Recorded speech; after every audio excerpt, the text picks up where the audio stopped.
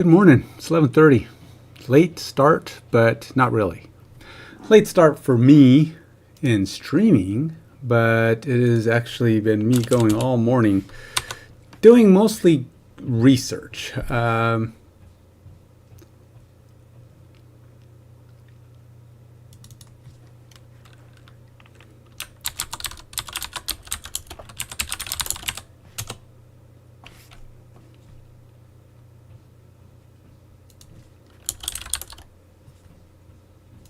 I have a, I have a, okay, so my game, obviously, like all these other Sims out there, there's actually quite a few. I actually created me an entire market research workspace for me to function in. So basically, I'm looking at all the different games out there, what they do, what they don't do, what people like about them, reading the reviews, what people don't like about them, reading the reviews, what I like about them, and watching reviews, what it is that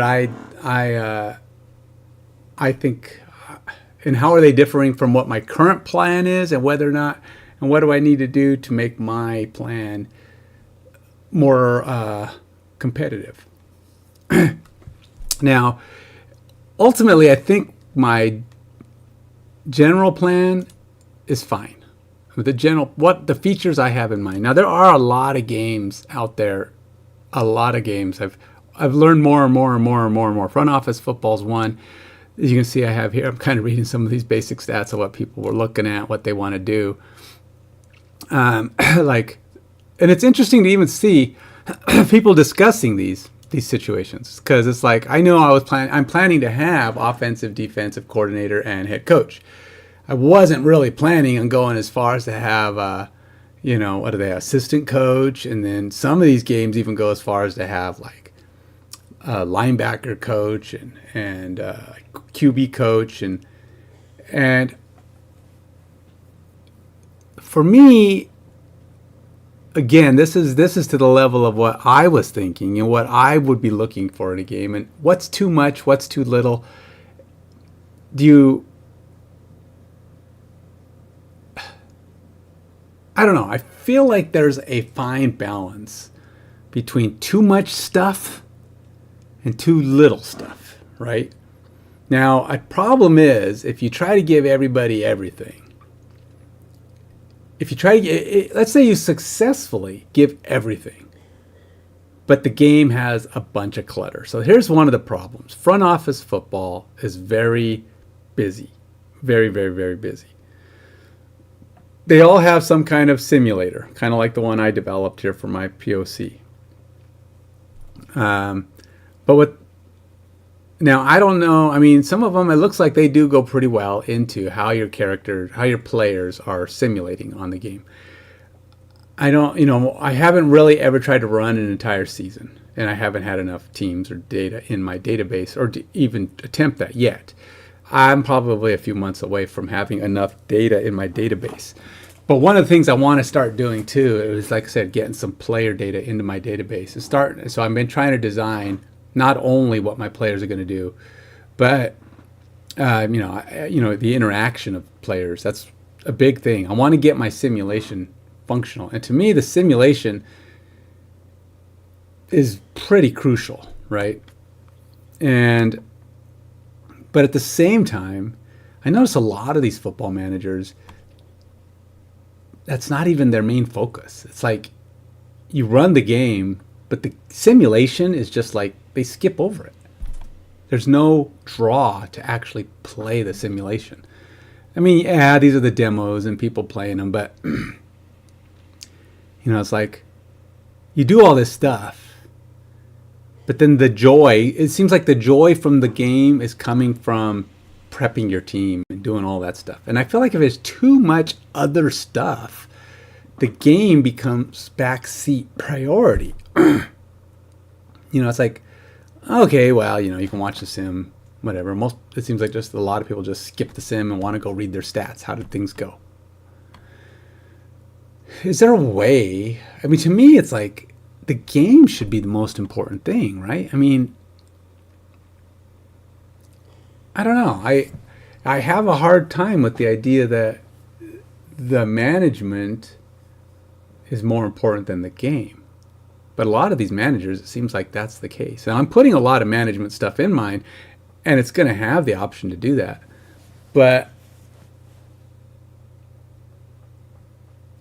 maybe because it's just not graphical enough. A lot of these sims, all of the more popular ones, like Front Office Football, and I have a whole list of other games here that I put into my market research. We got Front Office Football, you got Football GM, Red Zone Action, Gridiron, Sports Inter. Well, that's just a thing that's going to show some games. But you got Football Manager 2024, which is not a American football, but it's a soccer. But still, you're kind of looking at the management of the games.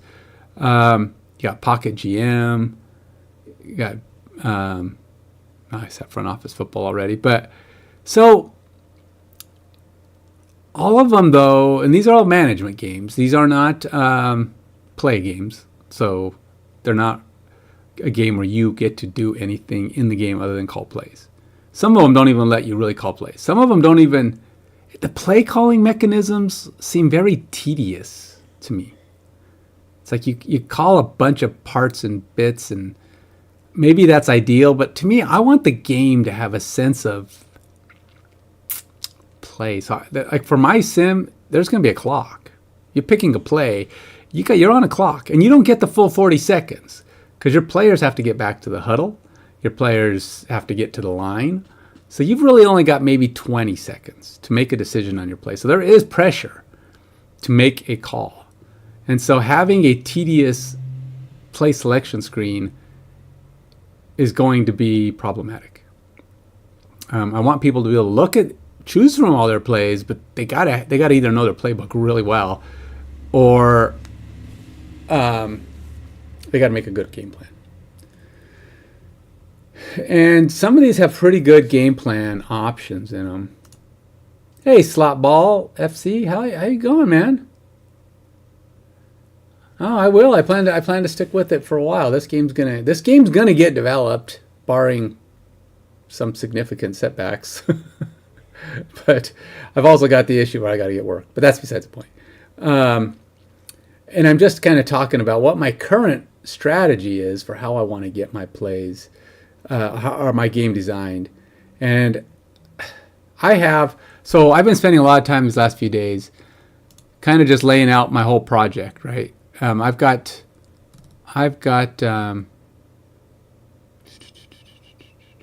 is this it? Oh, here we go, yeah. So I've been laying out this project plan and all the different features and epics and the stats of each and what each of these items is going to have as I continue to develop.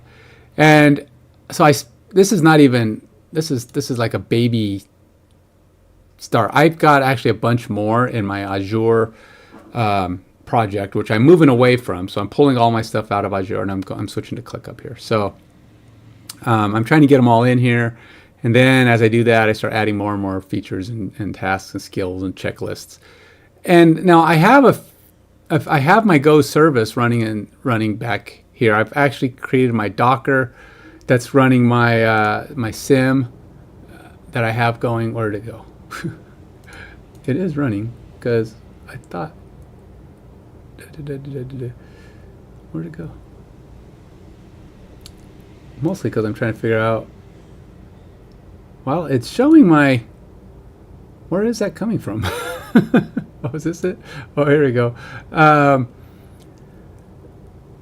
Let's start up a new game here. Now, one of the things I am doing is I should probably change the team, huh? Because Denver plays KC next. Well, that'll be fun. God, hope Denver wins. But anyway, I am trying to get it so that the game itself is more important than a lot of these management. I don't know. Let's just say I want the game to look good enough that people want to watch the game, want to watch it.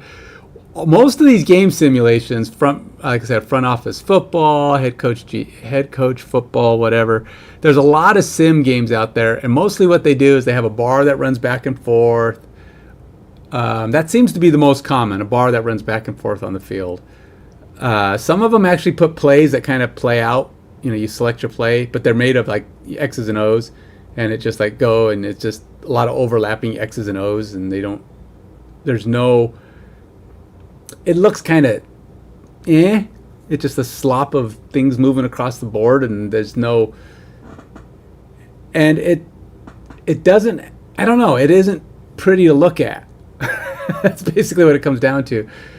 And maybe because they're over cluttered, and maybe that's part of the problem, right? So I think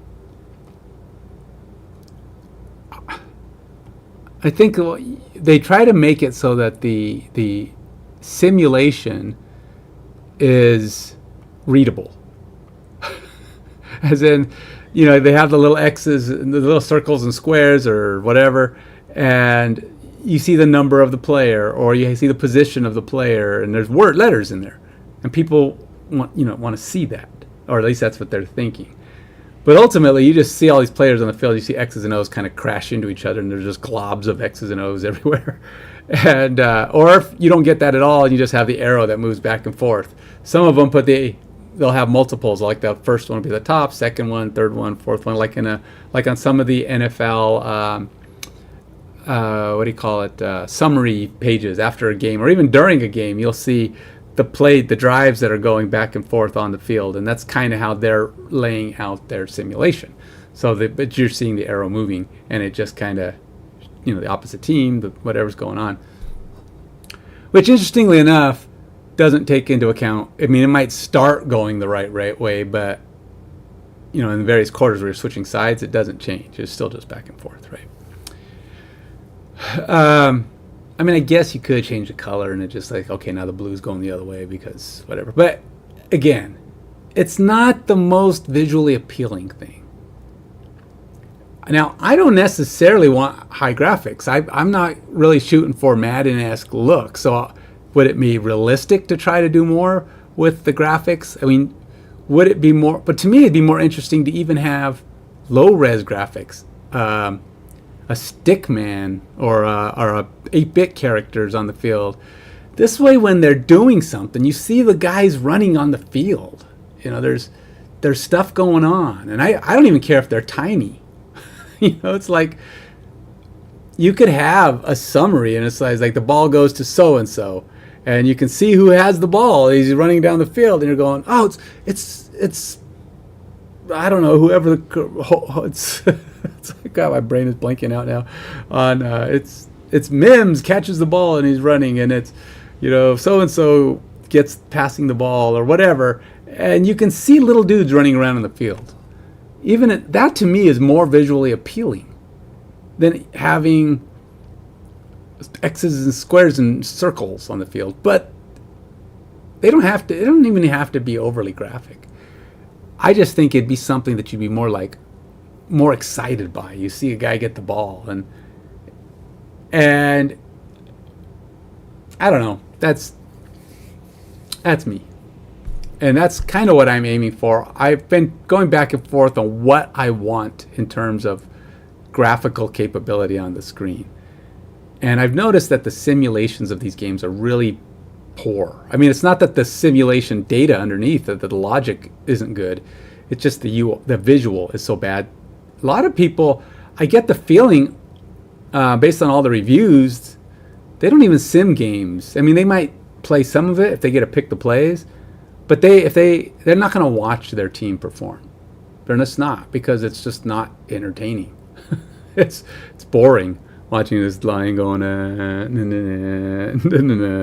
It's like okay, just sit and tell me what happened. It's like I'm hoping I can do better than that. That's what I want. I want it to be something more inviting to look at. I want the game to matter in the management. A lot of the management is they deal with their players and people fiddle with the stats, and I get it. That stuff's interesting and kind of fun for people who are doing game a manager like I'm doing. And some of them go into such detail. I was so shocked by how detailed some of these management. I thought I was doing, in my mind, a high amount of detail. And but when I go through and started reading through all these other games and what they're doing, what they're providing, and then reading some of the reviews and people going, if only this thing did this, and I'm like, freak, man, what level of information do you need? And it's like, does all that stuff matter? And if it does matter, and if it's all having an effect on your players, you know, to what extent can it? You know, it's like, we're talking about fractions of a decimal of a point. You know, I mean, they can't do much because you can't have your guys reaching bloat, right? Some guy plays for 16 seasons. Is he better at the end of 16 seasons? No, you got to start affecting him with, you know, age or you know, I am not an ageist. Okay. And what I mean by that, what I mean is, I don't believe a person in his 40s, and this, and again, this is probably, it's probably not even, it's not based in science. It's based on my own belief. A person in his 40s does not have to be worse than a person in his 30s. Doesn't have to be. I think what happens to people in the real world is people just stop doing or desiring to keep doing. You know, yeah, some guys play into their 40s and they're losing a step and they're falling behind. But I bet you if you really compared their workouts, the effort they put in each day, and compared it to what they were doing when they were in their early 30s or late 20s, they aren't doing the same amount of effort. A lot of the players now that even go into their 40s are like quarterbacks, right? Come on. Peyton Manning was 40, I want to say 40, I think he was 40 or 41 when he finally got out. Or maybe it was younger. And then, of course, Tom Brady was, 42, 43. These guys, they worked hard, but they were quarterbacks. They don't have to run as much. They were all pretty slow at the end. And just watching them do basic like workout stuff when you'd see them here and there, they were pretty low effort guys at that point. They were just super smart, and they did the workouts they needed to be able to continue to throw. And it was like one of the things that knocked against Manning, especially as soon as when he first returned to the Broncos, was first brought on to the Broncos, is he didn't have any range on his throws, right? Eventually, that kind of people stopped thinking that because he started breaking all the records. But still, they just felt like he was losing his touch. And I think a lot of that was because he was out of shape. He was trying to get himself back into shape. And towards the end, he probably wasn't throwing that many long passes either because, again, he was probably getting out of shape. And people do wear out. You can wear out. I'm not knocking that. I mean, do something, you have bad form, you have something that you're doing in your career, your life, that your skills deteriorate because, your shoulder doesn't function the same way as it did. Maybe there's something you're doing that has made you start losing some of your steps. But look, I've seen people in their 60s, 70s lifting a ton. I see people running marathons. I see people in their 90s running marathons. Yeah, they're not as fast possibly. But again, I don't think even the people a lot of times who are getting older who keep doing exercise and stay fit, here's the number one thing. I don't think people push themselves the way they do when they're younger. They just don't. They don't push themselves. They don't. Yeah, they get tired. Everybody gets tired. Even that young guy who's out there cranking it out, man, he's getting tired. But he's motivated. He's got the fire. He's burning. He's pushing himself to do better and exceed and go higher than he did before. And I think what happens to a lot of people as they get older, they push themselves to where they were before. And then the next time they're kind of like, I'll do a little less. I work out 6 days a week. Okay. And honestly, I try to push myself at least to where I was before. I don't always push myself to that next step. And if you keep pushing only to where you were, that's kind of your peak. You got to go to the next level. And I do push past, but I refuse in a lot of cases to even let myself do less because I know I can do this. And if you keep doing less, your body's going to adjust and you're going to be able to do less. And then the next time that's going to be your new top. And you're like, well, if you don't work out regularly, it doesn't take long to start going backward. You know the number is 3 days? 3 days. Once 3 days has passed, your body starts to digress. Your body can hold, because what it does is it repairs, gets stronger from the last time. And then it'll kind of like go over the top, and then it starts coming back down. Now, granted, it's not going to be 3 days and you're back to where you were 3 days ago. It's 3 days and you start digressing. So if you don't do legs for 2 weeks, you can find your legs super sore, and you may not be able to do what you did 2 weeks ago because you will have lost a little bit of muscle. Your body will digress. So if you don't work out ever, you wonder why, the older folks that can't do this or they can't do that. And then they just keep saying, it's because I'm too old.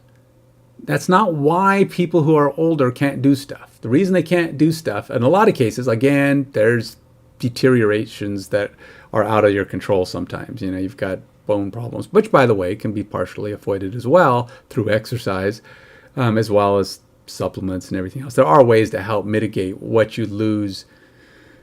But ultimately, if you want to be fit, you have to work at being fit. You want to have range of motion, you got to do things that build your range of motion, because your muscles will tighten and then they'll start to lose functionality, and then things will start to hurt because you no longer you try to do actions or movements that your body's not used to doing. If you always sit like this, eventually it actually hurts to push your arms and shoulders back because they're not used to doing that. The muscles up here are too tight. They're like, whoa, I'm not used to stretching out, and that's why I think age is not something I want in my game. I mean, I would say that maybe their motivation levels go down, or maybe their workout regiments go down, or their workout, whatever it is, that they're just not interested in the press anymore. They don't. It's like, look, I've got this game. I don't need to do that anymore. That's for the young guys. No, that's for the guys who want to be better. They're out there, and there are plenty of people who work their hardest and don't get to be as good, because sometimes people just learn things better. They become better at things. Maybe they found that secret sauce. Like, for a long time, everybody thought Tiger Woods had found the secret sauce to golf, and he was just dominating and destroying, but he lost his secret sauce and became a good player, but he fell out of that elite group. I don't even know if he's playing anymore. Probably is. Who knows? But sometimes then there's guys like Michael Jordan who I believe felt like he was good enough, and he was still pretty good from what I understood when he played with pickup games. But when he finally retired, he had played a few games, not for the second or third time. He had been playing a few times, but he had knee problems, and I'm pretty sure he wasn't putting in the workouts that he once did. I know he wasn't. He just still had shooting skills, and he probably felt like, I could play with these guys. But you can't, because he probably got stiff, and he wasn't as flexible and not as reflexive. You don't work on your reflexes, which, by the way, are a whole different muscle function. You're not going to be as quick. You're not going to be as capable. And there's so many things to work on that as you get older, you will start to lose this stuff. And you lose that stuff anyway. Like if you're a 20-year-old who's never worked out in your life, you're not going to go beat a 40-year-old who's been working out all his life. You're not. I don't care how young and supposedly healthy you are. A guy who's been working on his sprinting and focusing and trying to drive himself at 40, is going to whoop a 25-year-old who just got off of his computer and decided to go run a race. A 25-year-old is going to kill over dead in a half marathon or have to go run sprints. He's just not going to be able to do it because his body is not able to do it. He hasn't done that stuff. And so, there's a huge difference. I mean, and I think sports, professional and even casual, yes, there is a point supposedly in your life where your body is most capable, and very few people ever hit it. Okay, you almost never hit that ultimate zone for your body. Very few people. I don't. There may be a few guys who just manage to hit their absolute best, but that absolute best is, I think I've heard, between 28 and 32 years old is your body's optimal peak. And a lot of the times you wear out over time. You start to get tired of doing it. You don't want to work out every day, and you just start to lose it because you're just no longer interested. It's redundancy. This is why you got to keep variety in your workouts. So anyway, I know I digressed. I do that. I digress on a regular basis because I'm discussing things that matter to this game as well as to me, because I don't like it when people say I'm too old for blah, blah, blah. You're not too old. You're just too out of shape. There's a difference between too old and too out of shape. If you want to do something, but the people use age as their excuse to not even try, not get there, not approach the effort required. And it's just a cop-out. Sorry, everybody, friends, relatives who hear me talking. It's a cop-out. I'm sorry. Age is not an excuse. Age is just the number associated to your current state of health. It's like, what is an excuse? Okay, you've got some chronic joint deterioration. You've got something like I don't know, some disease, some thing going on in your body that's outside of your control. But if you don't have those things, the only thing keeping you from being in better shape is you. You. Be it 60 years old, 70 years old, 20 years old. The only thing keeping you from being in shape is you. And you may be so far behind the eight ball that you've lost so much that it's going to take time. It's going to take 6, 8, 12, 24 months to get yourself to a point where you're like, wow, I really am in much better shape. Those first weeks and months could be just torture because you're just so out of shape. But the question is, do you want it? Are you willing to push yourself to the point where you need to in order to get better? And you're going to have a lot of little aches and pains, maybe even a lot of minor injuries that you've got to learn. You've got to learn to monitor and watch your body. And no, you're not getting hurt and injured and broken because you're old. You're getting hurt and injured and broken because you're in terrible shape and your body does not know how to handle the loads you're putting on it. You've got to teach your body all that stuff again. You got to fire up all of the fast twitch fibers to run faster. You got to stretch. You got to build your range of motion. You got to do all that stuff. Okay. Back to task.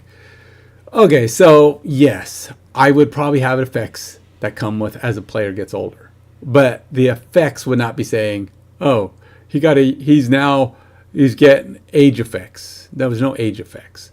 There's either motivation effects or workout effects, and maybe just because there's a standard or a generalized drop-off in people as they get past their mid-30s and onward. Some people say, oh, I'm just more tired. But are you more tired, or have you just got tired of doing this for 25 years? You've been playing football since you were in high school, and you're like, this is a lot of freaking time playing football. I am getting a little tired of all these workouts.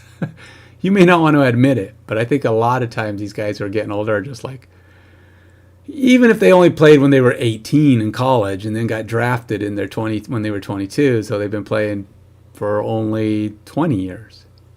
Do something for 20 years and then ask yourself, are you still as motivated as you were when you started? Were you still fired up about the next day's work? Are you enjoying the game as much? Are you willing to do you want to be better enough? I think a lot of these older guys, even the good ones, just ride on the talent that they've developed over the years. And as their body finally gets weaker and weaker because they're not putting in as much effort, they finally go, yeah, it's time for me to retire. And I'm just getting older. I just can't keep up anymore. Well, maybe. I don't know. I've never actually seen the workouts of guys who are older and seen them comparing them. And I don't know, but I feel like it's partially nonsense. I saw Mike Tyson get his butt kicked. Well, I didn't see it, but the fact that he threw 17 punches. I go boxing. I'm only a year or two younger. I think. No, I'm about maybe 4 years younger than Mike Tyson. And dude, come on. I go boxing, and yes, I'm punching a bag, but I throw an average of 60 or more punches during every round, and I do 3-minute rounds with 1 minute breaks, and even on my 8th round when I'm getting pretty exhausted and tired, I still throw, and I'm not throwing, I'm not patting the bag. I am trying to beat the bag to a pulp. I follow through. I use my body weight. I know how to box to a point. I've learned a lot of the mechanics. The dodging, the weaving, the staying on your toes, I do that whole bit. Even when at the end, I'm getting tired and I have to step away from the bag and just kind of, and go back at it. But I still, even in those, I'm still throwing 50, 60 punches around. And I haven't been getting hit. And getting hit does sap your strength. There's no freaking way I would throw less than, I can't imagine throwing less than 20 punches in a round, much less in an entire fight.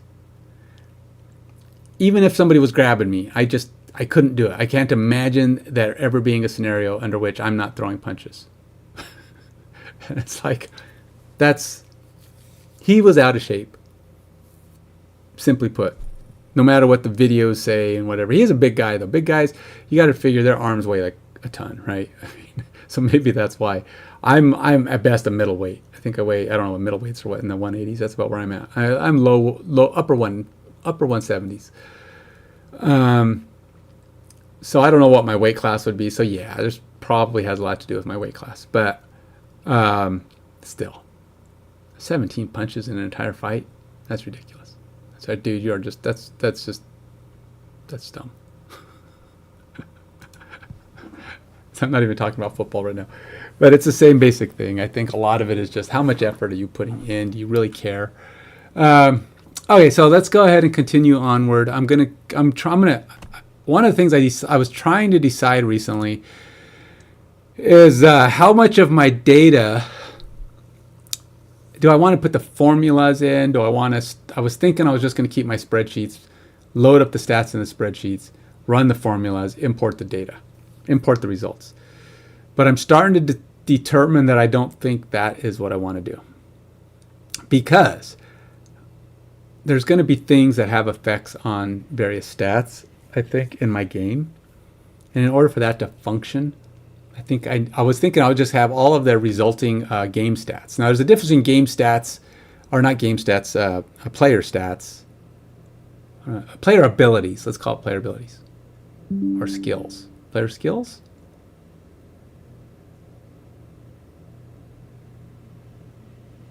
Sure. A bunch of player skills and abilities that I want to have in the game that are defined by their actual NFL stats, which I will be importing and using. And then I have a lot of calculations that need to go on top of that are going to be utilized to determine things like potential and a rookie state, because you're going to draw these guys into your league. And some might bring, there's also the potential that you don't bring them. There's a couple ways to do this, right? There's bringing in guys in their current state and just saying, okay, well, everybody new from this point on is just a generic player, and we're just going to blend them in until all of the original NFL guys are gone. We're just going to have game guys that are just blah, But I'm thinking I'd like to have the ability to bring in an NFL player and have him play as a rookie. Now, do I know what his rookie stats were? No. but I'm going to take their current player ID and use their stats and create a potential state out of that that is then broken down for the number of years that they've been playing and put that in as a rookie. So these guys will develop into what they are. There's a lot of features that I'm planning for this game that are not in any of these managers. Okay, none of these game managers, football managers out there. In fact, there's nothing like what I'm planning for this game. In the overall, the sim itself might be similar because they're using stats and they're running stats and the players do their thing on the field, blah, blah, blah. But there's going to be a lot of outside stuff that's going to be on top of this sim that is not just filtering numbers, working through numbers. Yeah, some of that stuff's going to be in there, but it's not going to be, I'm going to have eye candy. My goal is there's going to be eye candy. There's going to be stuff to look at. There's things to enjoy, to absorb, to just go, wow, that's cool, man. I want more of those. I want to do that. I want to do this. Not just because, I want to go through and fiddle with the stats, but I also want to get more of these cool cards. Player cards. I want this card to be dressed up. When they come in as rookies, a card will just be kind of blah, black, plain. It's nothing. But as they develop in their career, the cards start to get fancier and cooler, and it starts to have awards written on it, and starts to have just some flash and some bang, and you're trying to build up like the ultimate player cards for your guys. And now you get to keep your cards, even if you trade the guy away. The cards are yours. You own the card as a guy. You own these cards in your collection. You can just go put them in your collector, what do you call, collector folder, whatever, your collector's book. But those are just cards that you own. They are not cards in your game necessarily. You may not have access to that player. Maybe some other team has that player. And the card doesn't improve. It doesn't get better. It doesn't get anything unless they're on your team. So you might be building, you might have a different strategy. Maybe you say you really want, a Patrick Mahomes on your team because you have the Patrick Mahomes card and you want to dress it up. So you want him on your team so you can try to dress up his card. keep building up towards all the cool stuff that player would have. And that card, the better you get it, the more you get it, the more, and it could be, say you have 2 leagues going and you're playing with the same card in 2 leagues. On the league, he's got his league stats, his league awards, his league functions. But any awards he gets will go onto your collector card. And your collector card will say he's won, he's this many league awards, this many blah, blah, blah, blah, blah. He just has all kinds of stuff he could have. And each thing might just be a notch or a check or a thing that's going on his card that will make everybody's cards totally unique because they can all have like any umpteen gajillions of things and they just slowly get dressed up and your cards just get cooler and cooler. That's what I want to do. I have to come up with a way to do it to where it's not busy. I don't want to be busy. That's boring. But maybe certain types of effects on your cards would only come like if you get to be MVP, and then that effect might get a little bit more bigger, fancier if you get multiple MVPs. Just kind of keep developing it because they're hard and rare things to get, but your cards would get those based on your successes. Anyhow, that's my strategy for it. So a lot of that stuff's going to come later. First off, let's get the whole thing functioning. So anyway, I do have my stats here. Oh, it's my repos. This is a terrible name. Let's rename this.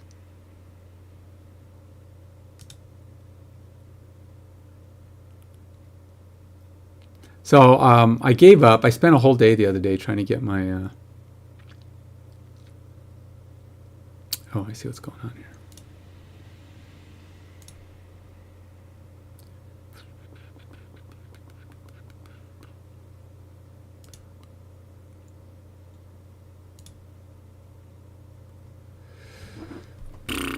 Where is... All right, there's my repos. Oh, I don't really have anything on there yet. Here's what I want. So I have my products.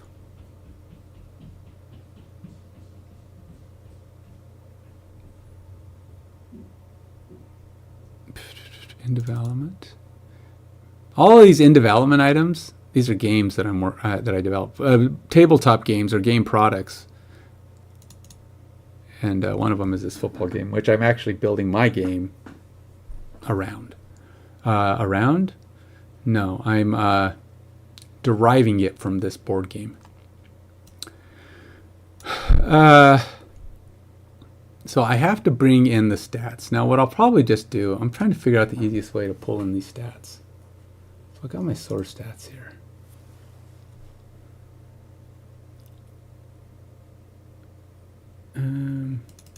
What does this look like? I might just pull it in straight from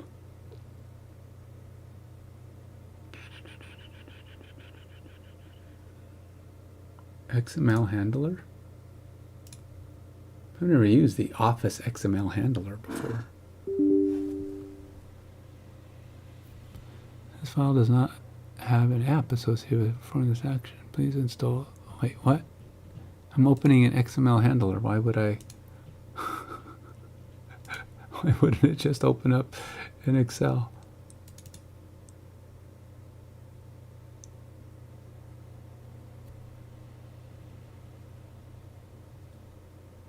The XML handler apparently couldn't handle it.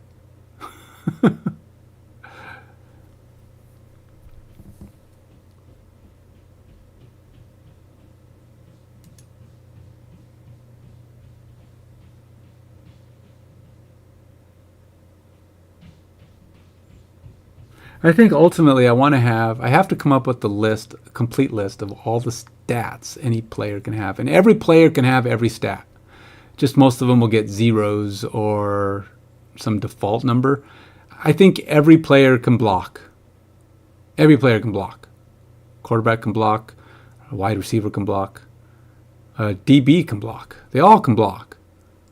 Now the question is, how well can they block? You know, what's their... So they're going to have, what I'll have is default values. Everybody will have... Nobody on the field is incapable of doing something. They can all kick field goals. They can all punt. They can all do stuff. I mean, even a terrible punter, even a guy who just like, he goes to kick and the ball dribbles off his foot, he's still punted.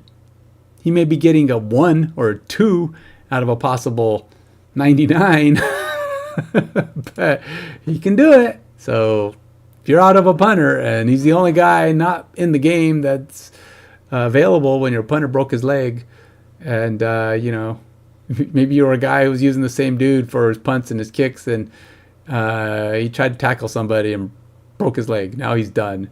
And now you're like, okay, just go find the guy who's got the best punting leg and have him punt. Or maybe you just, you know, do the pooch punt thing. Jeez.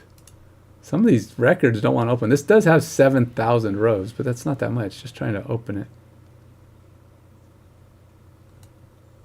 Trying to open an XML file. It's like, why is it so hard to open an XML file?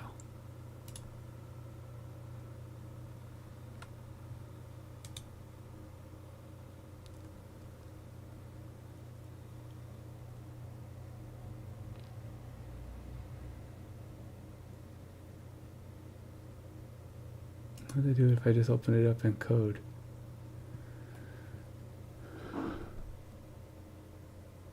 Yeah, whatever. Okay, there we go. So this is my XML data. And you got things like pretty much every bit of information that you can want. Now, this is 7,000 rows. I don't know if that's 7,000 rows of players. But I got to get this imported in a way that I can manipulate it. But these are stats straight from Stats Inc. actually. Stats Inc. is one of the primary I mean, it used to be anyway. I don't know if there's other stat sources now that you can get, but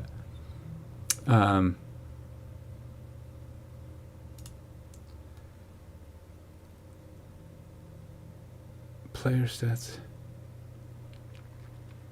I wonder what's a good way to read this.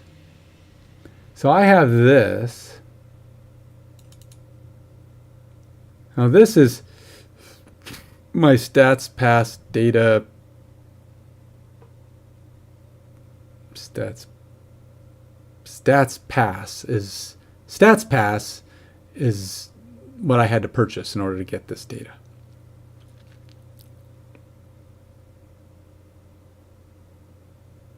And all this is from 2009. 2009. So I'm pretty sure if I went to Stats Inc. now and bought more stats, probably be totally different format. I'm guessing they would be like, XML? Pfft, we don't do XML anymore. What kind of nonsense is that? But you can see I have all this data here. And most of this is coming from imports, probably of the XML data that I was just showing you. So you got things like, I don't even know who half these players are, but these are from the NFL. Is this a formula? I don't know that. Oh, they must have like secondary name or alternate name. Stalker. Yeah, because this is like first, or last first. Aaron Rodgers. Check it out. I don't even have anything. So I don't know what this stuff is. It's blank, so he's obviously not got anybody. But combined total assists. What is this? This must be defensive data, because Aaron Schobel is a defensive end, and it's got all this stuff. So it's his TD, fumbles, forced fumbles, his longest yards. He's only had one TD. One TD, one interception, 5 passes defensed. So yeah, this is defensive data. So, but everybody should have something. And Aaron Rodgers, this is data. So data is not going to always have something in it. But as a result of not having any data, most of these players are going to be given some kind of a skill that combines with it. Right? So I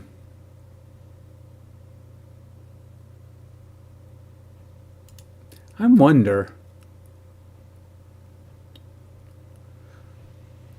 I'm deciphering, because I want to be able to pull in data for each year, but I've been going over in my head frequently what that's going to look like in terms of leagues, right? So if, say you start a league, and let's say I get this game out in 2026, next year. Let's see what happens. Let's say I have the basics running in 2026. I may not have everything.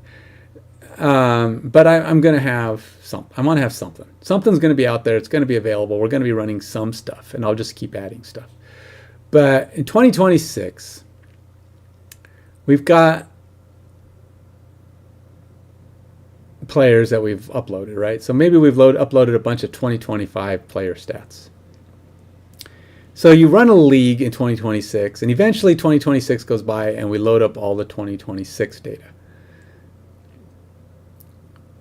Do you draft from those players? You can't, right? Because a lot of those players are going to be the same players. You can't draft the same player in the league. In fact, I have some interesting rules in how I'm doing my allowing people to have players in the league. If you open up from a fresh league and you just draft fresh, everybody drafts from the same pool, so it'll be all the players available, and you'll draft from those. But if you own cards, you might want to have... So there may be some leagues where you can actually bring your own team into the league. And in those scenarios, the league will have rules in it that say, like, well, as long as he's on your team, that's fine. But if you trade him, or, he can't be traded. Those players are locked to your team. They're traded. You can release them, but you can't trade them. At least until the other players that have the same name are out of the league. So basically, the last person to trade someone is the only one who can trade him. He's locked with other players in the league, and once you release him, he's not able to be picked up. So if he's too expensive, he's not performing well, bloody bloody bloody bloody. You got you got to just get rid of him, and you just maybe we'll give you like a draft pick for him. He'll automatically give you a draft pick or a supplemental draft or some kind of reward for that player, so that in the next draft you can kind of compensate for the fact that you couldn't do anything with that player. And obviously you freed up his salary cap, but so you'd probably be best not letting guys go until like that who are in that qualifying zone until the following season, because you're just without them otherwise, right? But anyway, so that's the idea. And then, but I'm thinking, okay, so what if 2026 data comes out and you've got a league going with the 2025 players? The 2026 data will be filtered. It won't allow any player that's already in the league. But I was thinking I wanted to have like an interesting little opportunity or a way to swap out players in the league. But I'm not sure how I'm going to do that. I'm still trying to figure that out. Because, like say you have the 2026 player that you really like to have because he had a great year. Maybe they won the Super Bowl and you want to have some of those Super Bowl guys in the league. Plus, again, the way I want to design this game is not 100%. Functionally, it's the same as football, but maybe not. The player sources are not going to be the same as NFL because there's a collectability / card function of this game. And I want to give people a way to earn the player cards. And the player cards are a lot what the visual rewards are. It's going to be a lot of what the free-to-play stuff is. But the player cards, the pay elements are going to be the cards in a lot of cases. And earning those cards. So I'm trying to figure out how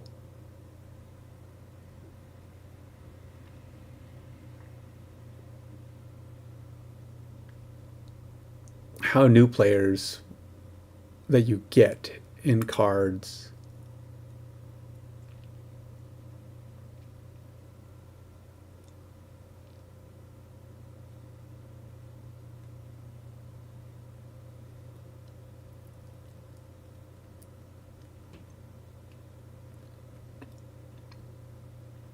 and it's like during the draft, when you're drafting,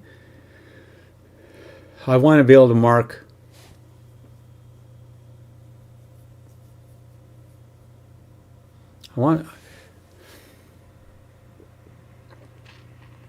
the thing is that during the draft, I'd like it to be where you have your players in the league. Maybe everybody just throws in all the cards that they have. I don't know if I want to let other players.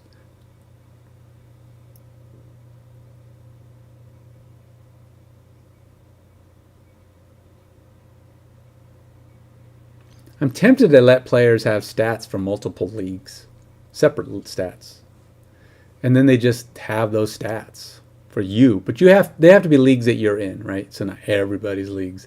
But if you've got 5 leagues going and you've got 5 leagues of data, you can click on the player in your collection and it'll show you how he's doing in all your different leagues. You can click on it and go, your blank league 1, league 2, league 3, whatever. And this is how he's doing. This is his performance levels. What awards has he earned? What has he gotten? And then he'll get, like, for every league MVP he's gotten, he'll get his rewards, or for whatever basic things. Some things will be small, like he might get Player of the Week. Player of the Week's good, but it's also not, it's not great. So your little boons or bonuses. I'm thinking even some things might be just like with playtime. I want to have like a generic looking card where a guy's just like, he rarely gets playtime, so his card just looks generic. But as he starts to get playtime, maybe more color starts to seep into his card, and it has to be within your league, right? So you could have a card gets its certain availability or visuals based on what it's earning through the game. But again, a lot of that stuff is,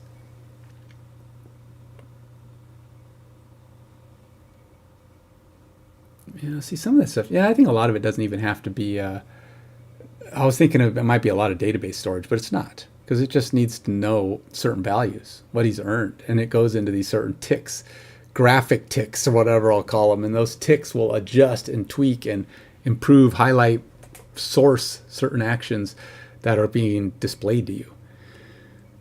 And maybe in some leagues you don't have any play, and you can just kind of see his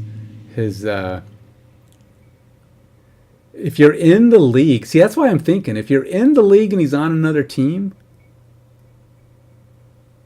I think maybe I do want him to have stats. And then it's like when you flip it back, it's just the main card, but it kind of slowly improves based on whatever he's doing throughout. At each new peak, maybe. In one league, he's won MVP 3 times. So his main card has the best of all worlds. It's like if he's gotten up to 5 MVPs in one league, then he's got five MVP results on his graphic, on his main graphic. But the thing is, you have to own the card to have that information. You don't own the card, you don't have that information. It's built on the league. The card has such and such value based on the league he's in. So you wouldn't be able to go to your collector's book. And if you have it, it'll be there, and you'll have your collector cards up. And these are the guys, how they're doing in their league. And but if you don't own the card, you won't be able to see all that stuff. Yeah, you'll still see basic stats and all this stuff on the league. And the league stuff will be there for you to watch and monitor and do like you would, like you're just managing a team. But if you want the card, then the more a card gets played in whatever league you've got, the better chance of him getting really ultimatized. So just getting him played. And then I think maybe even have like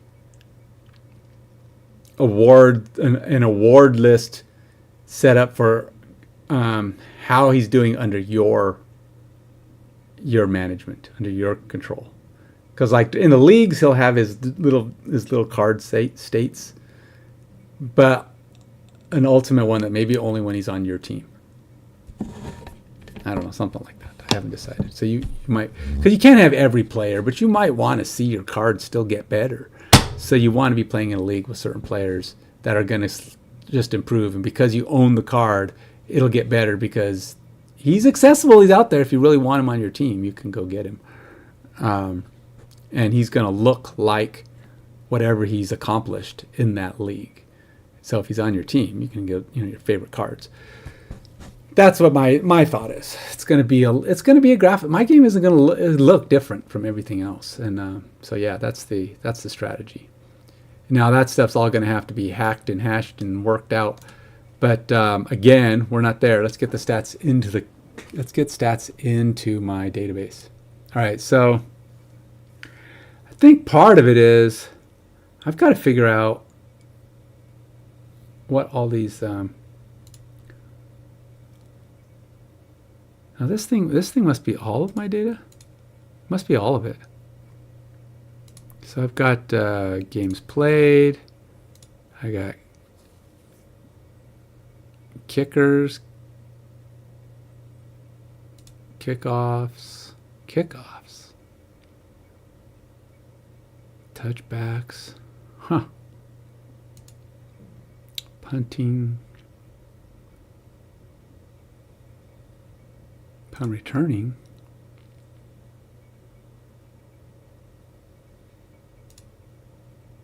individual scoring. See, that's like, I was going to say that's not nearly enough to players, but I guess it does. Sheesh, look at all that. Individual scoring. This is just scores. Games started, points, Adrian Peterson. Oh yeah, I remember Adrian Peterson. He was running up. He was raking it in, man. He had 18 touchdowns, 108 points that year. And how much of them were rushing? We got rushing, receiving, punt returning, kick returning, fumble. This is everybody. So this is like you could have defensive players and offensive players, everybody all on here. This is all the points ever scored by every player in that season, which is that's a weird one. I got two guys on the same row. Oh, maybe it's just yeah, that's all it was. Just a wrap. That's a wrap, man. All right. But anyway, so you got this is really non-performant. Dominique Rogers-Cromartie. I remember him. And I say this because this is all pretty old data. Really, it is pretty old data. And then these guys, you almost have to lock that top row so you can see what all this was. What was this? Field goals. Oh, okay. So these guys are kickers.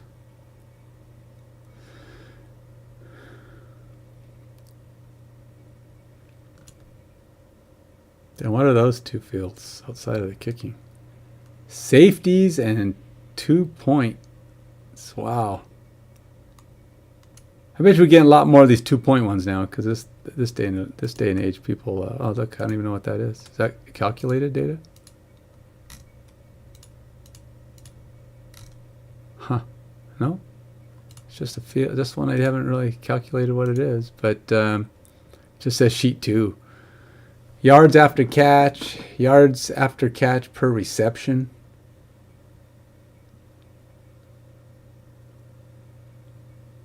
So he must have had a lot of catches. Well, that's the whole team. Oh, this is like team averages. See, I don't know how useful this is going to be.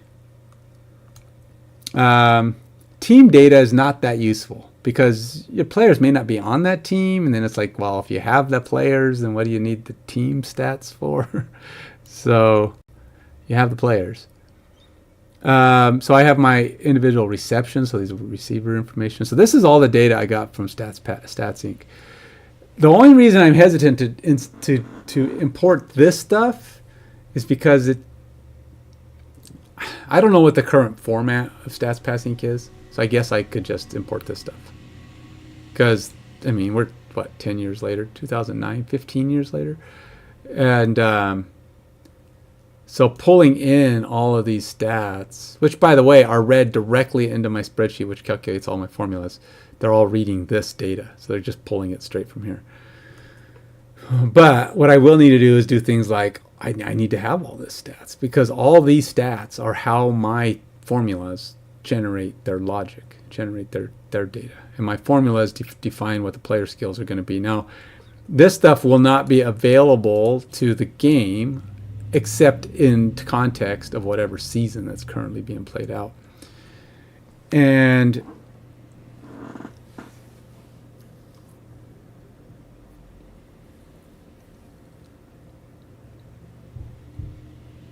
it'd be interesting, since I'm doing a lot of simulations,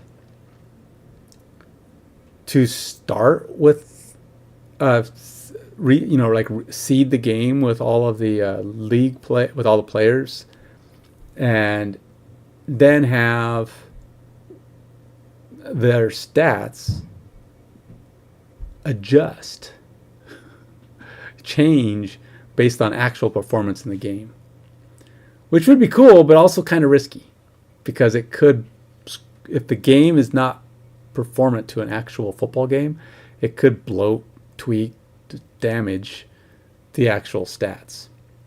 So what we're going to have is source stats, which is what we're basing everything off of. And then we're going to have game stats, which will be what the game produces. And so it's not going to change this. It'll never change this. The source stats will just be a growing library of data for each season. So this is all 2009 data. It's all 2009. So we got receptions at 1 to 10 yards, receptions at 11 to 20 yards, receptions of 21 to 30, 31 to 40, and 41 plus, which, by the way, is pretty close to what my my plays do. I believe my play structure or field structure, that says 40 yards. What is my play structure state? We've got 10, 20, 30, 40 yards. Yeah, so my plays are designed at 40 yards, and everything over 40 yards is a plus. So the way my game designs it is those are big play.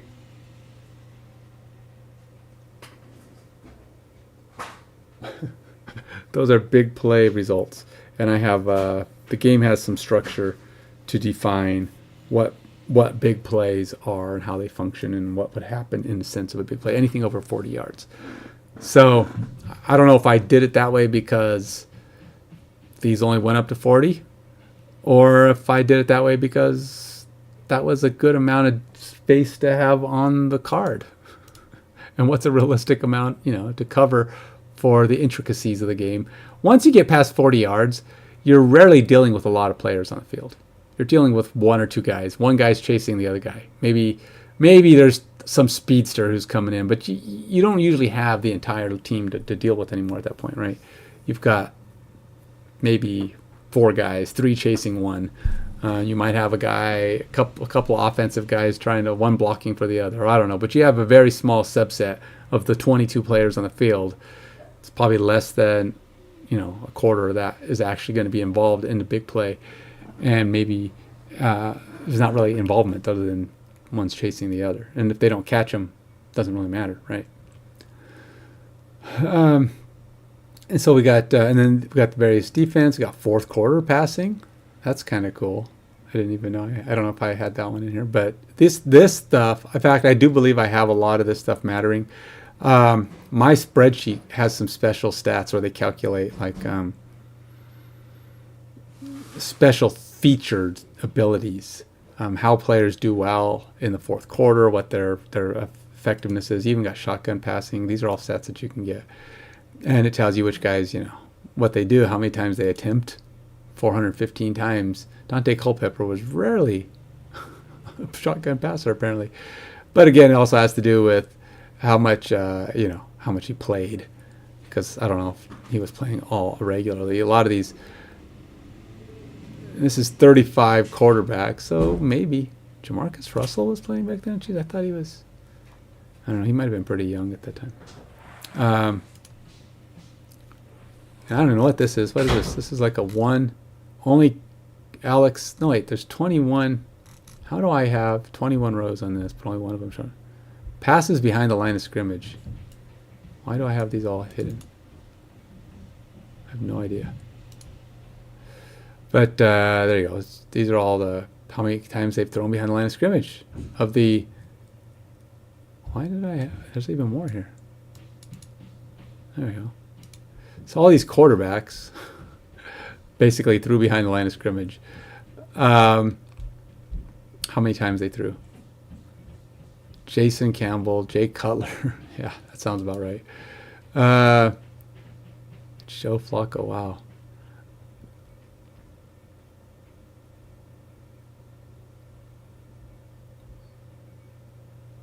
How many was this on first down? Text field pass behind. Click and hold to select this cell. First, I don't know what this is on first down percentage. And then, so we got completions percentage. These are basically screen passes, right? Passes behind the line of scrimmage.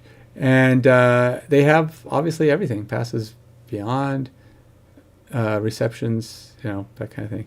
Now, if you see a 40, I think if you see like a wide receiver reception at 41 plus yards, I think that's where they caught it. So you rarely have passes that go 41 yards. You can have a big bomb or somebody throws, but it's rare. So, that's why there is a plus. But passes rarely go that far. So it's like, what are all these? some of these guys can't even throw 40 plus yards. These guys never threw a 40 plus yard pass. He tried. They just never connected on any of them. They threw 1, 2, 3, 4. They just couldn't hit anybody. Now these guys, there's not very many. I mean, look, Terrell Owens had a reception at 41 yards 12 times. That's a lot during that year. Yeah, that must have been huge. But this one I can see hiding because there's like no data for these guys beneath. Let's see, hide. I mean, these are the only guys that matter. The other ones are completely blank. But what it'll just basically be stats-wise, it would still go into the database. They just don't have any data showing. But if you wanted to look at how guys did, you have like yards after the catch per reception. I mean, for all that Terrell Owens did, he had a lot of yards after the catch, 66 yards. Yards after the catch per reception is 22. Oh, there was 12 times somebody threw to him at 40 yards. He only caught 3 of them. That's what 22 yards per reception, and I bet you it wasn't even that. He probably got tackled most of the time as soon as he caught it. But there was probably 2 times where he ran a lot, or maybe he only got a few yards afterwards. Still, that's more than most. I mean, unless you got hit at. Was this pass at 68 yards? Nice. No. Yeah, maybe it was. It's the total yards of one pass, 68 yards. Probably not going to have any more than that. 65, 63. Some of these guys really hucked it, man. that's some serious arm strength there. Johnny Knox. Oh, he's the one who caught it. But that is a freaking long pass. 68 yards. And yards at catch. Yards at catch. Oh, that's 43. So it was a 43-yard pass, and then he ran 25 yards.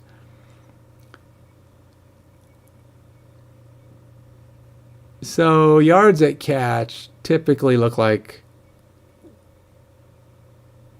40, 50's about as big as they'd ever got. Some guys got 49. Now, if there's any longer ones, it's totaled, so you don't know. Yards after catch, yards at catch per reception. It's just going to show the average. But so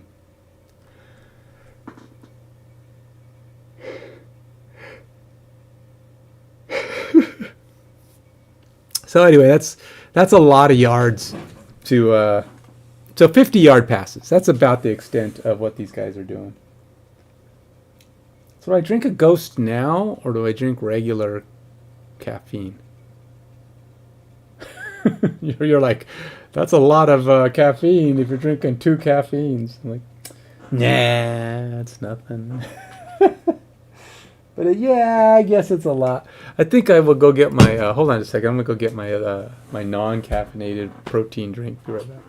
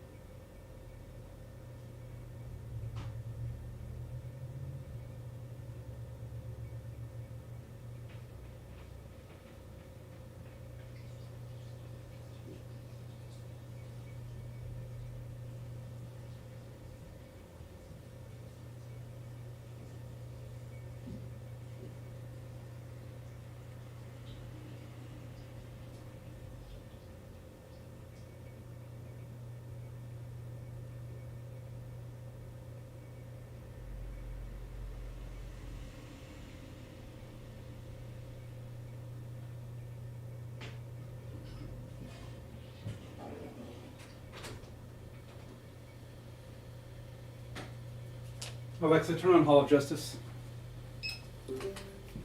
So, I'm trying to decide. You can save energy by timing your smartwatch to turn on or off when you want. Alexa, stop.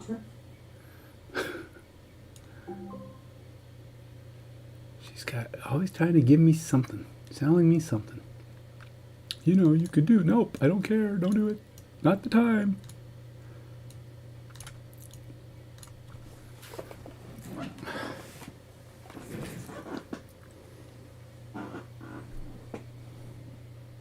Huh.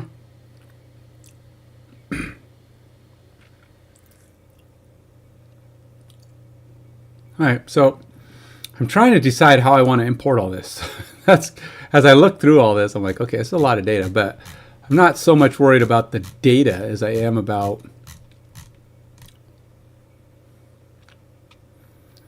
who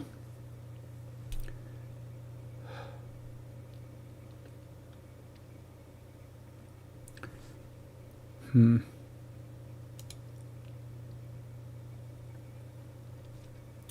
not so much worried about the data, but how I'm going to pull that in. You know, there's in what format? Do I just pull it in exactly as I see it and then just build off of it? But I don't know if I want to have like the same player. Like we got wide receiver receptions of 1 to 10 yards, right? Is that really a separate sheet? It just makes it simple to read because it's only got this much data. Because it's got this data, but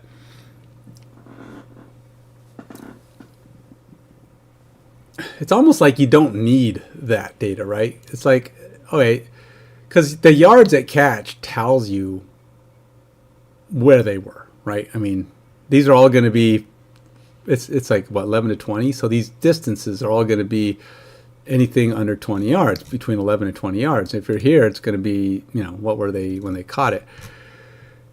So these could all be blended together into the same source. And then when you're building your formulas, you just look at the data that matters, right? You just look at 1 to 10, 1 to 20, whatever. But there's no reason to have these in separate tables. Is it faster to pull it from separate tables? I don't think so.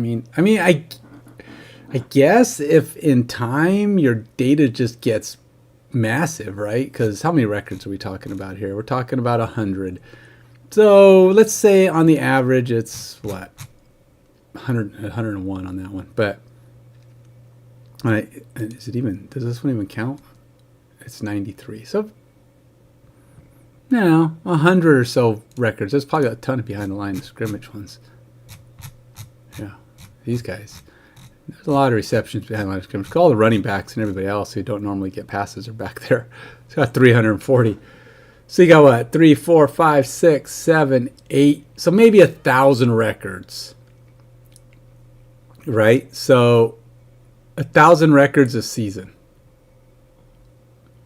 for their each individual player.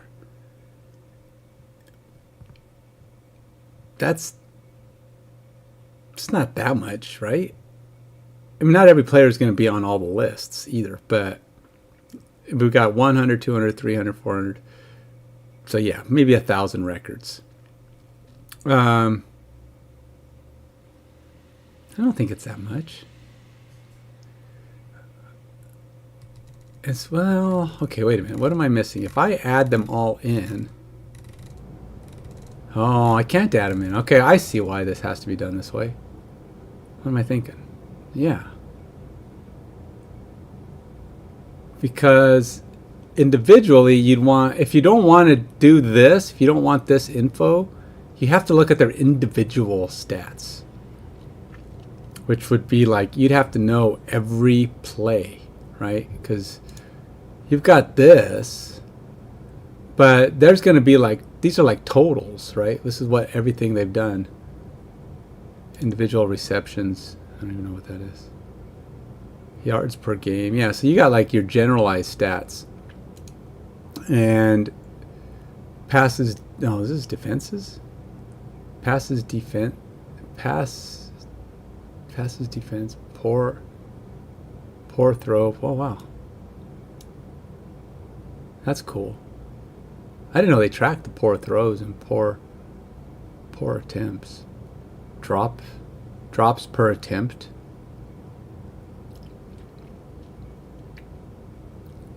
Passes defense per attempt. I don't quite understand this one though. Passes defense per attempt. So you've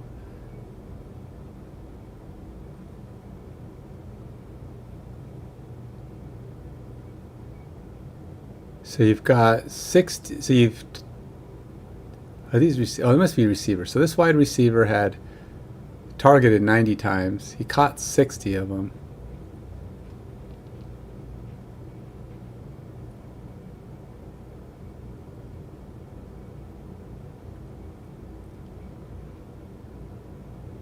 Which is what, 66.6? Yeah, I guess that's about right. 66666 because they just rounded it off. He dropped 5 passes, which by the way is all part of my formulas. Drops per attempt. See, that's not right. It can't be drops per attempt, right? Because he can't. If you've dropped 5, you can't be dropping 5.6. Oh, it must be percentage. That's 5.6%. Oh, he dropped 5.6% of his passes. So this is just coincidence that this number looks like the 7. This is 7.8% of the passes that were thrown to him were defensed. So you're looking at basically 21 and 6, 27. That's about right. 27%. Not quite 27, 26 or so percent of the passes were dropped. And that's pretty close, 66.7. So that's actually 32%. But there was hit at line, which isn't any of those, which is another 1%. I don't know what this intent means. I don't even know, how do you track intent? You intended to be thrown to, but how did they know that? It was intended for Austin Collie, but it dropped like 20 yards short. Is that poor throw? No, it could be. It was. I don't know. I mean, I don't know what an intent would be. I guess I'd have to do some research on what they meant by intent. Click wants to follow. Click and hold to select the cell. Report player gen. What if I click on this? Does this go anywhere? Opt to stats pass. If you log in again when you have not logged off your prior session, I wonder if I don't even think I could remember if I had an account on here anymore. It'd be cool if I could, but I don't think I mean, I doubt I have an account. Stats LLC 2025. I would love to get back on there and get some more stats, and eventually I will. I think this is all good information. I almost feel like I should keep everything, because that's how you're going to build a good, well-built game stats that you're going to use throughout the life of the application. I forgot how much I paid for a year's worth of stats.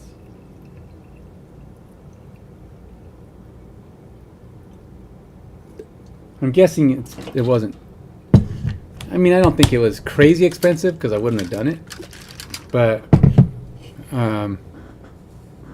I could see it being $50 or $100. I doubt it was more than that. But then you have to like get your access to it for a short time, and you download all your stats, and then you're done. I think you just get some access to the website, and then you can download what you want, but you only get like 1 year's worth of data or something. You can't like their entire database. You could get access to the entire database, but it's like that would be overkill, right? I mean, it might be good first. You might do it one time and just say, okay, just download all this crap and use it, and then you subscribe and you get like I'd probably just buy like the last 5 or 10 years. I'd probably want to get old data, just that we had information.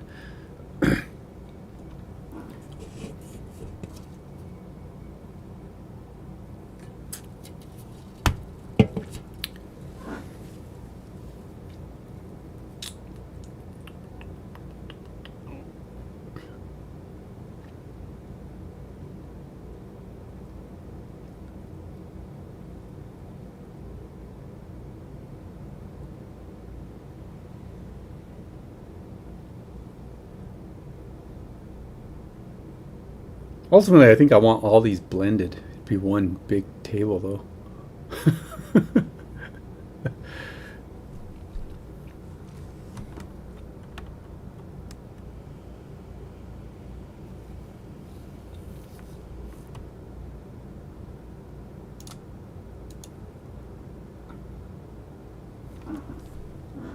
I'm gonna check here. What is the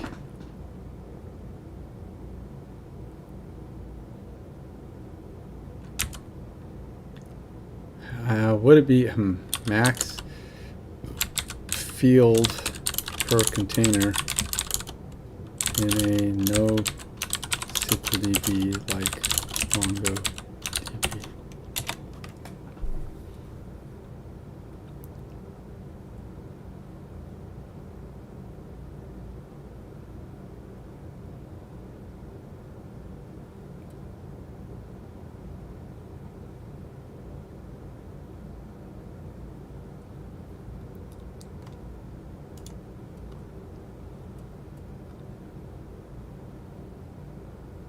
16 megabytes?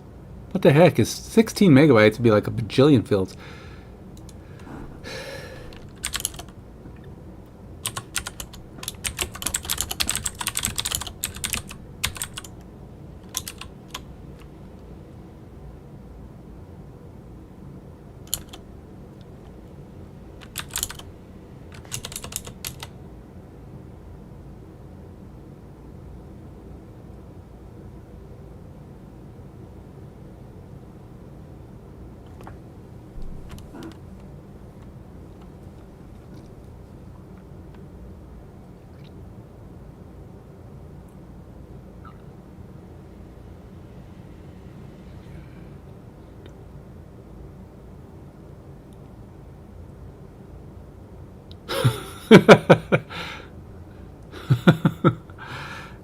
That's an odd name for it. Says if you need to store more data, you can use sharding distributed data.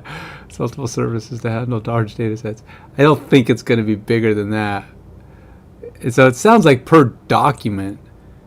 So it's so a document in NoSQL is a single record.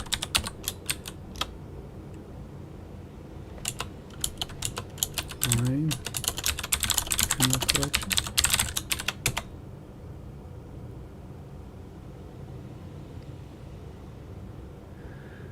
So wow, I didn't realize that's big. I'm in no danger of hitting that.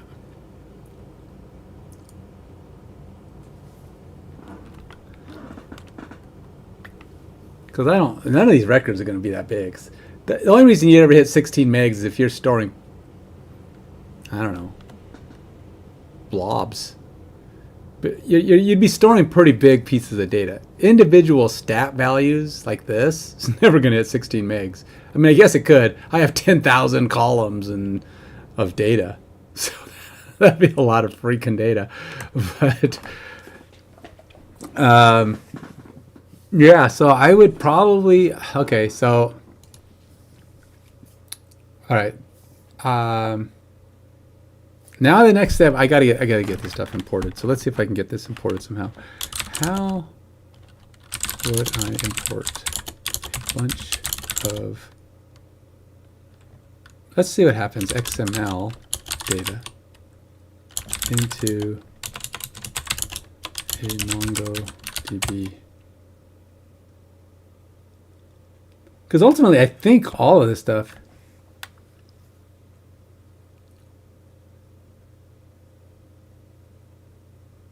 mean, I guess it could just be my stats pass.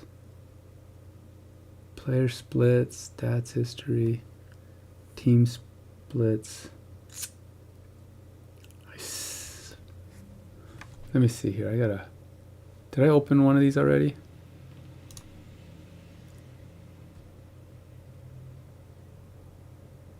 I thought I did.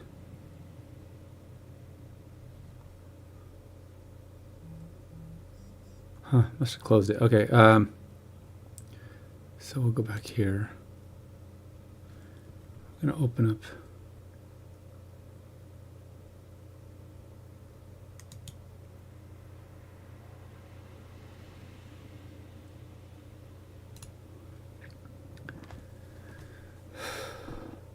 Punt returns, kick returns.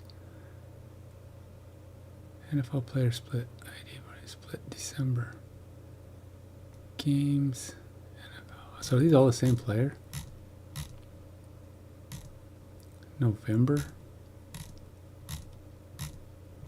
That must have been the date I got it. This is, let's see, how big is this? Sports statistics.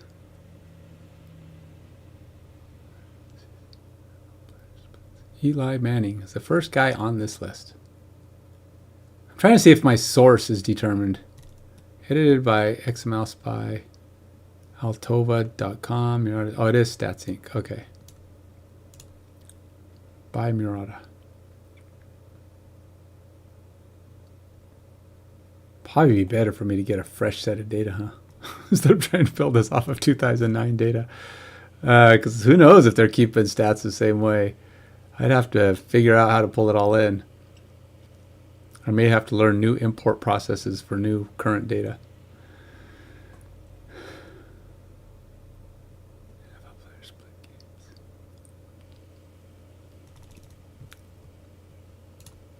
All right, how would I import a bunch of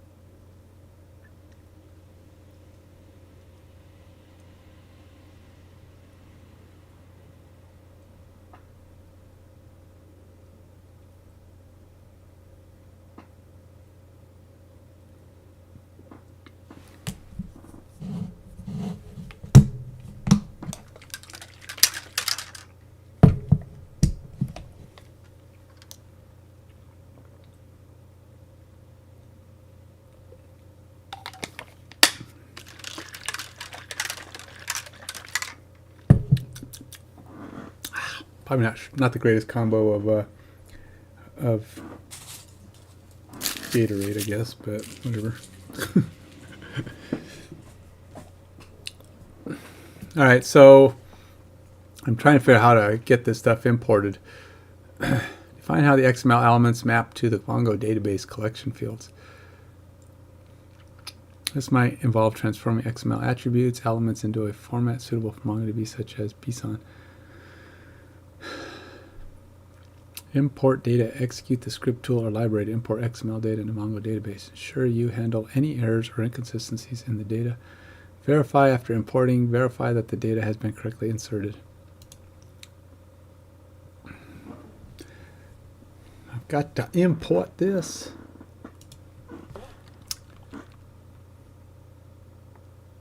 What is it? Tools like with data's file to Mongo. With data file to Mongo, is that a thing? Let's go check that out.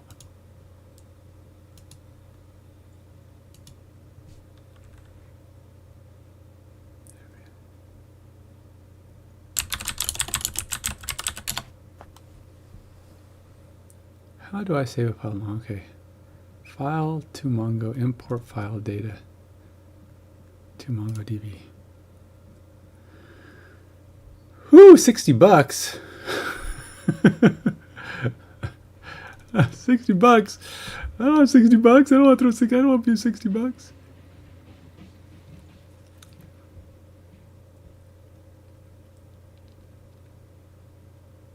I mean, I'm guessing I already imported all this into XML or into my.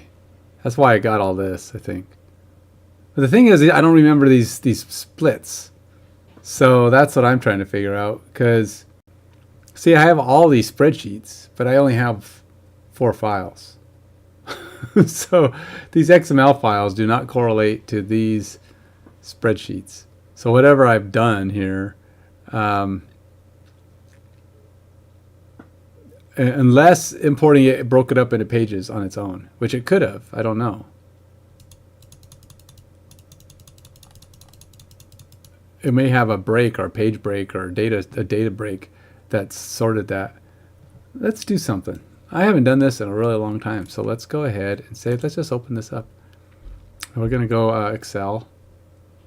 Let's go to my Excel here. Now we're going to say File, New. Just open up a spreadsheet here. Go File, Import. Nope. Data. Get data from file. XML. I just want to see if maybe it's just easier to pull it from Excel. Maybe there's a UI that already breaks it up. I don't know. I feel like it's not a straightforward process, ultimately. That's what I'm trying to figure out. Is there actually a good way to import data into Mongo? Mongo's like, I don't want to. I don't know how to deal with your documents, man. What is this nonsense? What are you throwing at me? Products in development, NFL experience, source stats. Let's just take that one.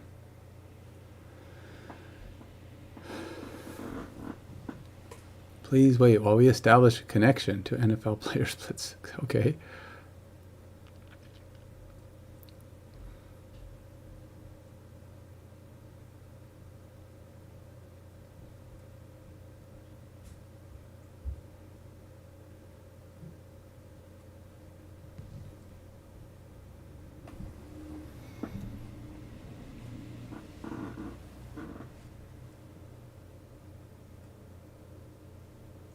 What's crazy is this computer is about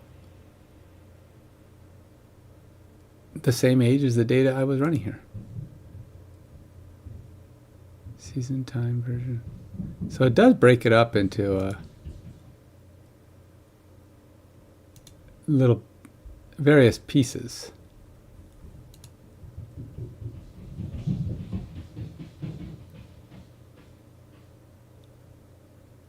Although I'm not seeing anything here that shows actual data.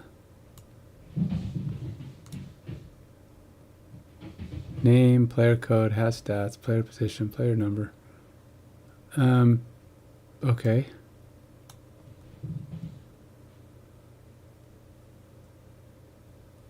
Let's go with load.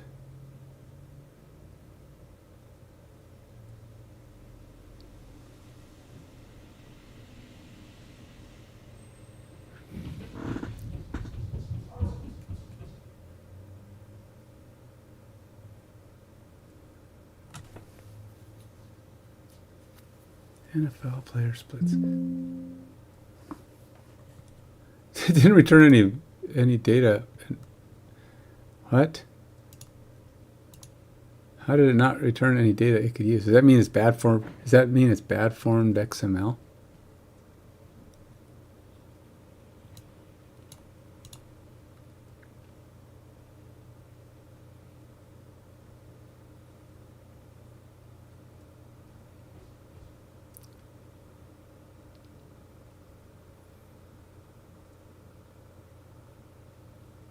Still says loading here. I don't know what that means. Has stats, player position, player number, year, team name. All right, let's try importing a different thing. Download did not complete.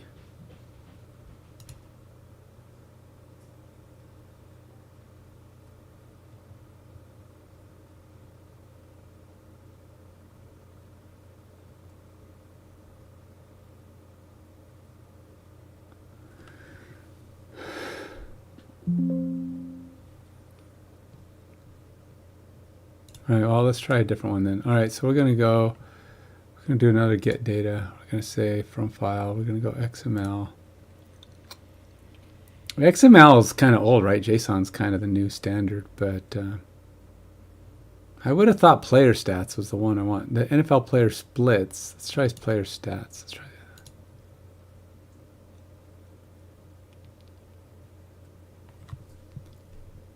Porch rankings.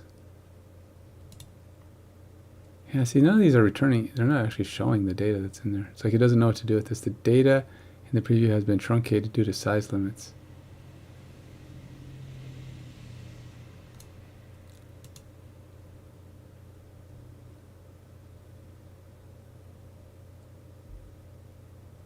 Transform data.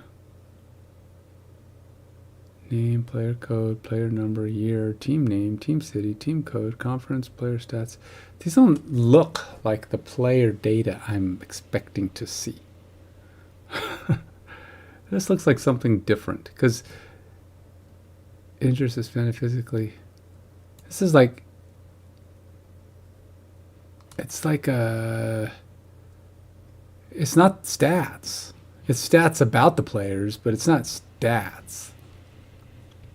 Right? This is like nothing to do with what they've done through the season. So that doesn't feel right. So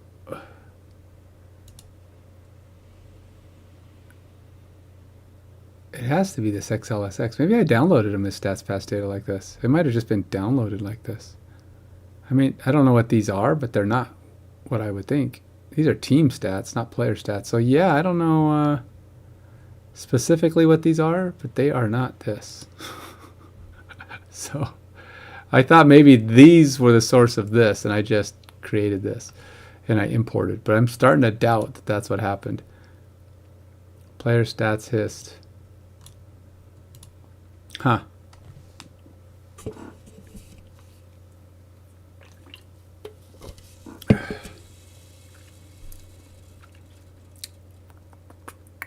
Okay, well, let's try to just import the stats pass data then. Again, eventually I'll probably have to do this all separate and new anyway.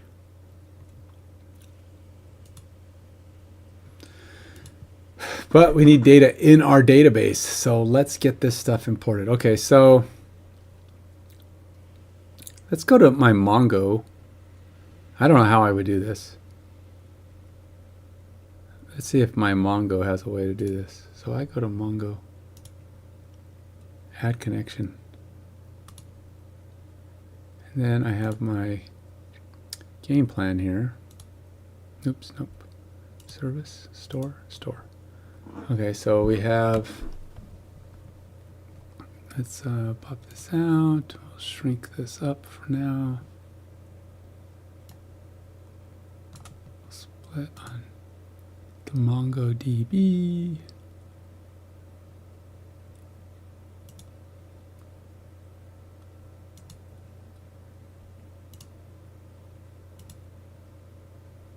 Okay, so I think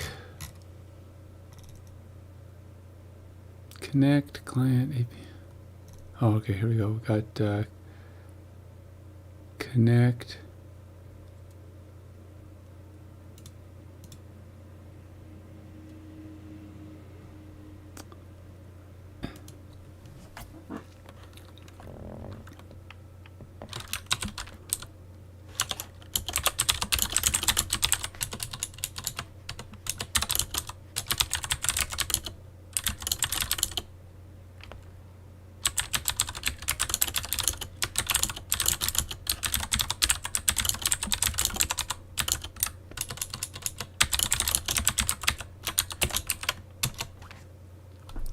trying to understand how this works. Because we have it's like it calls connect options client. So it sets these options, but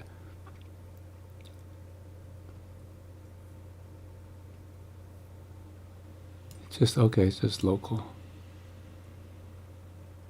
This can be seen in the main.go where it is defined. Oh.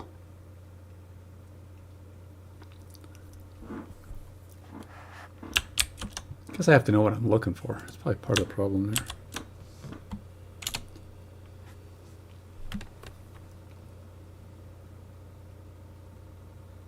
Create playground.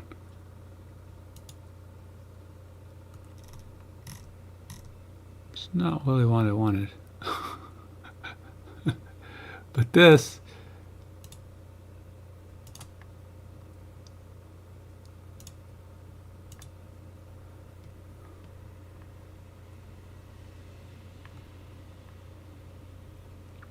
get collections, right? Insert a few documents into sales collection. Get collection. Do I not have any data in there yet? Wait a minute. I should have at least one record. Oh, that's right. I'm on a different. Oh yeah, I forgot. I'm on a different data. A different. I'm on a different computer with different data.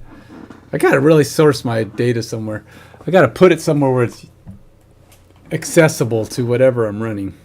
So that if I'm running on, I'm thinking I should probably put the Mongo database. Where is my Mongo database?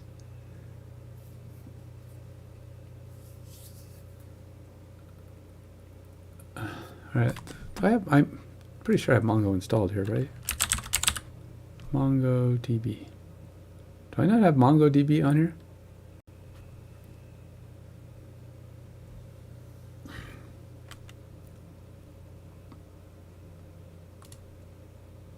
Really? Do I not have MongoDB installed? Oh my gosh.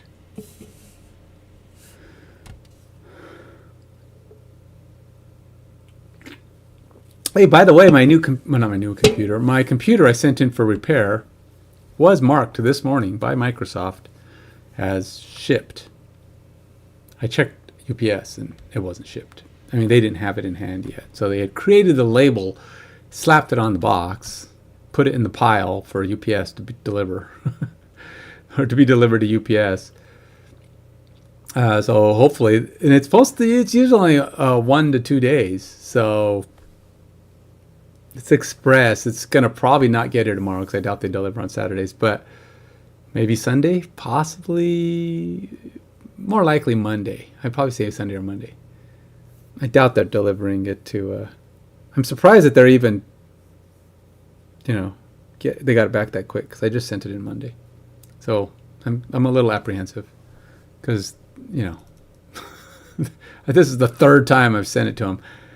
First time they didn't do squat. The second time they did something and it kind of sort of worked, but then the ports were all kept flopping out on me, failing on me. Kept disconnecting my video card. And one of them was just like super sensitive. You couldn't touch anything in it and it would just blow up. And then this time, we'll see. They guaranteed, the support guys guaranteed it would be fixed this time. I'm like, yeah, guaranteed. Yeah, huh?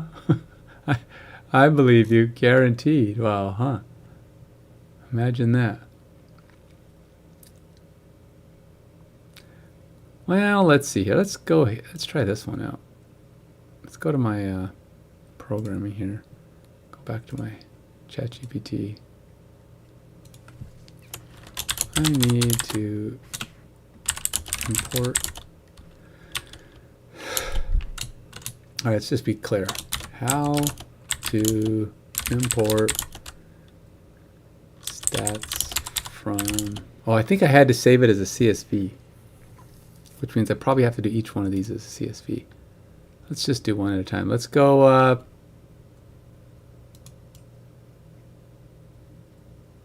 kickers. Sounds good to me. So the kickers are all the same people, right? Kickers, we got David Akers. I should probably just sort by... Can I sort by this?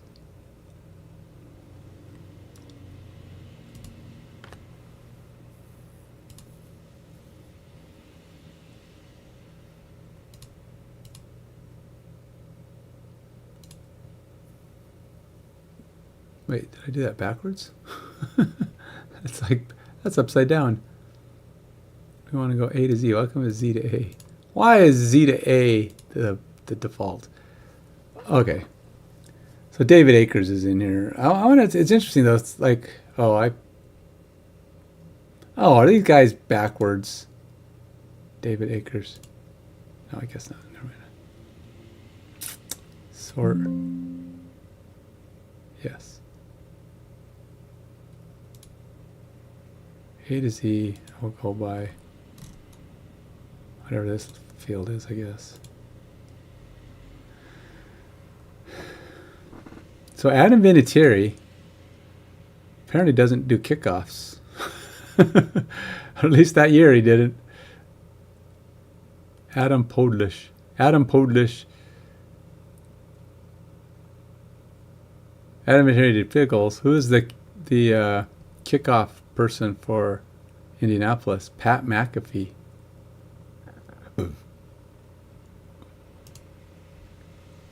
Connor Barth. All right. So what we're going to have to do is import like all this kickoff data and field goal data in for all of my kickers. I'm just going to have to. Do I create a table for just kickers? Because kicker data is different. See, I'm really trying to decide if I want all my data stored in a single table.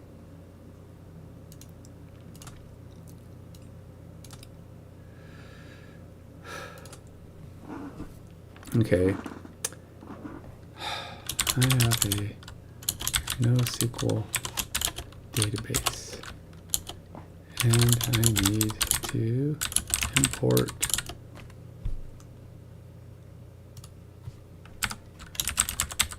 DB, and I need to import a bunch of player stats from Excel worksheets into it. How best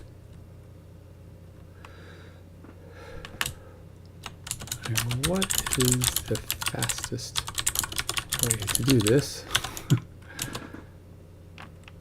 Also, for what would be recommended in terms of storing different player data all in one big table? All in one big table.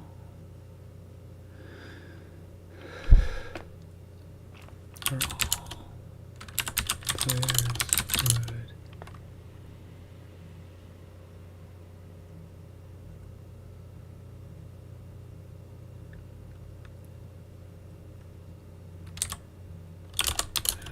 stats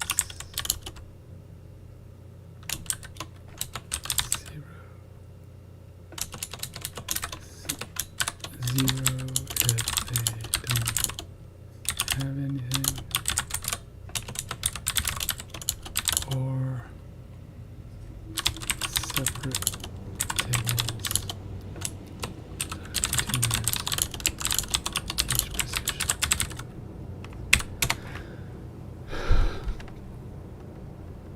All right, so let's see here.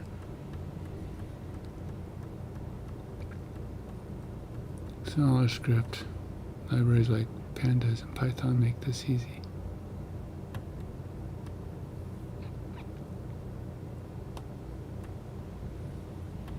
Use MongoDB import tools. If you have a JSON file, Mongo import DB or blah blah blah collector blah blah blah. That looks pretty easy.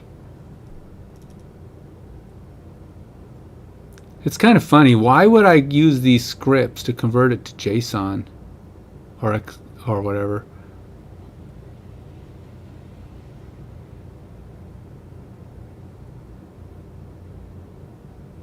Why wouldn't I just use Excel and save as?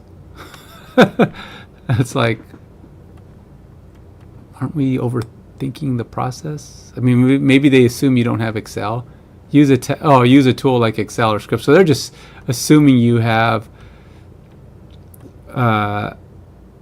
you don't have Excel as for these other options, I guess.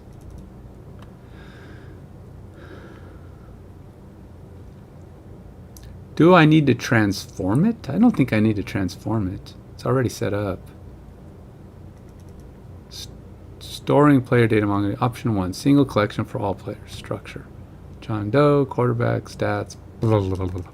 Pros. Easier querying for operations involving all players, e.g. leaderboards.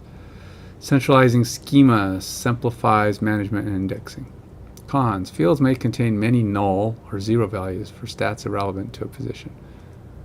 Separate collections by position. Structure. Collections like quarterback, running back. Example document, quarterback. Leaner documents with only relevant fields for each position. Simplifies queries targeting specific positions. Harder to query across all players without additional logic. Use a single collection if you anticipate frequent cross-position queries or need flexibility. Use separate collections if each position has significantly different fields. Queries are mostly isolated by position, optimizing performance.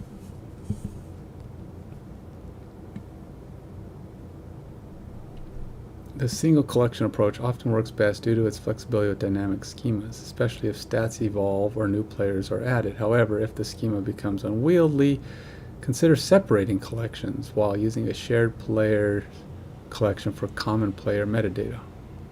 See, that's an idea too. Just dump it all into one table and then just pull out what I need. Create queries or collections of data based on the individuals reading from that data. There's a lot to consider because there's a lot of things that have to go on in my league, right? So just having a league is going to have, I'm going to have league data, and how much of that's going to load up into memory? Because you can only load so much, right? Do we load up all league data? Do we just load stats? Do we get stats when they need it? Probably just get stats when you need it. If you're on a page, it has to go get the data, stats. But like the league itself, all the players that you would be running,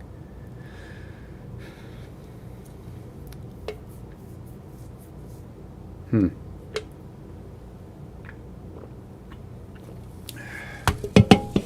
you see the smoke? My brain is going trying to calculate all of the machinations of this application to read all of my stats and run them and function with them. It's going to be a lot of stuff going on. It's going to be so cool. This game's going to be so cool. But I gotta keep, my brain has to, although I'm building, it's like my brain is building the game up in my mind, how it's going to work and everything. But each time I gotta focus it back down. This is what you're working on, and just start building those layers of threads, and then just each time just adding a new thread, and then my brain just keeps going, oh yeah, but this could go, it's like, fine, write it down and then fix the thread. It's like write down the thoughts and work the thread. Just keep tying the threads together. Don't worry about this. Write it down, work the threads. You gotta think small. When you're developing anything, any application, think small. Micro victories. You complete one task, you're like, yes, woohoo, whoa, yeah. Do the next one. Yeah, woohoo, yeah, select, success. And then you're like, but if you keep thinking about the big one, and you're like, each little success doesn't mean nothing to you, because you're like, oh, I gotta do this and this and this, and then there's 10 bajillion things. Don't think about the bajillion things. Just think about the one thing. Complete it. Import data. Success, yes. Read data. Yes, success. And then create function. Success, yes. One little thing at a time. Just be happy. Enjoy your victories along the way. Just understand that it's all going to come together. But you have to think of the big picture too, because if you don't know what you're headed for, you're gonna drive off the cliff. You know, you need to make sure that you have an end goal and you're always driving. And I say this because each piece feature of the application is another piece of the pie. The game is this, but you know, each little piece has its own, and you break them all down. It's just like, you know, you've got your like the simulation, but the simulation is made up of the play display, and then the play display is made up of running plays, which is made up of a coach, which is made up of player interactions, which is made up of player stats and player methods and UI and AI, whatever it is. So you got all that stuff just for the simulation, and then you got the drafting, and then you got the card UI's functionality, and you got all these little threads, and everything's got to kind of slowly just start to machinate, and just takes time. But don't worry about the time. Just do.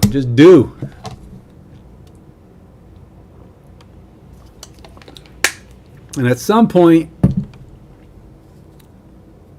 I gotta schedule a meeting with the person who's going to help me with some Unity stuff. I should probably do that soon. Maybe I'll do that later today. All right, so let's continue working on this. So let's pop these suckers out into. I think part of what I did. Some of these are like formatted differently, but I'm gonna go.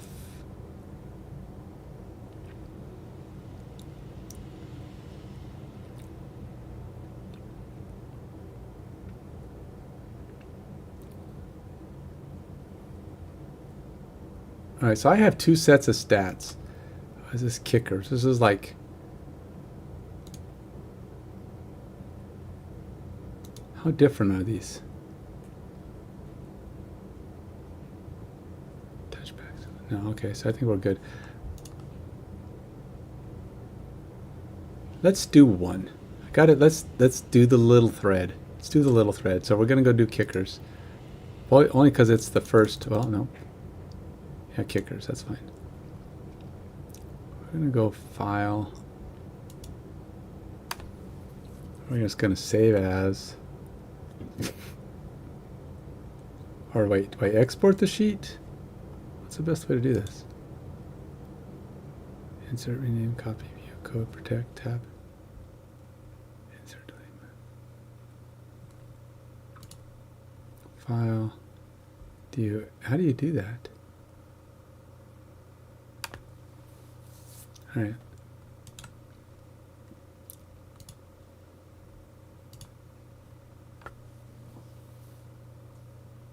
From text, CSV from, I don't want to import, I want to save too.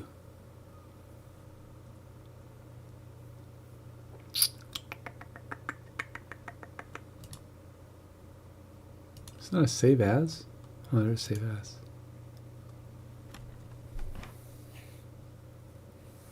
And we'll go to NFL experience. And we're going to call it stats pass.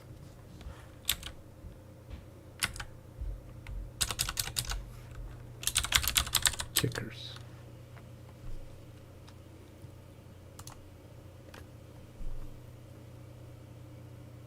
CSV.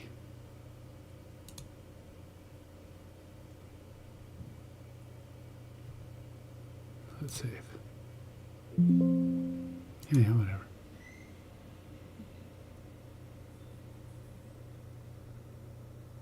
Oh, see, that's weird. Why does it change my page?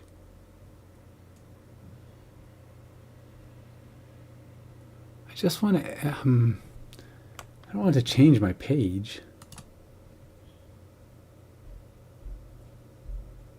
I mean, I guess it doesn't really matter. I mean, this is just flat data, so whatever, but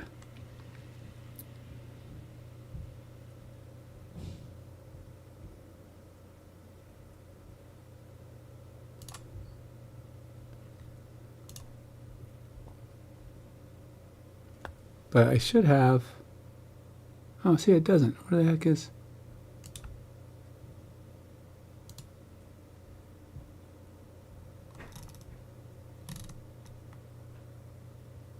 Where am I?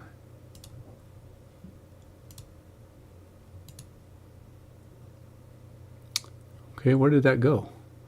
It went somewhere, and no, I don't know where it went. All right, so did I? It's probably still under here. Calculated skills, 2009. Stats pass data XLSX, but no, I did kickers. Stats pass kickers. Where is stats pass kickers?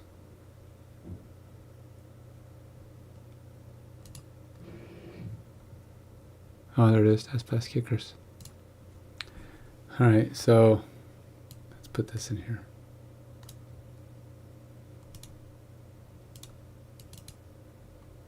Okay, so I have stats pass kickers, which if I'm correct, this should now be just one page. It says kickers. All right, stats pass. Okay, there we go. All right.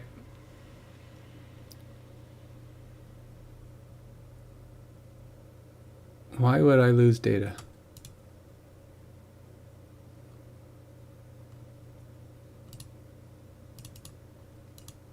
Just numbers. All right, so we're going to go back here.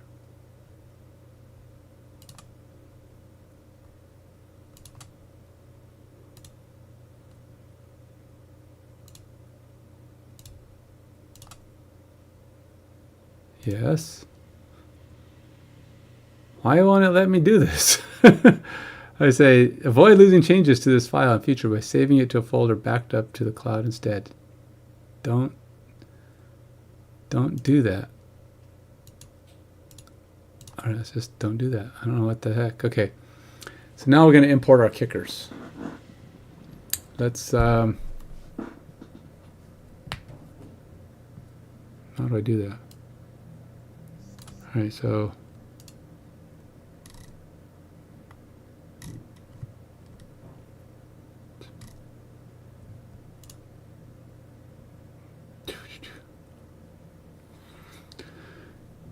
I think what I'm gonna do is I want my application to be existent. So what I need to do is, how would I do this? I need to make my UI able to handle an empty set. That's what I need to do. my application UI cannot handle an empty set of data, and I think that's what's throwing me off here.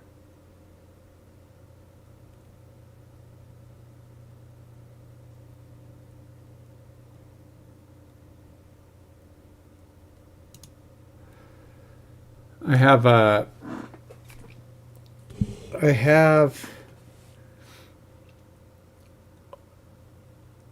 right now it just says there's no data, right? So there's no data. It needs to still load up as empty so I can create the data.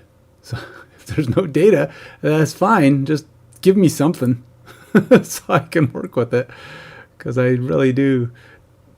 And the thing is, I need to figure out how to check in just the parts that this is, because I don't want to deploy the other one.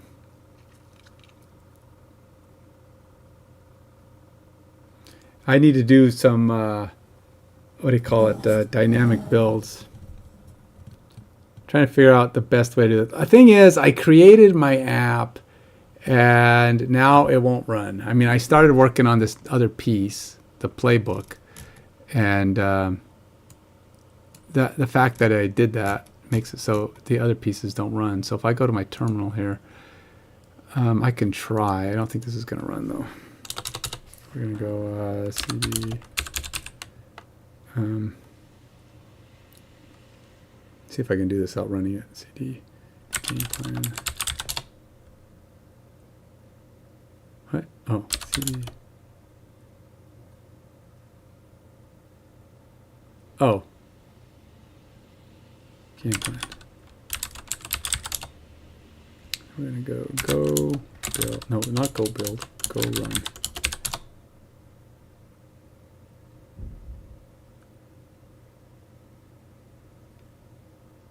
Thinking about it.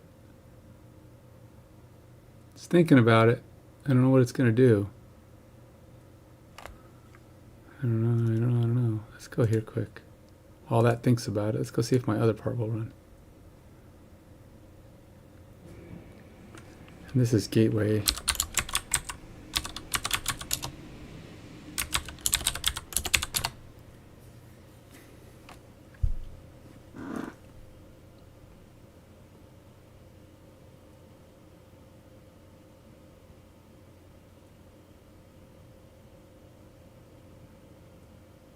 Don't know why it's being so slow, but failed to start. Only one usage of each socket address. What does that mean?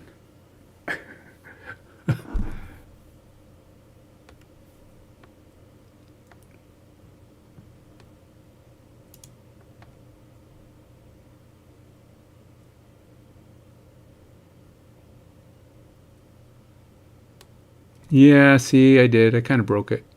My app's broken. Until I lock down or fix my playbook, unfortunately, I don't know how to. I don't yet know how do I exclude something from a build. Because if I don't want that in yet,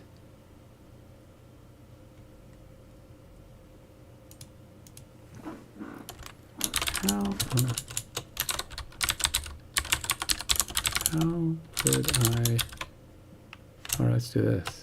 I always like to say, is it possible to exclude all the code for the playbook microservice service in this application so that I can build and run the other code which I know to be working in the current state. That microservice is not yet able to compile.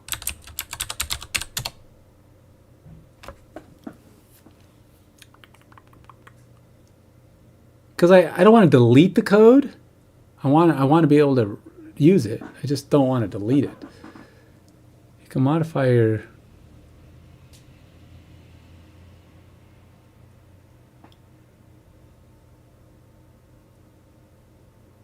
I don't want to do it in Docker. I just know. For now, I don't want to run Docker. I just need to do this for my dev work locally.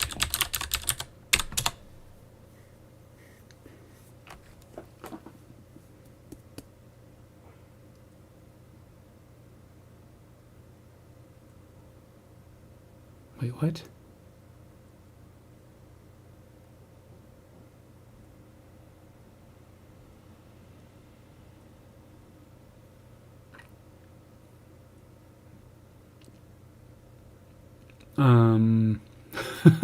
Really wasn't the plan.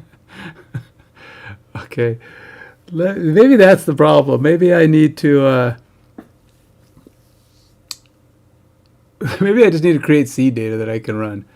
So I don't think it understands what I'm trying to accomplish here.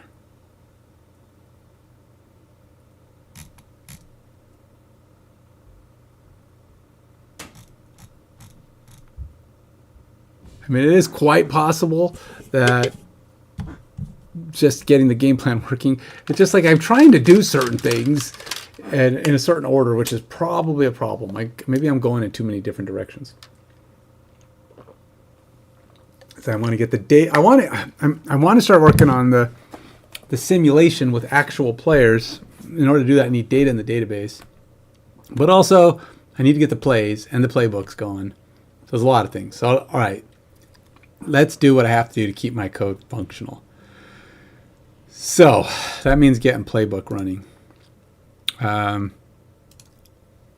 which means I need to go see what haven't I done to get playbook running here. So it did give me some ability to do some seed data, but I don't know if I.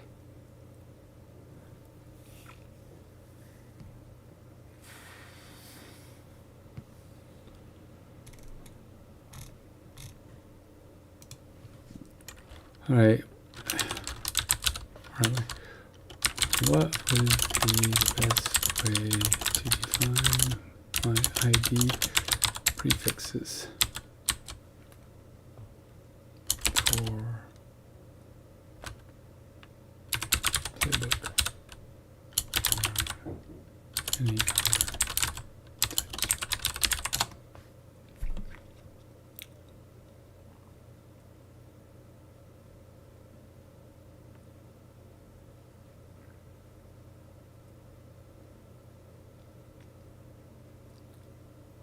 Oh.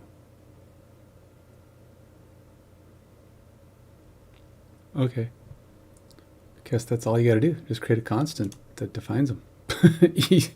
And then you have a helper function to generate IDs. All right, so then modify your struct to use these prefixes.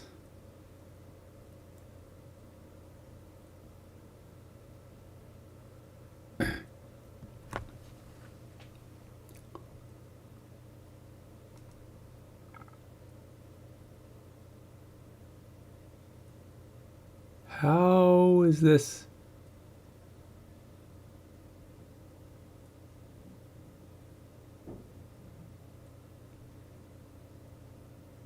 How is this using it?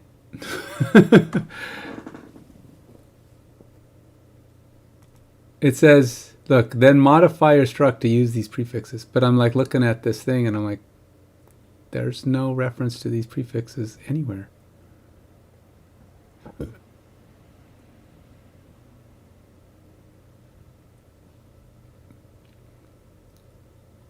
So they're putting for your types in types that go, you can define ID prefixes as constants to maintain consistency and readability. Here's a recommended approach. So that's fine. Then modify your structs to use these prefixes, but how?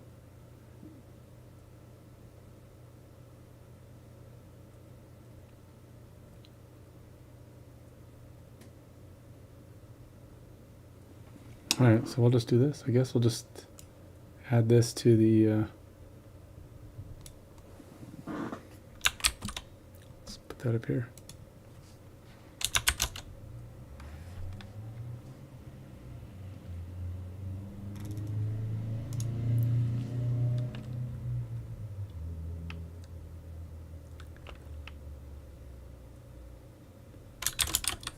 I am guessing that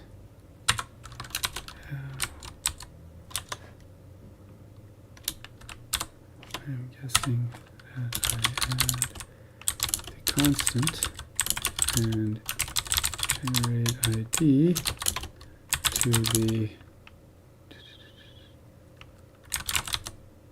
types.go file.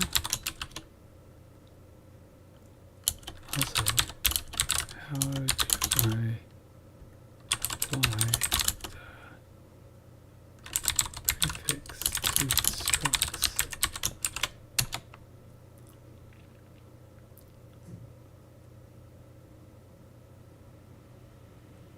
Because it's funny, it says modify your structs to use these prefixes, but nowhere in the sample that it gave me did it actually apply. First, add the prefix constants, which you've already done. Yes. To apply the prefixes when creating new objects, create a store method that handles the ID generation. Oh, it's a store method. So it's going to be one of my store objects.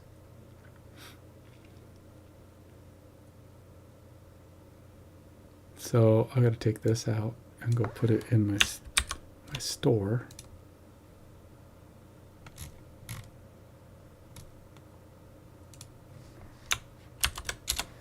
Don't need this because that's just going to be a distraction. That's old stuff. I'm starting to understand the separation of stuff here. So if it's a database function, it goes in store. Although I do have this type here, this store struct, but I guess it's just because it's a struct for the store itself. Which is just stuff that you're using for actually connecting to the database. So I guess that makes it. But generally, if it's like container / table level stuff, it goes into the types table.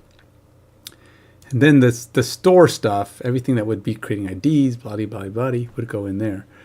To apply the prefixes when creating new objects, create a store method that handles the ID generation. So I think I have create indexes, create playbook, or get playbook, create playbook. Here we go. So create playbook is going to do this stuff here. And we say, you'll need to implement this. Well, yeah, no kidding. Okay, so create playbook. Let's close this guy. Create playbooks, context.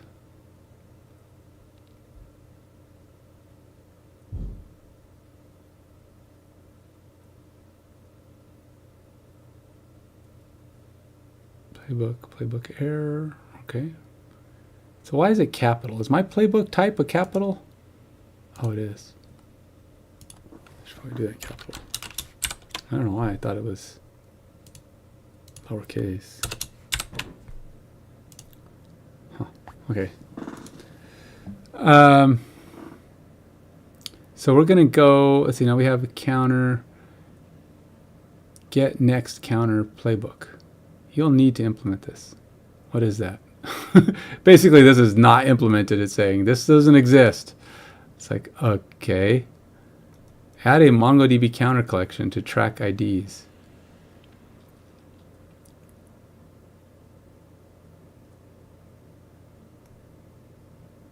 A Mongo, okay, so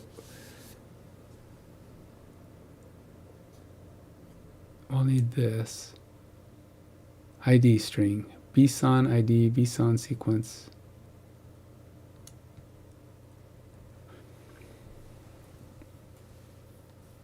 You know, SQL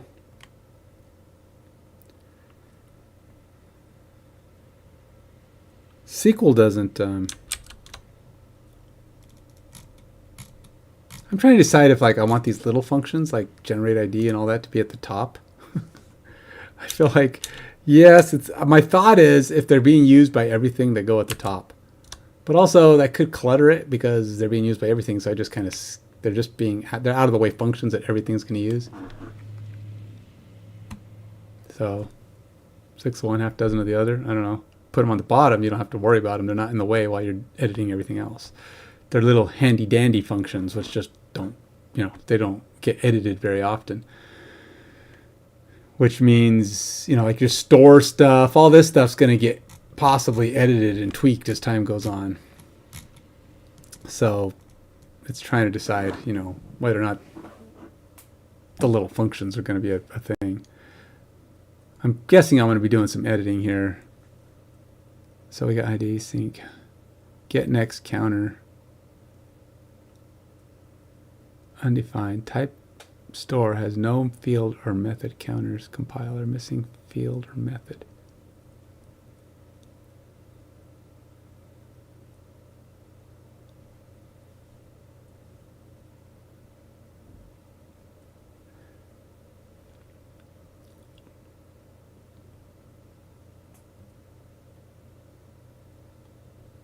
And then so on my playbook, which is down here, create playbook, we'll have to have this guy. Oh, and then we have to generate the ID. So both of these have to go here.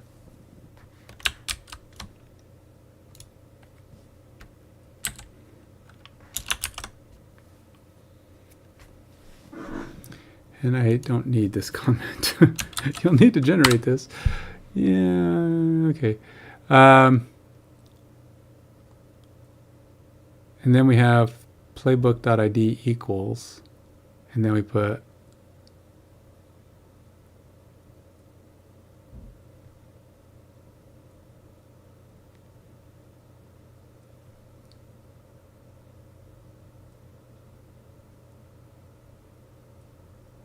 we have the decomp playbook.user.id, playbook.game-situation now. And then we go,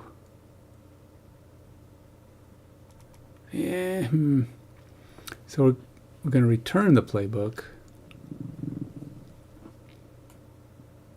So I'm definitely have to get this whole thing running. So we will, so I can compile and build and run my stuff locally. I'm trying to decide if I want Docker to run my dev environment. Maybe it'd be a good idea to run Docker on my dev environment. Then I can exclude stuff using Docker, like it said. have Docker run my dev environment. Then I don't have to run this stuff. I could just say, okay, build it. Docker creates me a dev environment that I can work with. Then it's kind of what the test environment is currently, because the test environment, I guess I could almost use that as my test environment, right? Use my test environment as my test environment. But I need my logic to have something to return, because right now it's like there is no table. And I think that's the problem. I need to have something. I need to have the generated tables, a seeded dummy record of some kind that generates every one of the tables in my database needs to be existing, so that when it goes and fetches, I was thinking my web page could probably handle no data. I've got it set in there. It says if there's nothing there, just keep a blank line. But the problem is it's returning a non-existent, like there is no fields. There's no data to read from. It's not even like, I wouldn't know what to do with this because it doesn't know what to get, what it's getting back. And I think that's kind of the problem. So I need to have it seed the database. Okay, so let's go ahead and see where we're at with this. I've put in this and this, and I got to do the create play, which is going to do the same thing.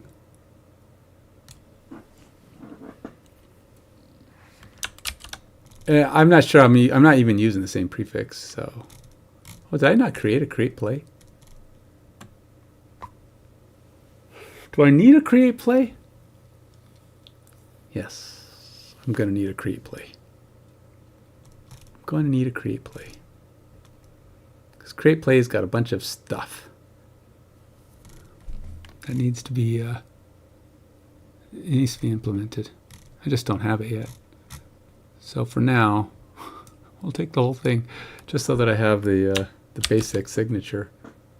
Get playbook, create playbook, and create play. And then we're going to get rid of this because I don't need that. Okay. User IDs, game situations. I don't even have game situations here.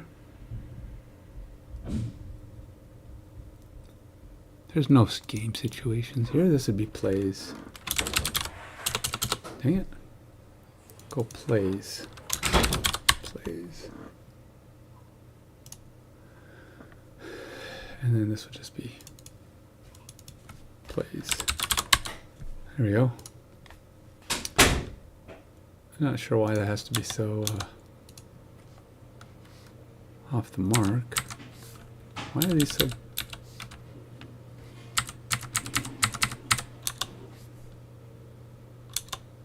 Oh, that's why. Because I have way too big of tabs. I don't like 4 space tabs. They're too bulky. Okay, so create playbook. Then my prefixes, which I have defined somewhere. Oh, my counter. Oh, my types have my counters. Okay, so we're going to have my prefix. We're going to have a prefix playbook. Sure. Play. Sure. Play type. Okay.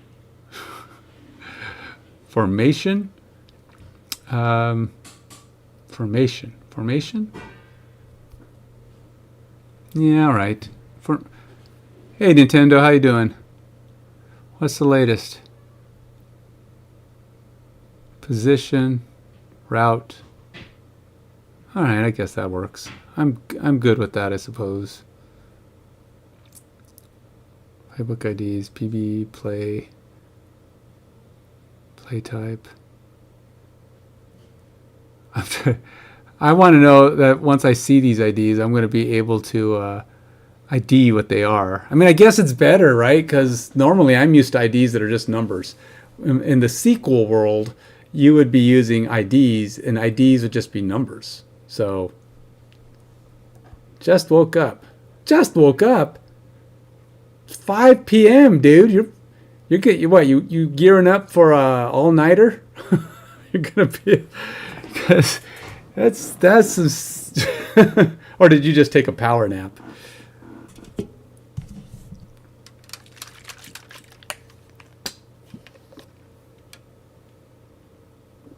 I took a power nap earlier because I got up at 6 and worked out, and then it's weird because I take these pre-workout that has like 250 milligrams of caffeine, but immediately after my workout I'm like, okay, I need a rest.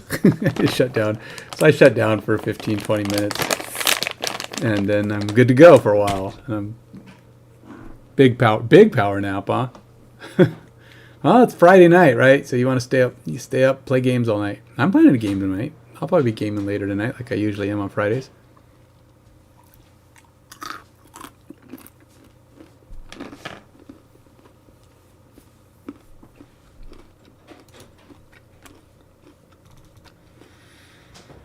All right, we'll go with that.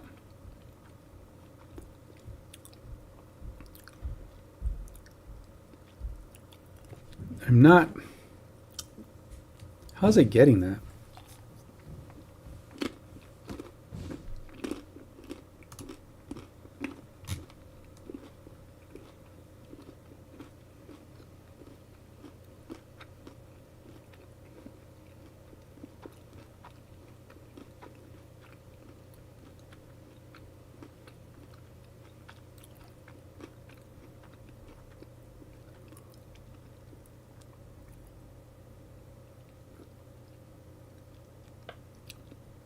What does sprintf do? Sprintf formats according to format specifier and returns the resulting string. I skipped it today. I did not go. I did set a schedule. I was going to go 11 to 2. And I went yesterday, and I only got like $13 an hour. It might not even have been that. I went out for 2.5 hours or something like that. And it was dead. I think the holiday, everybody just says, screw it, I'm going out and getting my own food. We're still in that holiday week, the last holiday week. And I think people take the last couple of days off because there's only 2 days left in the week, after the holiday. And so I just think people just said, screw it, we're going out. So there wasn't that many. I just wasn't getting the calls. I delivered 5. I think the only thing I delivered yesterday, 14 ain't bad. For DoorDash, it could be worse. I did do $20 an hour on Monday or whatever it is. I went out for 2 or 3 hours. But generally, I'm doing $14-15 an hour. It's that bad. Well, no. Let's be more honest. It's usually somewhere between $11 and $13 an hour. My goal is typically $14-15 an hour. So you hit 14. And that, I say that as my goal because it's a realistic goal. Hitting $20 an hour is rare. I mean, I have to get like the perfect calls and things got to go really well.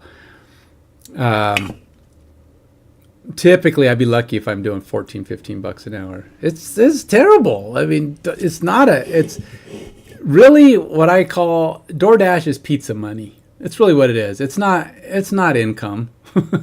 It's money to do a little this or a little that you wouldn't be able to do otherwise. That's all it is. You can't support yourself on DoorDash. I don't know anybody. I mean, I guess if I worked 8 hours a day and I took every single order because I wanted to be super platinum bonus Uber guy, then maybe you could make, I don't know what an all day person would make, but if it's $10 an hour, you make what, $80 to $100 a day. And that's what, 5. If you're doing great during the week, you have some great days. I figure maybe $500 a week. five, 600 if you're having a spectacular week, but I'd say like five. So what is that? $2,000 a month, 2,400 a year. That's about $10,000 below minimum wage here in Washington. If I worked 8 hours a day, made 500 a week, $100 a day, doing DoorDash, I'd be about 10 grand under the minimum wage. It's not even enough to support anything. I'm not single, but I would not even be able to support myself as a single person. And of course, I'd be going out of my mind because my brain would turn to jello and I'd be going nuts and I'd hate everybody in the world because door dashing for 8 hours a day would just be the worst. I mean, I can imagine a few things worse, but not much. And I think the things I can imagine that are worse probably pay better. So it might offset.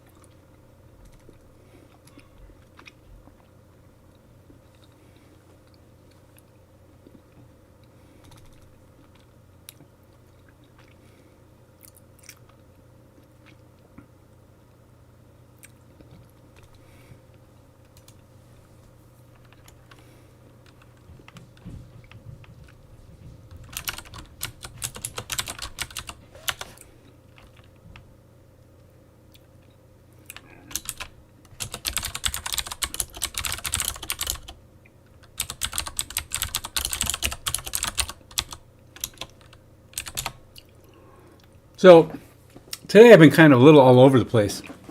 I started off doing a lot of research. So I wasn't even online because I was just learning, doing a lot of market research, studying what other football games are doing. How are the plans I have for my game different so that I'm not designing, reinventing the wheel.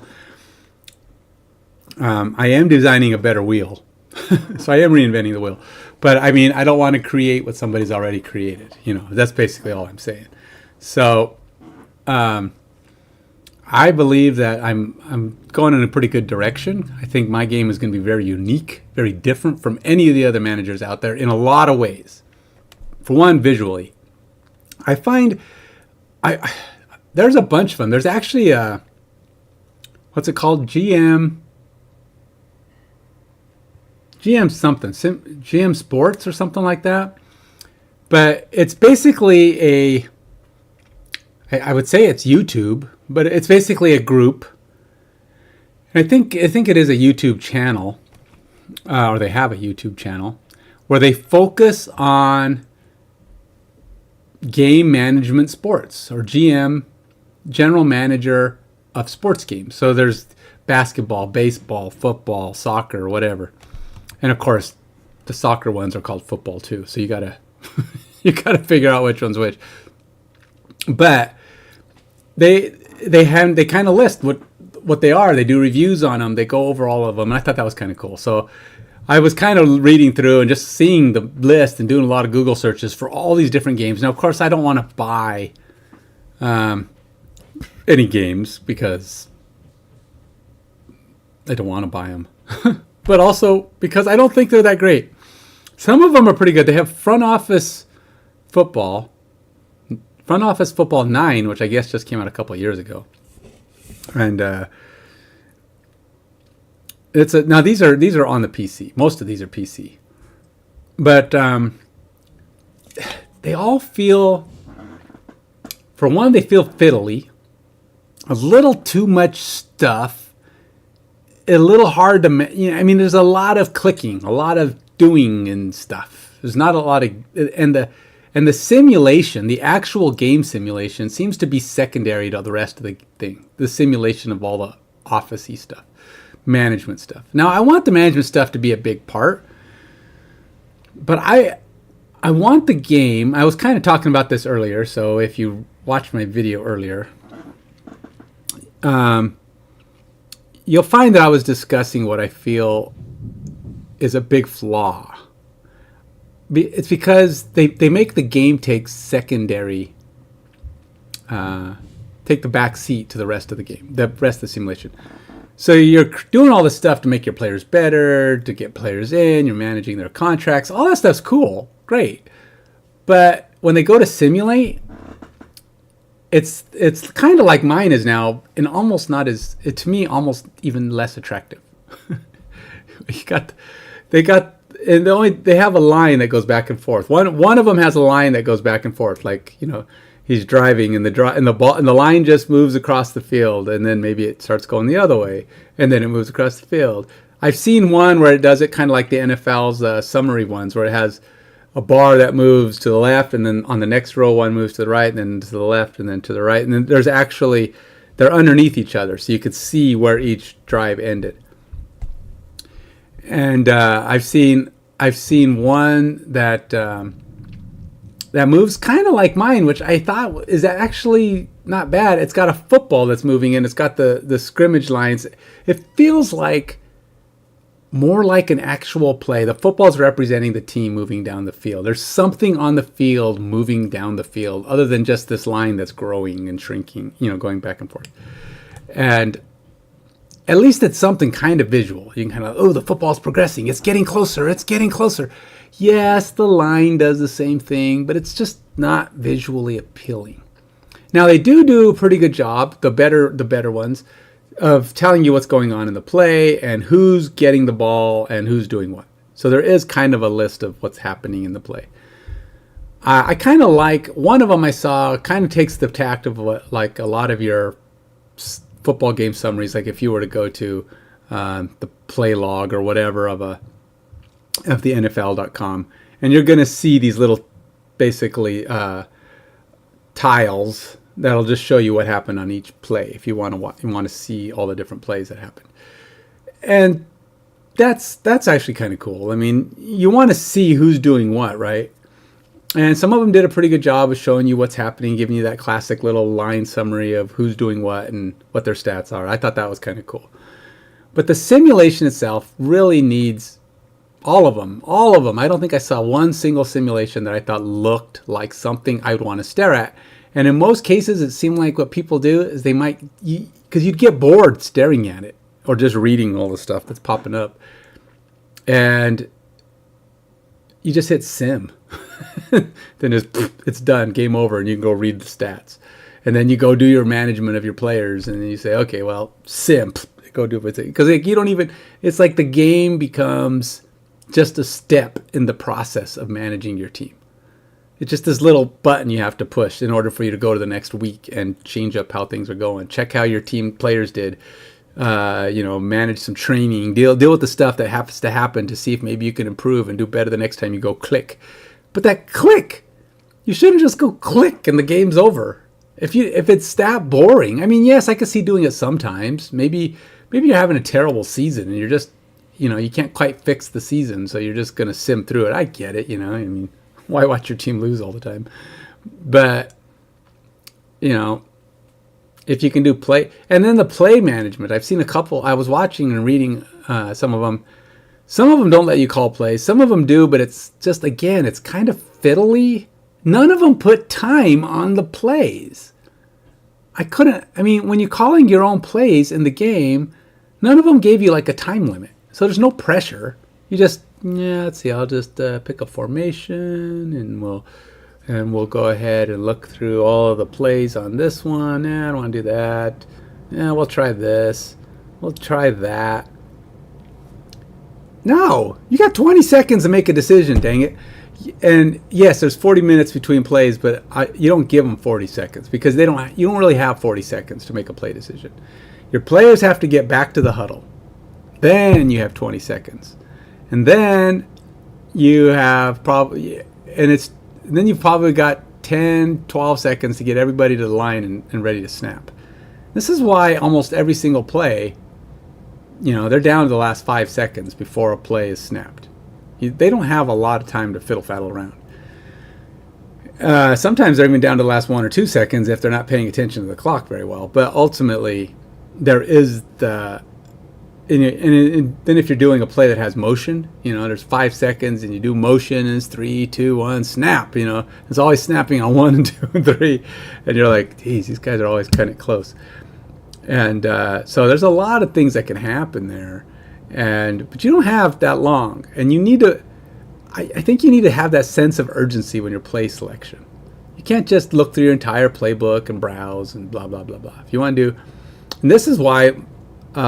For me, now I saw some that do game plans, and the coaches have their game plans, and they break it down to so many different levels. They have I thought about putting offensive coordinators and defensive coordinators, and it seems to be a common visual. So I'm thinking maybe I'll still go that way. I was kind of thinking of pushing, not doing that. But here's what you got to consider, I have to consider for all that stuff to be in place. And even if I don't put it in place, I need to make the game aware of the possibility. In other words, I don't want to have to rewrite stuff so it breaks because I add functionality.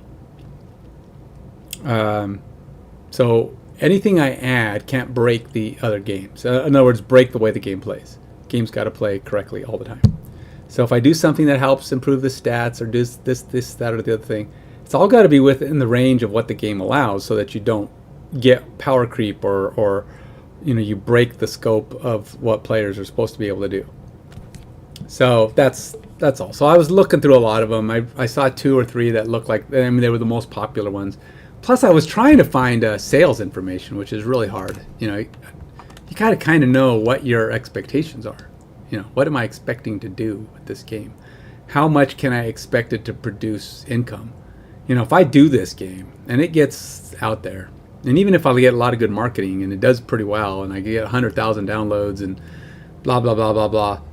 I was watching a number of people who had games that got out that had 100,000 plus downloads. And, they made $20,000 in the first month, which is good. But by the second month, that was dropping, right? And that guy quit work for a year. and he said, yeah, and then you have to subtract the fact that I spent all year on this, and it was $25,000 for my, sort of living expenses. And I'm like, dude, you were able, where do you live? You could live on $25,000 in a year. I was like, dude, I may have to move where you're at. That's, probably he's a single guy who's, eating a lot of pizza. I don't know, but whatever it is, that's still a pretty good cost of living. That's $12.50 an hour, right? If you can live off, if you can live off 25 grand per year, that's $12.50 an hour on a full-time basis. That's $5 lower than minimum wage around here. That's DoorDash money. That's me going out and doing DoorDash every day and being able to survive off of it. You can't do that here. Here in the Northwest, you can't. That's not doable. We have, I don't know if it's the second or third highest cost of living where I'm living right now. So it's not, that's not a thing.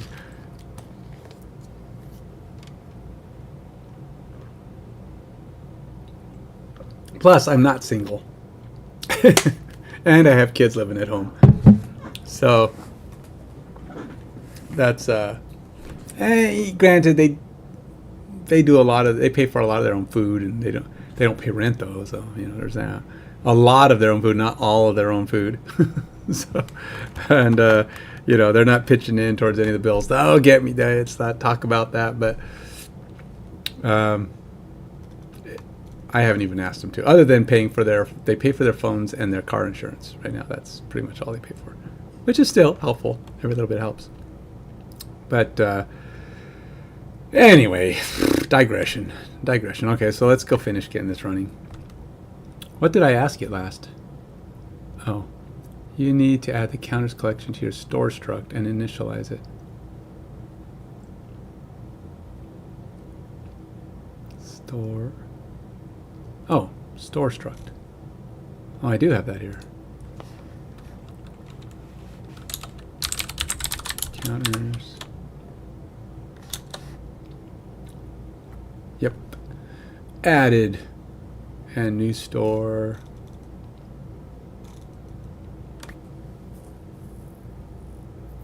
Client error Mongo connect options error. Add this line. So,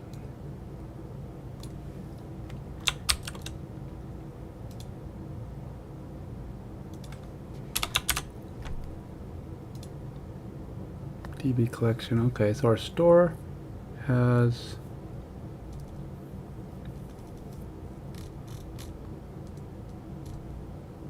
store struct. The struct is these objects. Oh, the collections in the Mongo database. Oh, okay.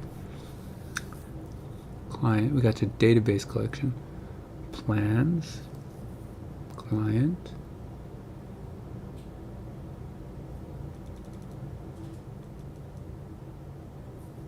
Database plans.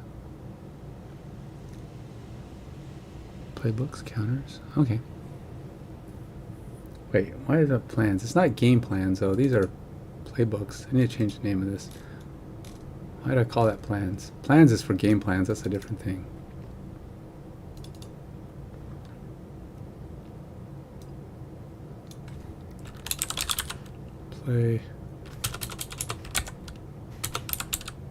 Playbooks.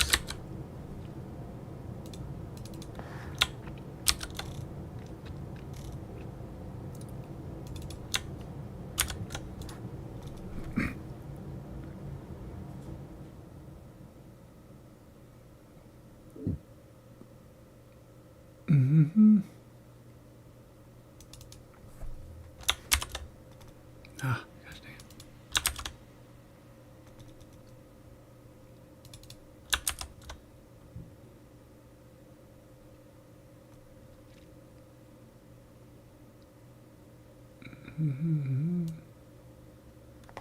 What is the problem with my playbook here? Undefined. Maybe because I haven't defined it yet.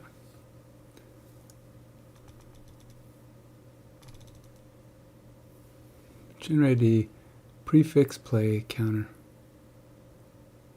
Create play. Okay, what do we got left? I added that line. All right, so we're good there. What am I missing? My types. Position. Let's see. Why do some of these guys dimensional? Okay. View. Quick fix. Quick fix. Fix using Copilot. Quick fix. Explain using. All right. Fix using Copilot. Let's see what Copilot says is the problem. Notice that position type is not defined. To fix this, you need to define the position type. Yeah. Wait, isn't that what? Oh, so I can't have just a generic array. It has to be.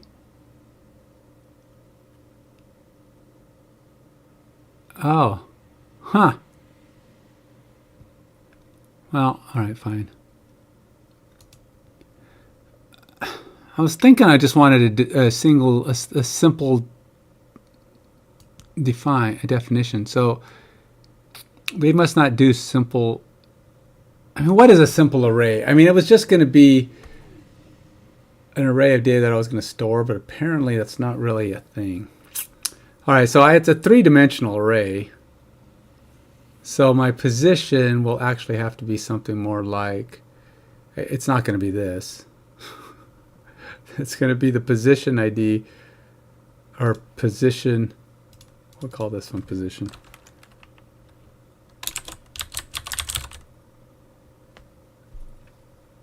And ultimately, I don't even know if I care about that. It's just going to be Do I need an ID? Does every field need to have an ID? I don't think it does. So, oh, we got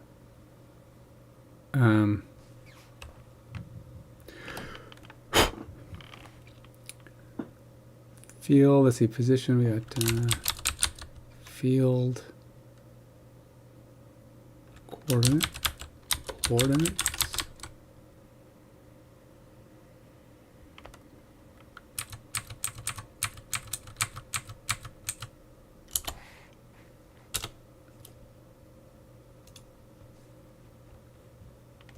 All right, well, lineup.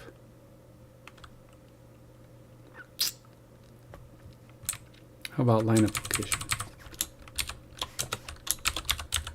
Lineup position.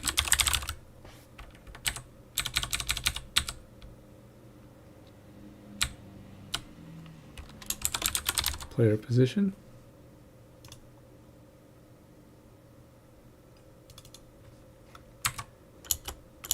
That doesn't need to be, it's going to be a string, yes, but it's not going to be a...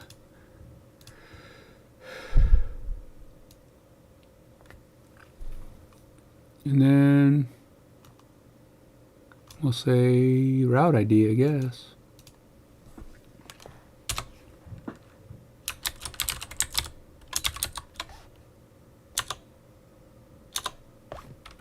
All right, so that's the 3 parts of the position. And then the path is probably complaining about the same thing.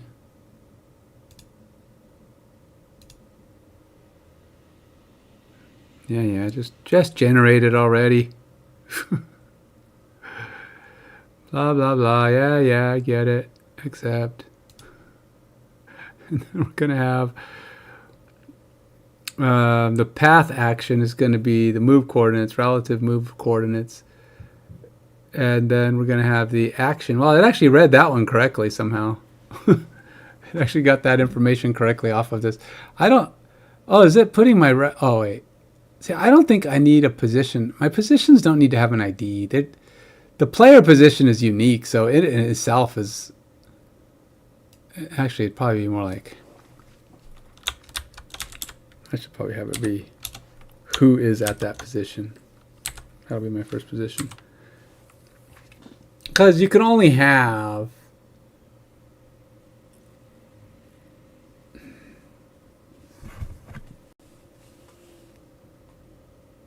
the player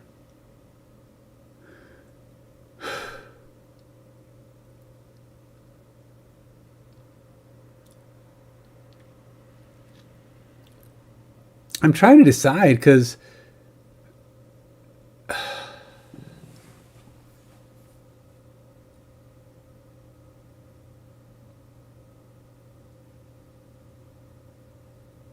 it's different for each scenario, right? So like every formation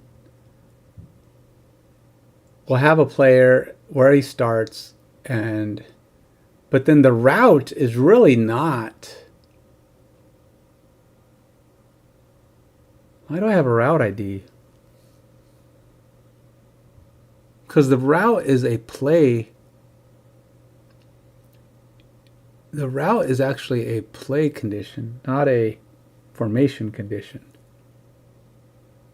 So maybe I'm doing this wrong, because the formation is just a formation with players and the positions that they're going to be on the field.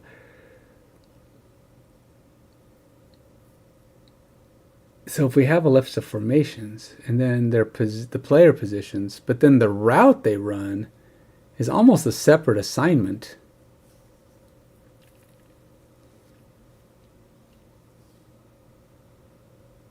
Because that could be different. I mean, we could have a formation. We could load up a formation which can put the players all on the field. But then what we need is the route assignments. And that's almost a different, but it needs to be by position.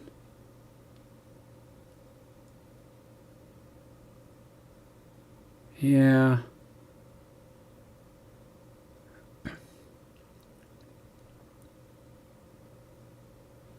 So if I add a formation, which will have this selection of players and what positions they go into, and it's different, it could be different in every formation, which is fine, but I think my play needs to have position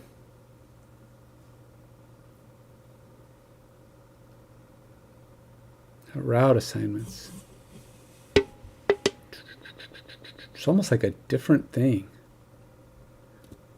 Route action, which is the things you do on the route, which is like you might go 10 yards and turn, and 10 yards and turn again, or block, or do whatever you do. But that's the route actions, which are part of the route. So we have a route. It's got route actions. And what type of play is it? That's fine. But what I think I need to do is have play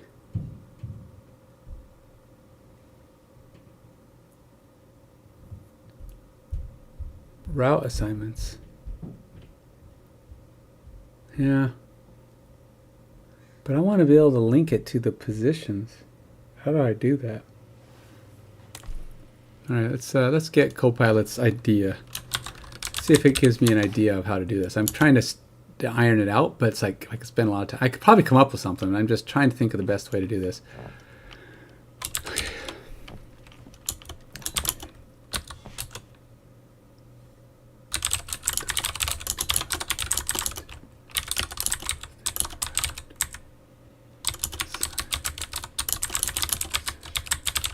I don't think I want to have the route assigned to the position within the formation.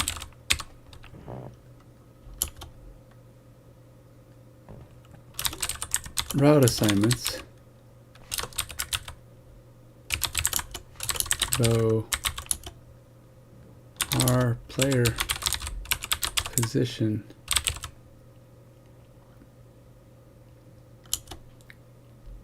related, they are by play, not by formation. How best might I map route assignments to the position rather than the formation?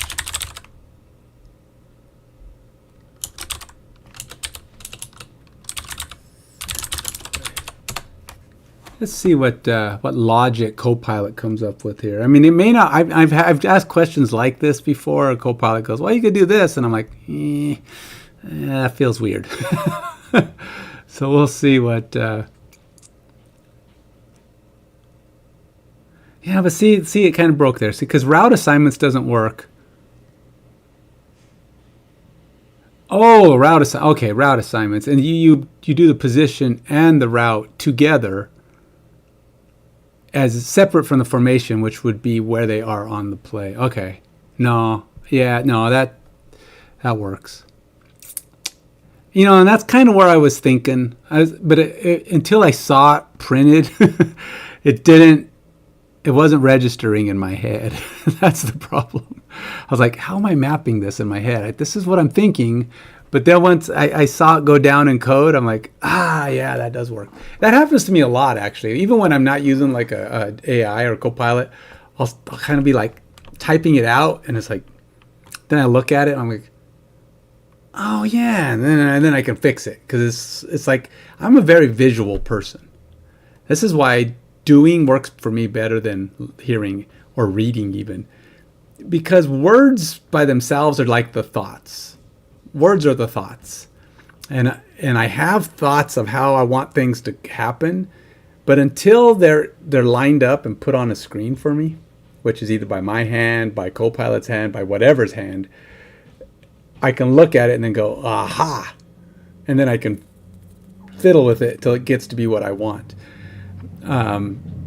But if somebody gives me a book, or I'm sitting in a classroom and they're just going, blah, blah, blah, blah, blah, blah, they're putting all of the thoughts in my head, but it isn't ironed out. It's not something my brain knows what to do with until I'm doing something with it. It's just, okay, so I'm weird, but that's where I'm at. That's how I function. This is why I've had people come on here and go, you need to read the docs. I'm like, I can, and reading the docs, I will get good information, but I won't understand it until I actually say, okay, well, that's cool, but what does it look like when I actually put it on paper? Or put it in code. So yeah, that works. I like that.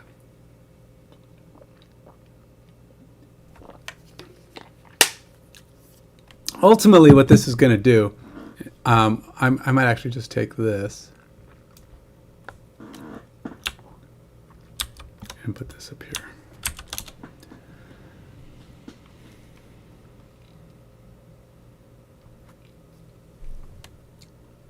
So, you know what? Actually, I'm going to put this above.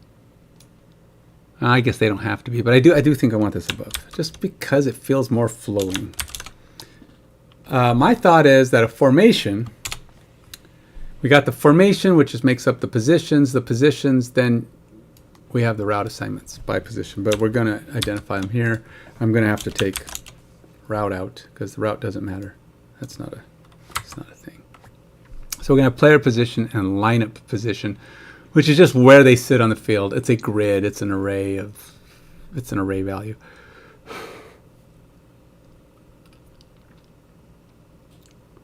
In which I'll just parse the first number from the second number.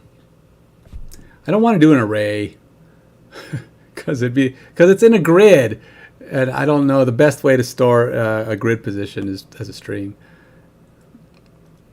And I'll just parse the first and second number out. The field, the way I have it defined, is basically a 5-yard grid. 5-yard grid. They're actually probably not 5 yards. They're probably more like 7.5 yards. Because then that would be 35 and 10. Is that right? 5, 10, 15, 20, 25, 30, 40, 50. I'm looking at my... this is one of my play grids, and how I'm going to lay these out. And I know they're 5-yard grid spaces going forward, but I have an odd grid set up. 30, 40, 50. Oh, okay. I see how it is. 10, 20, 30, 40, 50. Okay, so the center grids are actually bigger. They're 10-yard. They're 10, 20, 30, 40, 50. Which is a little off. I should just call them all 5-yard grid spaces. I don't know why I did 3 10s. And 3 10s, and then I split the one in the middle. So it's like, why would I do that? It's like I could have just called it all 5s. We got 10, 5, 10, 15, 20, 25, 30, 35, 40, 45, 50. Because the field is 50 yards wide. That's how wide an NFL field is. So I defined it. I did it correctly. I just did it weird. I'll probably maybe I'll split those grid cells up and call them all 5s. Because a 5x5 grid, because kind of like when you're playing D&D, you've got your cells are 5. Because that's roughly where a person takes up, right? If anybody's in your same 5-foot space, they're crowding you. I mean, they are literally right up against you. Most people can't share a 5-foot space unless they're, boyfriend and girlfriend, unless they're really close. So generally, each person has about 5. Now, it's probably more like 4 feet, but like D&D, it's typically a 5-foot square. It's a number that's more functional. And so that's how I'm setting it up, 5-foot grids. Now, it's a kind of a determining factor too. I got to decide how my plays are going to read that. Maybe I'll have the actual tackling actions and stuff that happen slightly different. But ultimately, I'll be allowing people to tackle if they're in any adjacent grid.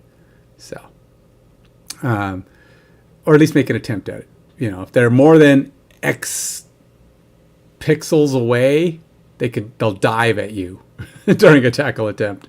But essentially, as long as they're in that zone, which covers what, 15 feet, which is 5 yards.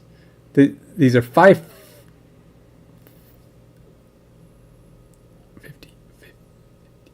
That's not right. Is that right? Alexa, how wide is a football field? An NFL football field is 120 yards long, including the end zones, and 53 1/3 yards wide. 53 yards wide. Why on earth would it be 53 yards wide? It's actually 53 1/3. Why? I thought it was 50. But I was just thinking it's 50 yards, not 50 feet. Which means if these are yards, these are 5-yard spaces.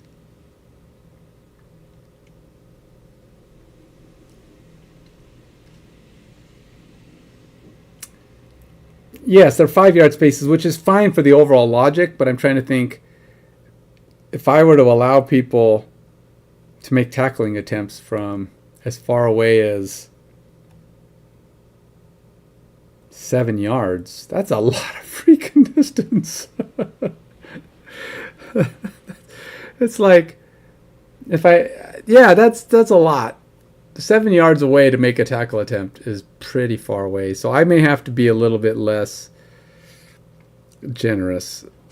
For the logic of my board game, that works because players are moving, and it allows for the interaction of players in a more functional play movement type setup. That's how you're able to mimic movement, by shortcutting that.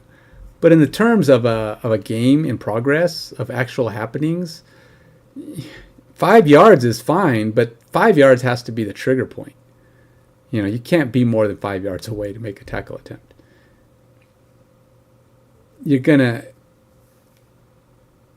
a 5-foot square works, but 5 yards, 5 yards is 25 feet, right? That's a lot of space. How come that always sounds so weird to me? No, 15 feet. Oh man, Ken, just math. Don't. How am I a programmer if I can't figure out what that is? But still, 15 feet is a lot of feet. 15 feet. How big is my desk here? That's 50. 50. That's 4 feet. 8. Now, of course, that assumes that the person is one person's at the back of a square and another person's the back of the other square. That's 15 feet. The theory is that you're actually in the center of those spaces, so it's 7.5 feet. If you're thinking that once they're in the square, they're in the middle of the square. So 7.5 feet. That's not so bad. That's not so bad. 7.5 feet is not so bad. And one of the things that I understand that Unity can do is you say kind of where things are occurring, and that's how you adjust the movement speed. That Unity would adjust the movement speed of the players to create smoothness. So it's like, okay, at this point we have a tackle attempt. Well, you move the player close enough to make a tackle attempt. That's how it would play out. You wouldn't have him make the tackle attempt further away. You just have him move faster. You have players moving quick enough that they cover that space and end up where they need to be for the tackle to happen. So you just have to adjust things a little bit to squish those points so the tackles can occur. Everybody's where they need to be that way, and it'll function. So I think we're okay. And I'm building the dang thing at 50 yards. 53 yards. Why did the NFL decide, you know what? We need 3 more yards. People can't fit on this field. Have you been on a football field? You can get a lot of people across the field. Why they thought they needed 3 more yards, I have no idea. Alexa, how wide is a soccer field? One football pitch is about 340 feet.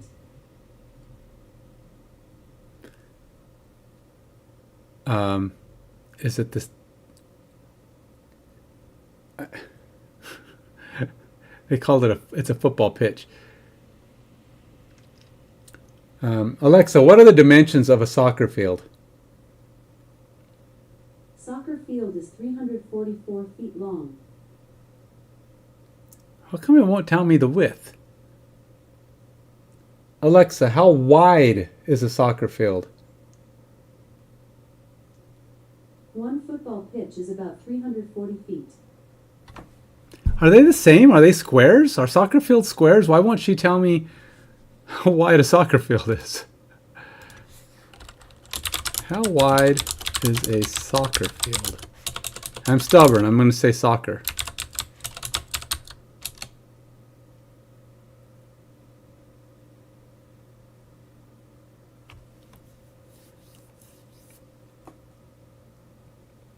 Whoa! I knew they were wide. I didn't know they were that wide. 82 yards wide. That's more than 3/4 the length of a football field.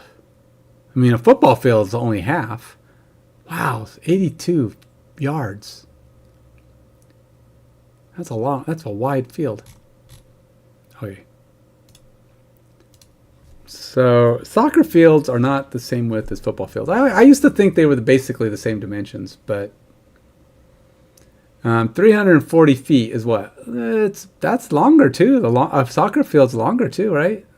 What is that? That's what, roughly 115? Roughly 115 yards?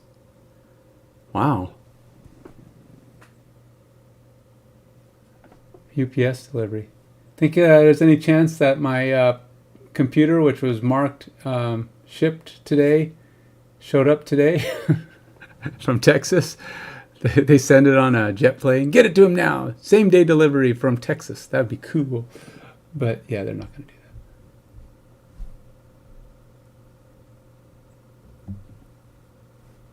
that. Dang, now I got to go outside. I didn't see it. Hold on. It's not it, but I got a UPS delivery. Who isn't excited about getting deliveries?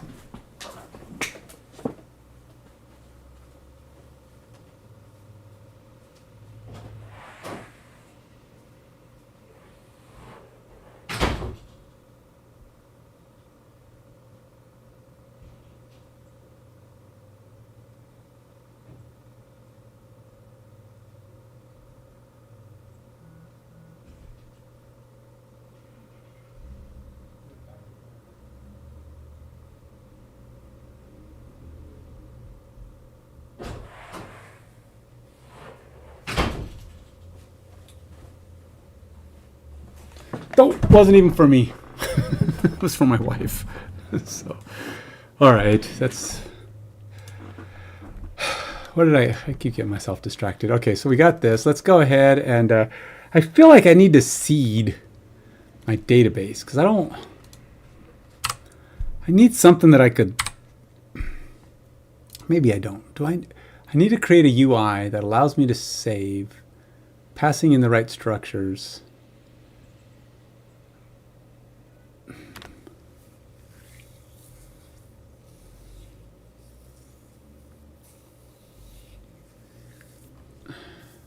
I do really want to create a UI for this, by the way, which is going to be interesting. I haven't decided if I'm making plays available to the general functionality of the game. Because unlike most of these other games, which are just, you pay 40, 50, 60 bucks, whatever the game's cost is. Some of them might be cheaper. Whatever they are,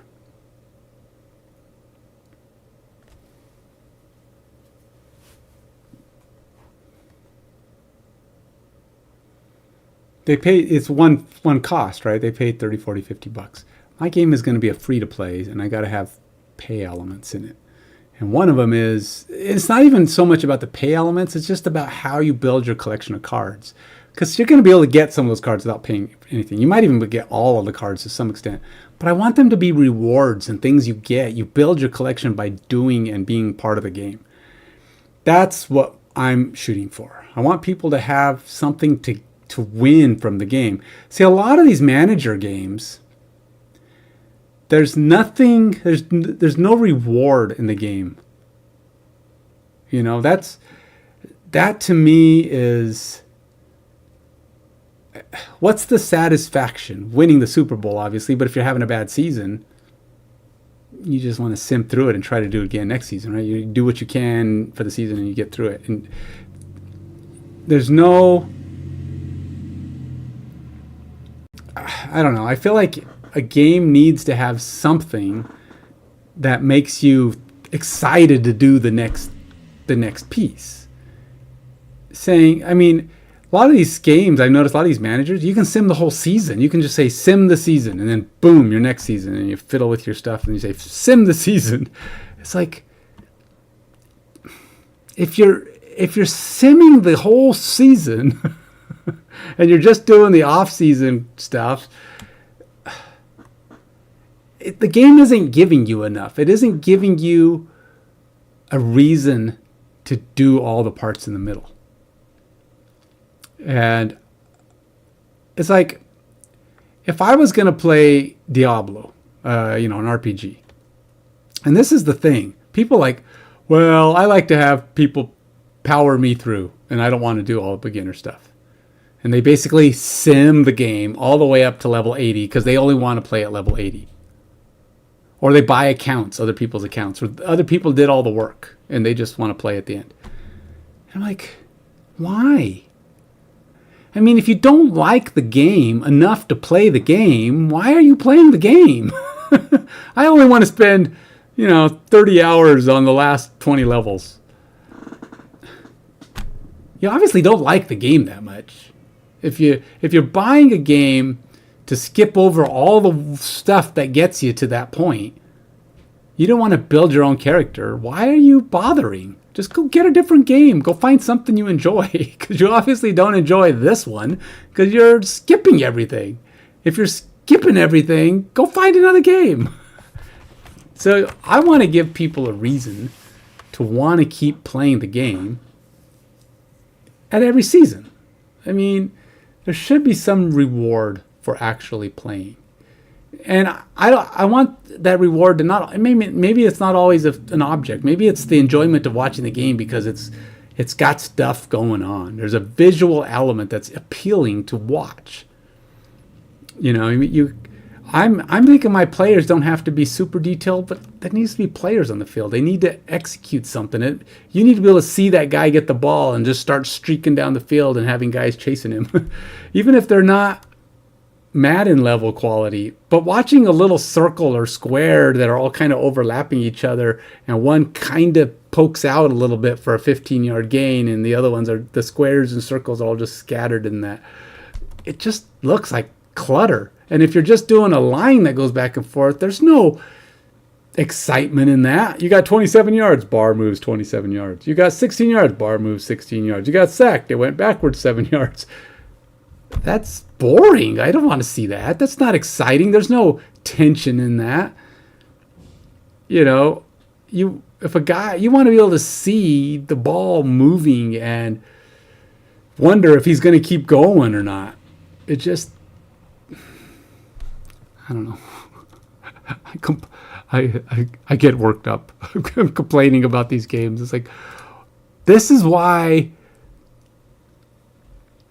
I don't know. Maybe they just haven't figured it out. And maybe I haven't either. I don't know. I haven't finished my game. I can complain all I want and say my game's going to be better, but who knows? Maybe it's not. Let's see what, this is kind of cool. I started using this recently.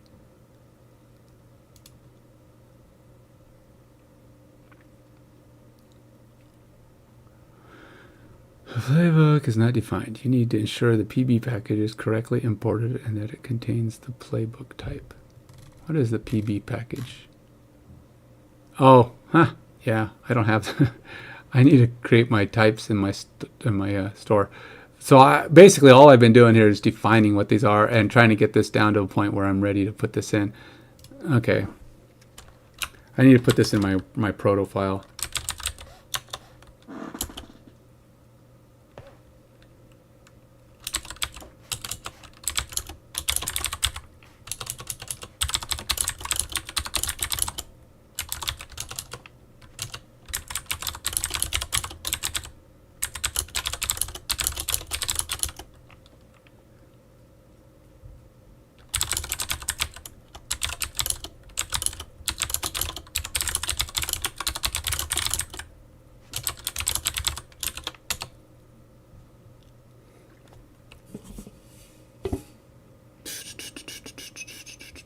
See, that's one thing I don't know about how these protos works. Do you just keep adding the same proto file?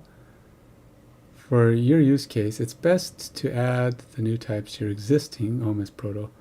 Here's how to extend it with your playbook types. All right. Let's just go ahead and add it. He already gave it to me. Might as well use it. We'll go over to my proto file. Now the proto file is what I'm using, which is used to generate basically a lot of the reference information. Oh, nope. That's the one. Is it really black and white? No, that's not supposed to be black and white. That's weird. Okay. All right, so can I comment here? Are you allowed comments in this? Let me think. Why is this not... I'm missing something. Because it's not pretty for some reason. Oh, am I missing proto too? I wonder if I'm missing protogen or I guess I'll find out when I type in my proto command. Let's go up here.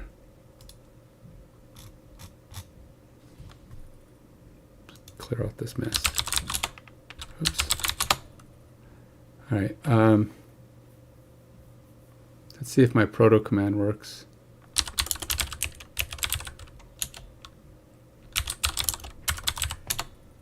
Ah, that's what I thought. You know what? I could have swore I had all this stuff in. But apparently this computer, I don't know. Okay, so here's one of the things that happened with as I said, my computer is back in the shop, right? My tablet, my Surface Pro. So I had to switch back to my other computer, the old computer. So it's about a month since I last used it for this application. It was in November, I think, when I got my other one back, so I swapped back over. So it was for all of December. So everything I did in December didn't exist yet on my desktop. But I thought I had all that stuff there. Apparently not. So I'm missing stuff now. So I've been I've been discovering the things that aren't on this computer at each location. I'm trying to figure out how best to set up. I need to set up a development environment where I can encapsulate it so that if I do have to switch back and forth to my computer, I don't have to keep resetting up everything. I wonder if there's a way to do that. It's like if my computer fails and I need to go work on my other computer, am I dead in the water? Do I not have an environment that I can work in? I don't know how that works. I mean, can Docker do that? Can Docker just be everything that I am? I mean, this is my Docker app running, so I can actually run as it's been functioning. But one thing I can't do, I have no database data.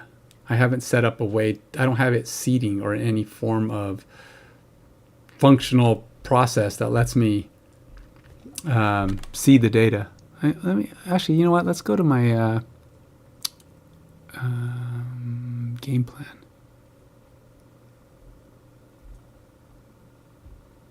See, I'm trying to think. How would I?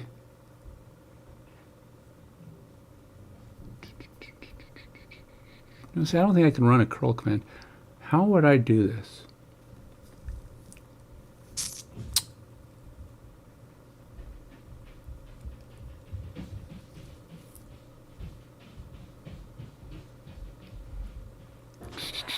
I don't know. I gotta figure out how I would seed this. when I open up, like when I run a brand new Docker instance, I need to have my data have data. If every time I start up my Docker instance and it's just, what do they call it, ephemeral, my data's all ephemeral, I run it, it just, I close it, it vanishes, and I got to rebuild it. Now, I'm not necessarily a problem as long as it seeds and everything works the next time I load it. So I need to come up with a way to have data in my test environment. So I don't know. However I end up executing that, I don't know yet. Still, it's always something. All right, so let's get my make gen. Okay, so God, I think getting Protoc up and running was kind of a pain in the rear too. Shoot.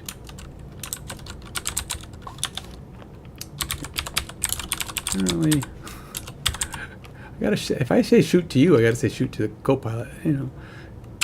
Apparently, and I moved to this computer. There were things not yet set up. I need commands to reinstall or to install proto functionality in this environment.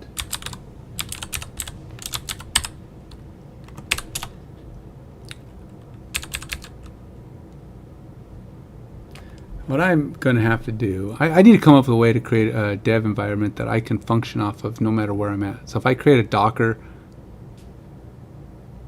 Choco. All right, yeah, so I remember I had to, yeah, that's right, Choco. Chocolatey. Do I hopefully, I think I have chocolatey on here.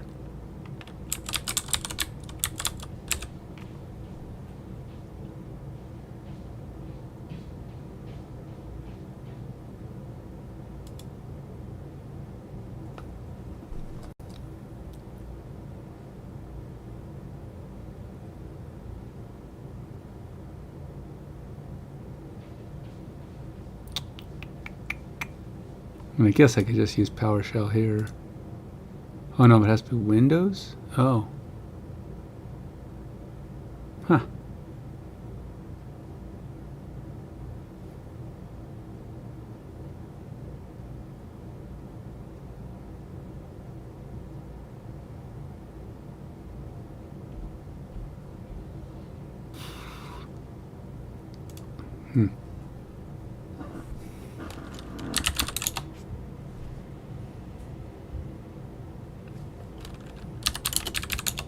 Oh yeah, and then when I got to this computer, I used to have this computer way back when I first built it on a domain. I set it up on a local domain, and then I had it kind of weird. I created a VM on the computer that held a server that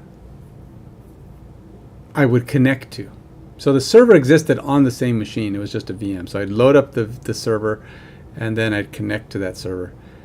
Why I did it that way, I don't know. I wanted to have a server that all of the computers at home could connect to, and we'd all be on the same domain, and it worked. But over time, I got tired of trying to maintain it.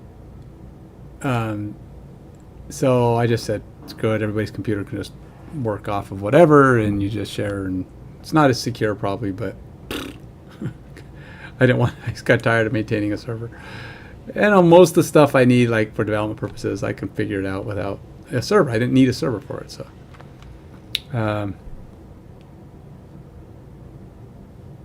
Let's see here. Where is my? It's just.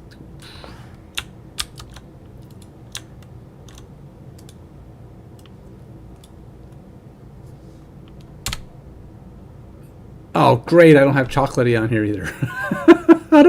I could have swore I had all this stuff. Oh my gosh. Man, I didn't realize how outdated. How many things did I install on here in 1 month? I could have swore I had all this stuff. Maybe when I switched users, because when I left the domain, I killed the domain. I had to become a local account. Maybe the local account is just missing all this stuff. Okay, well, let's go back. Oh. Okay. I need to install chocolatey as well.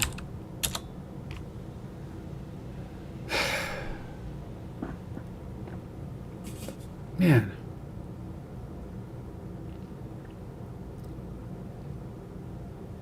Run PowerShell as administrator. Okay. I think it's funny that this version of PowerShell is outdated. I mean, it's Windows 11, and I liked Gal Gadot as Wonder Woman. I think the whole throw all the babies out with the bathwater plan for DCU was bad. Why did they get rid of all the actors? Just because you figure you start over, you can't tell the same story? It's kind of like the difference between Amazing Spider-Man and Spectacular Spider-Man. It's got to be a different actor because it's not the same comic line. I don't know. The comics don't care. Just use the same person. Just you tell a different story. That's a big whoop. I know the guys are getting older. Everybody's getting older, so you got to start with somebody new and fresh and young, right? So you can keep going.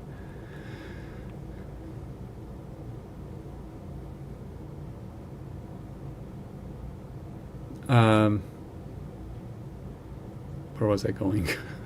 Oh yeah. Latest version of PowerShell.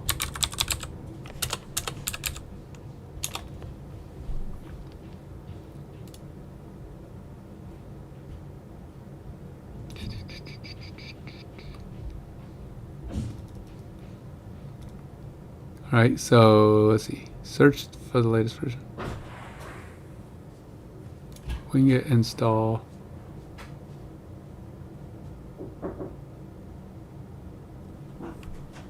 Copy. So what? I have to go to PowerShell to install PowerShell. Interesting.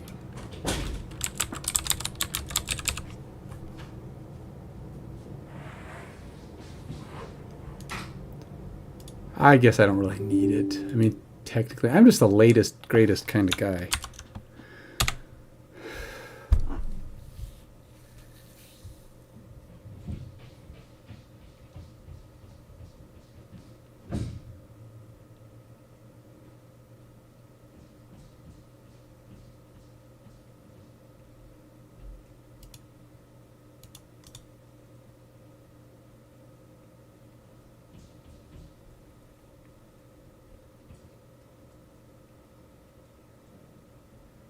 Install PowerShell or PowerShell preview using ID parameter. Search for the latest version of PowerShell. The following commands can be used.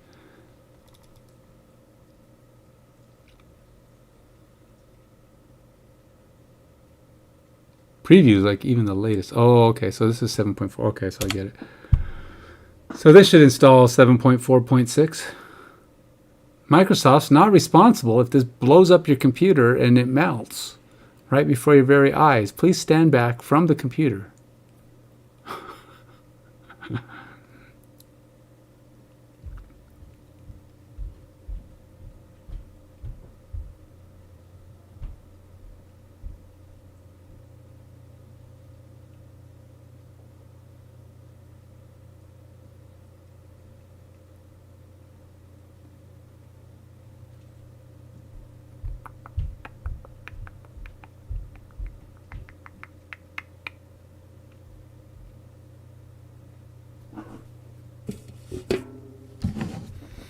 .307. I have 2 hours left to get some work done. I want to get this fully compiling so that I can build and run, and then I can import my my user data or my player stats.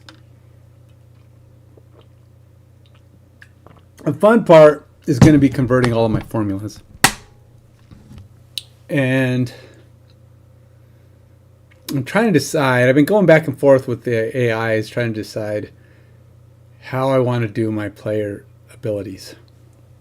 I have the formulas already, But what I'm concerned about is whether I run those and only load them in memory when I need them, or if I should run them all and just store them in a separate table structure that's clean and neat and has all of my players and all of their abilities and stats that I will use throughout the game.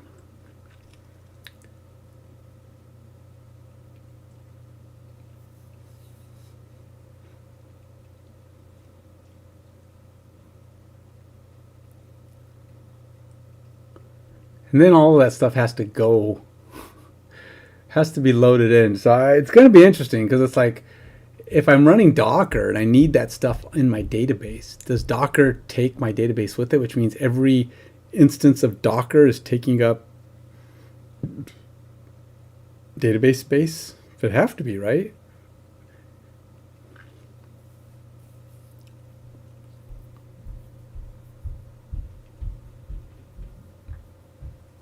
It seems like it would really slow things down though if it has to rebuild your database every time. Okay, so there, I got PowerShell installed, and now I have to go over here and do install Protoc using Chocolatey. Install Chocolatey. Run PowerShell as administrator and execute.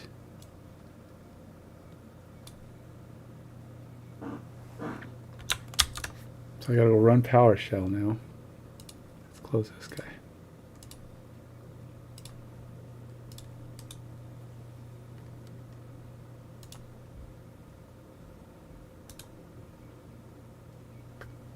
What we will do is pin to the start.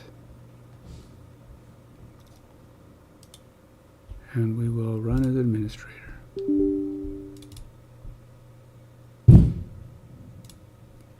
And then I don't need this here because I have it over there. Don't need this here either. There's a lot of this stuff I'm keeping on my taskbar, so I don't technically need it.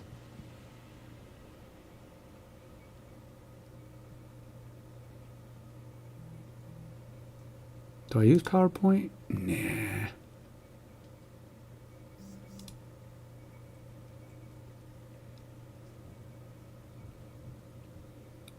It's rare that I need a calculator. Notepad. I mean, I don't think I rarely ever open things like this. But sometimes it's just about being what's convenient, right? Access. Access is still a thing. Do they still make Access? I thought Access was dead. That's all. That's a database option you never hear anybody mention. MongoDB, Cosmos DB, SQL Server, Access database. It's like, that's not even a thing anymore. Who uses Access? What's funny is that was the one thing I got certified in my career as a programmer. I took the Microsoft certification test, and I was a certified Access programmer. And I actually got my job for 14 years because I was an Access certified programmer. That job lasted me a long time, and I barely did Access. I did Access there for like the first year or two, and then I was off to SQL and everything else. But that's what got me hired.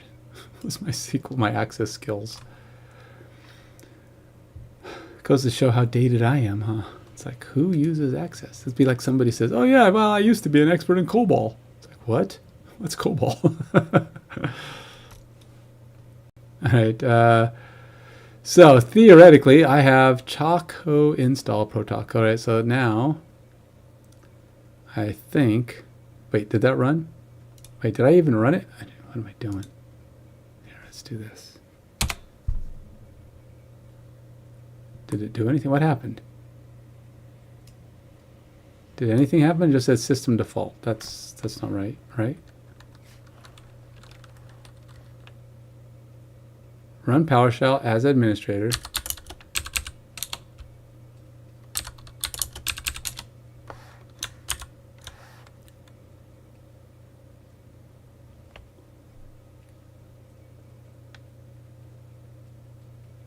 What?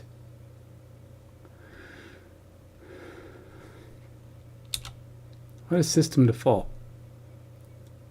All right, what am I running? Maybe I'm not supposed to run. Is it? No, run PowerShell. Oh, say install Protalk. Okay, well, let's see what this does. Did that do something? I don't know.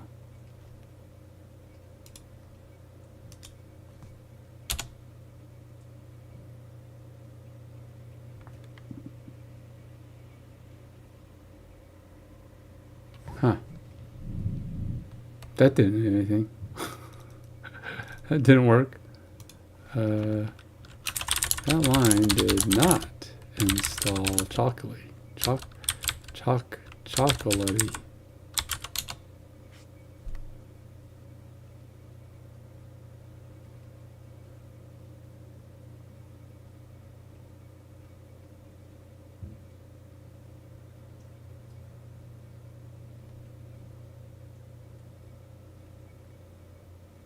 All right, let's go.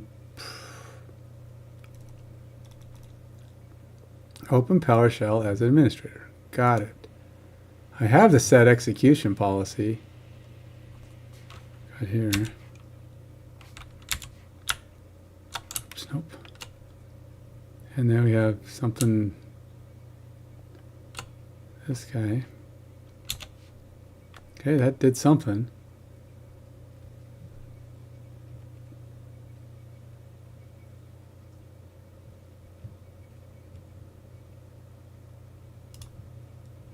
I feel like that other thing might have done something. Let's see what this does. This is new.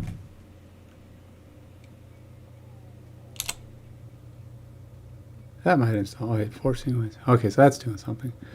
That was the line it missed. It says, okay, well, if you can't do it, well, let me dumb it down for you. It's like, why don't you just give me everything I'm supposed to need? Then you don't have to dumb it down for me.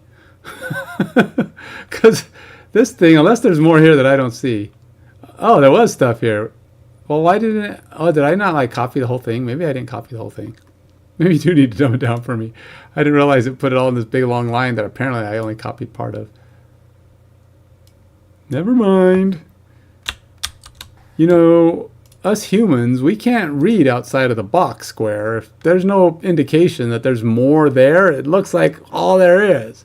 If you're hiding an extra 50 characters off screen, us humans can't see that. Come on now.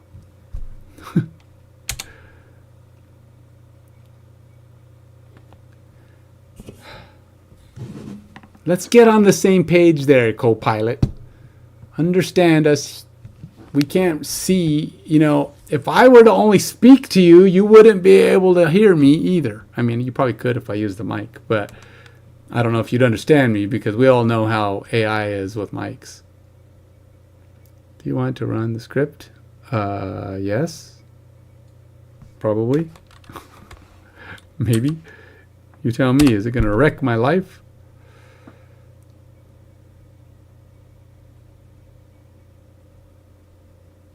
All right, we're installed. Now, what happens if I do this?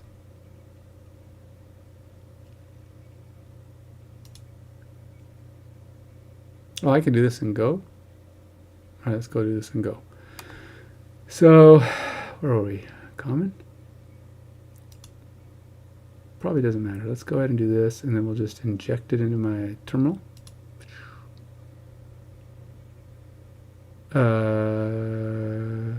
Well, it didn't inject it correctly. Maybe if you'd inject what I actually meant.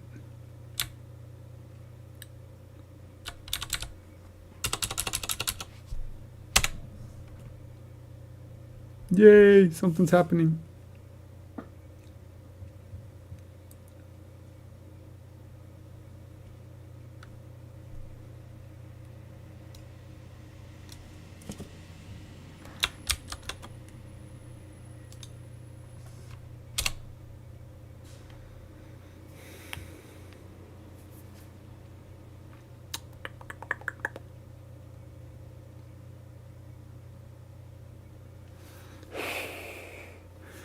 So I've been kind of looking forward to my gaming tonight. Like I said, I don't know what time that's going to be at. Might be for an hour or so, around 5, and then again in the evening, probably for a couple hours. Probably going to be doing my Unicorn Overlord again on Switch. That's my plan. I don't have practice tonight. I thought I had practice tonight. Apparently I do not. Not till next week. So my practice for the play I'm in isn't until next week. So we've got 5 more practices before opening night.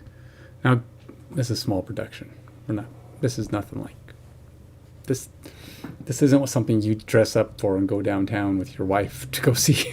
This is just a small little. In fact, most of the actors are.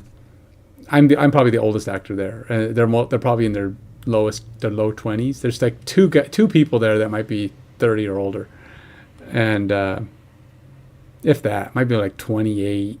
Well, okay, one person's a mom of one of the other actors. And by the way, almost all the actors in this, there's 3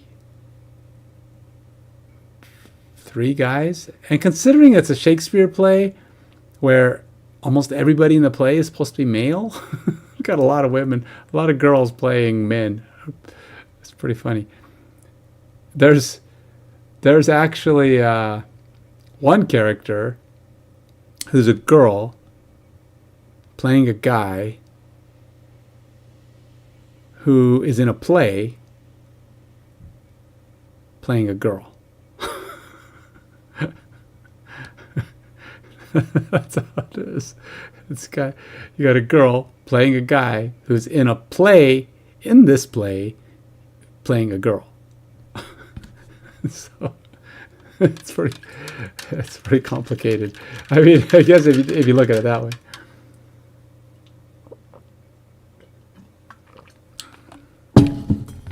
But anyway. All right, so we got that. Let's see if I can make Jen now. Make Jen. Are we back to being able to make Jen? Still didn't work. All right, what am I missing? Well, let's go do this.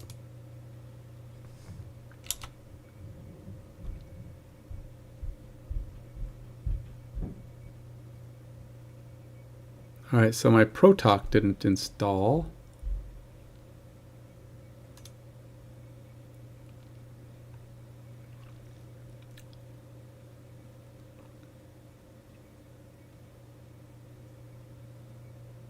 Make.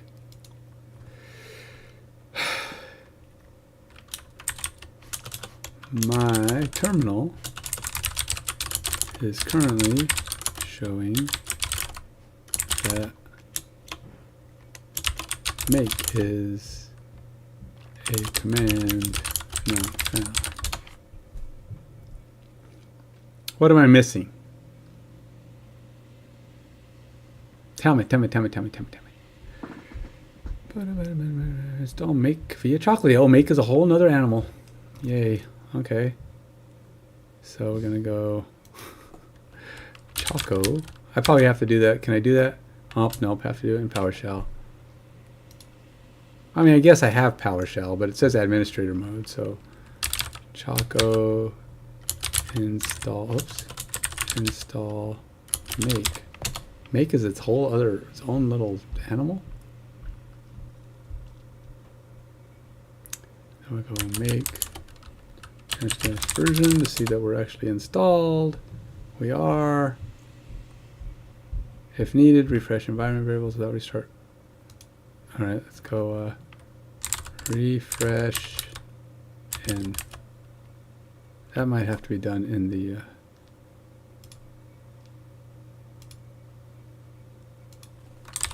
refresh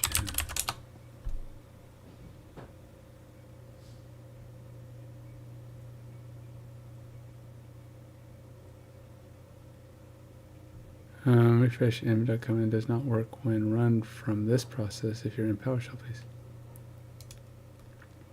please. Okay, so let's just see what happens. Make Jen.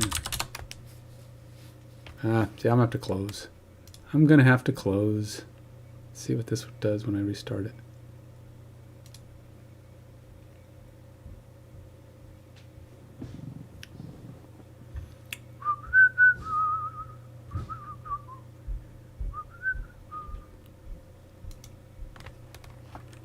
Make Jen.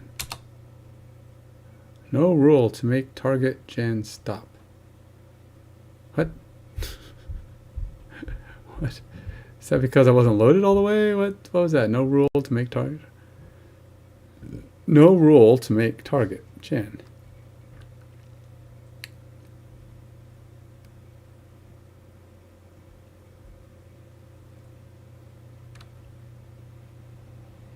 Mm-hmm.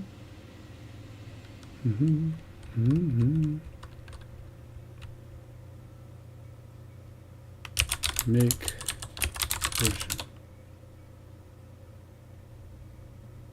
Well, that works. If chocolate isn't working, alternative approach. I mean, that works fine. I don't need to do that. But let's try make gen again. Make gen. Okay, we're not there. Dang it.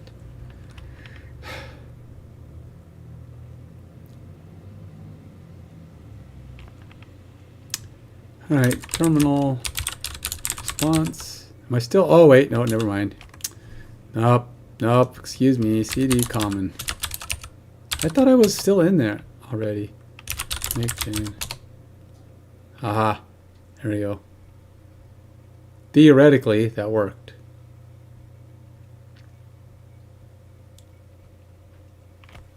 So I should have things like formation and position and everything else in here. Game plan, situation, game situation, game situation, lots of situations. Game plan, game plan, game plan, game plan, game plan. Lots of game planning. But where is my play and playbook? Alright, so let's dump these. They didn't work. Oh, shoot. You know what? Oh, they are there. Phew. Thought maybe I didn't save them. Maybe I'll try this again. It wasn't saved. Somehow it wasn't saved, but it was still there. So, don't know how that happened, but... Okay, let's see if that did anything. Now that it's saved... Alright, let's just do a search. Oh, there it is. Playbook. Playbook, playbook, playbook. Create game plan. Should be a... Oh, that's fine, but that's not everything I need. I need a formation object. Oh, there it is. Formation. Nope, let's get formation. There it is, formation struct. Okay, so we do have stuff in here. I think we're good. Hopefully that'll fix some of the stuff. But you know what I want to do? I feel like I want to do this anyway.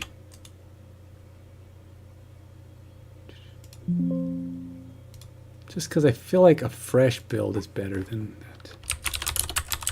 that. There's also clean or tidy or something like that. It's supposed to help with some of that stuff. Alright, so I think I have that now. What do we got going? Something's still not compiling over in this world. So the question is, what? Alright, here we go. PB playbook.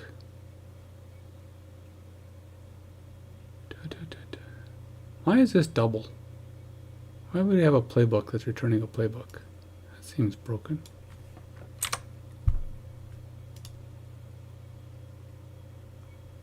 Okay.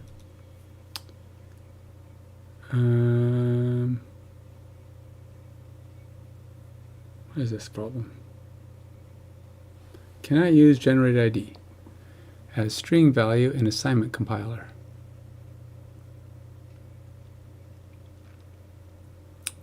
Is playbook.id a thing? It is playbook.id. Make pointer to be optional. Playbook. Why would this be optional? I mean, it does need to. It is not supposed to be optional though. So it's supposed to be an ID. But if we create a playbook, all right, maybe that's not the problem. I think it's supposed to be okay. But what is the problem here? Dang it! Cannot use generate ID as string value is assignment compiler incompatible assign function generate ID.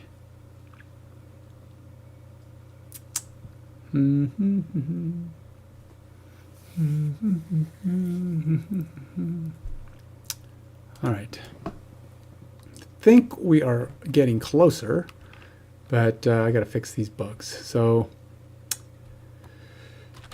workspace showing error in store.go. Not use generate ID.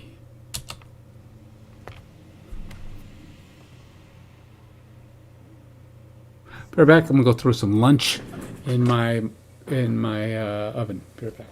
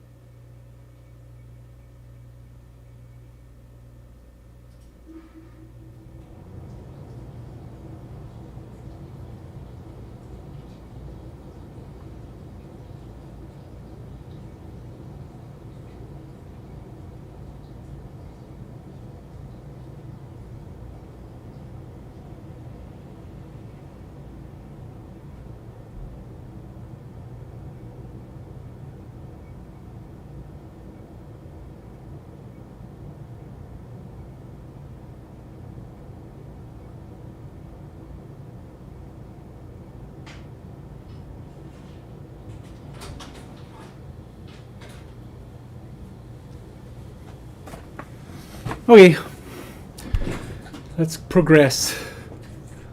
What did it say? All right, so error is likely because you're trying to assign a string to a pointer field in your types go. So you need to convert the generate ID to a pointer. Here's how to fix it. Well, no, generate ID will not work as a pointer if my other fields. Okay, so that won't necessarily work. Because, yeah, the star whatever is a reference, but it has to be a pointer. Does that work for all of my fields, though? Because I'm going to use it for all of these. And are they all pointers? ID. I guess they are all pointers.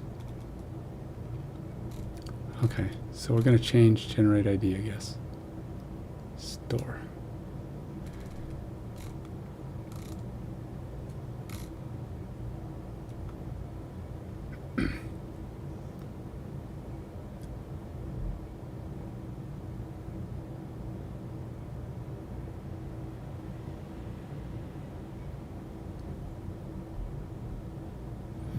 It's actually not changing generate ID. Generate ID is working fine, but what it's changing is my create playbook, which is doing this counter, get next counter,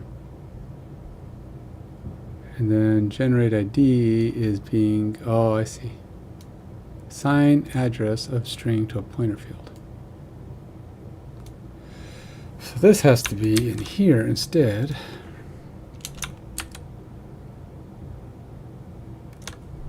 And then this has to be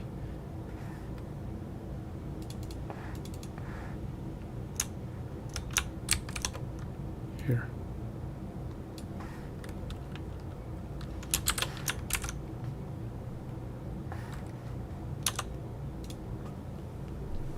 There we go. So ampersand is a pointer also. Interesting. I thought that was just this thing that was act as a reference to a pointer. A pointer to acted as a ref. It's in C#, it's a ref, right? I mean, it's a pointer. C# is a point, or a ref is a pointer. It's a pointer to an area of memory that's holding the value that your value is. So, but usually in here it said it was an asterisk, which is a pointer. But somehow I guess ampersand is also a form of a pointer. Oh, that's not a thing.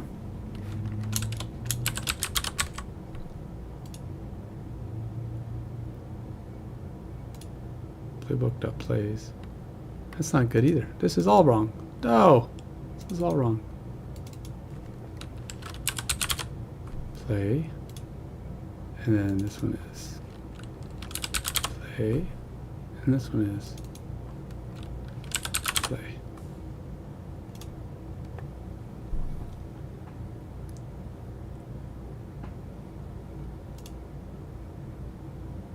Okay, so yeah, everything is referencing correctly there. Plans, which are not game plans or playbooks.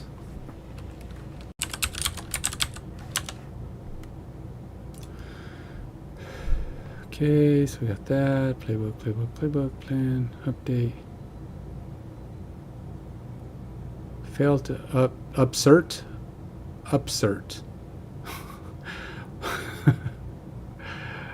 Is that upsert? Upsert's a word, I know that, but it's like it's such a weird word. Failed to upsert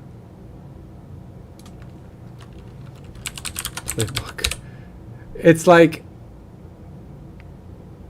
upsert is like insert or save, but they call it upsert because you're uploading it to the database, so it's upserting it into the database. That's weird. I don't know why I use that word. Upserting is silly. Silly, man. If this is an insert, MongoDB generated an ID.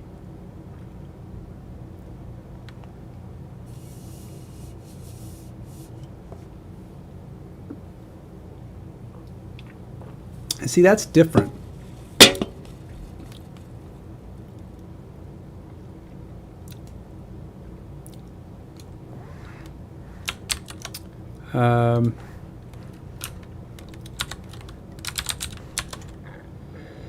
Since I am using generate ID, do I need this section of code anymore?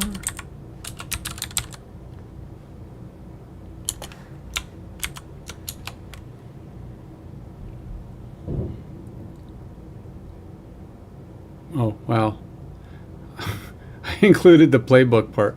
That part I definitely need, but I don't need a section anymore.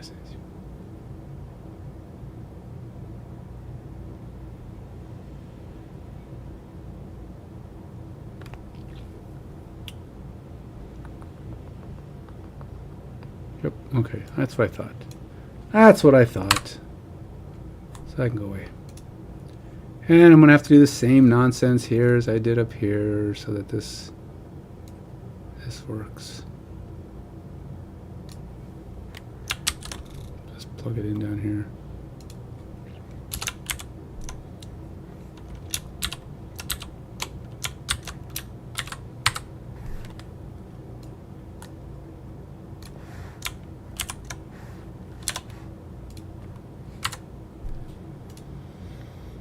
Oddly enough, I don't actually have the rest of creation logic, so it's not a thing, but I will have to have the rest of creation logic there at some point.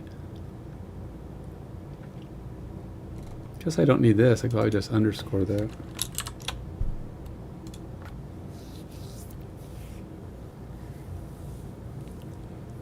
I'm guessing that's what it did, yeah.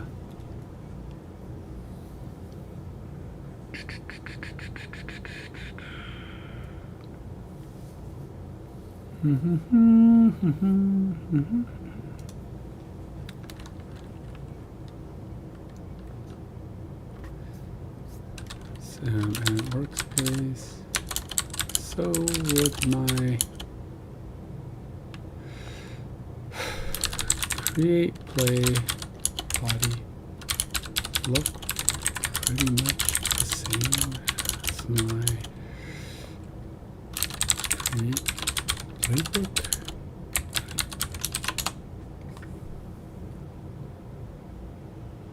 So now I'll ask this question, it'll say yes, and then it'll show me what it is. I'm pretty sure it's going to be basically what you see here.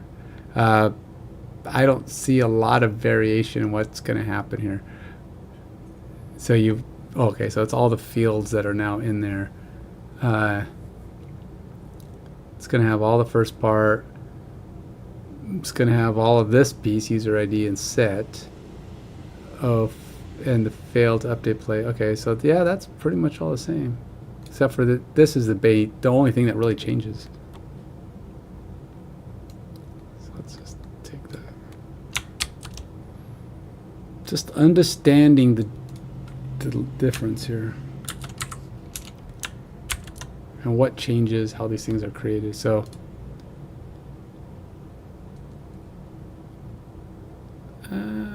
why is that one saying now it's not valid, but up here it's fine? Did I pass in now? Nope.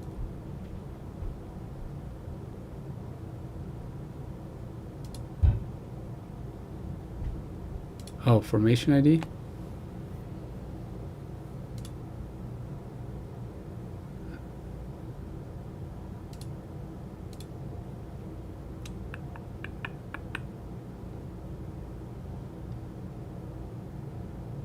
Main.play formation. Field formation ID string. What is its complaint here?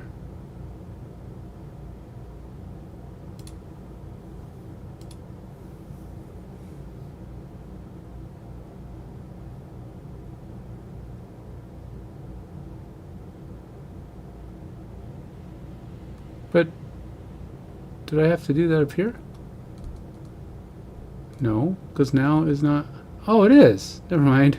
I forgot I didn't put that in. I was like, what are you talking about? It's not needed in the other function. Isn't it just a built-in thing? Yeah, alright, fine, whatever, put it in there. It's like, oh. Why is this highlighted?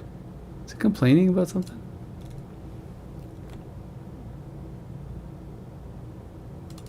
I don't know why it's doing that. Why is it highlighting like that? Stop it! You're making me don't like you. Alright, so what's missing?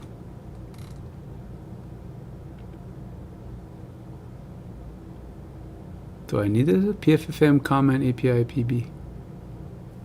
I don't know what this is for. Could not import GitHub, blah blah blah. FFPB. No required module provides package GitHub. I don't know what that is. I'm gonna get rid of it.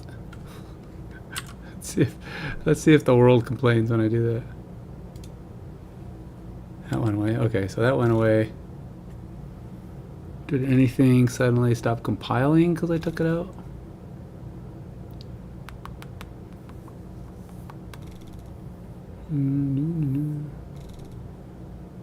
Right. I don't know what that means. But it's not fully compiled.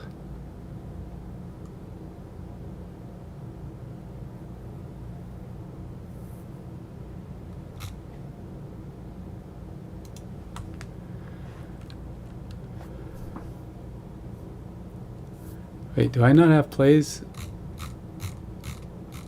in here?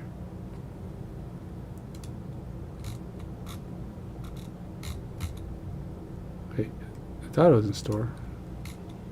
Oh, here it is. Oh, I am missing plays.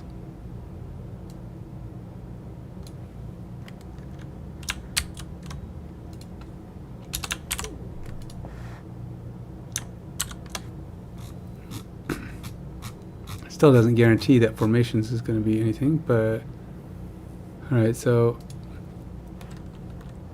why is formation ID partially showing as highlighted?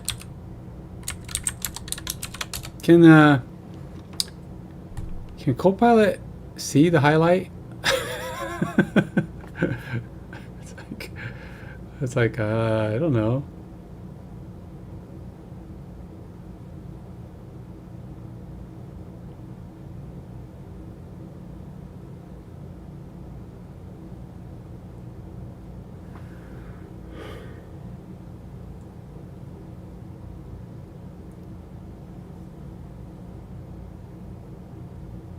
Capital, capital, capital. Okay, they're all capital, including the one that's there, so I don't know what the problem is.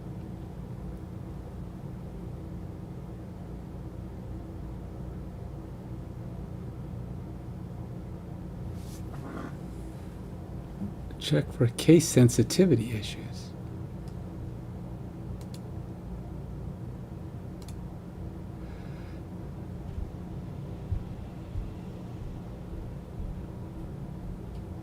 It's like formation ID is like highlighted everywhere. Oh, is that because this is running?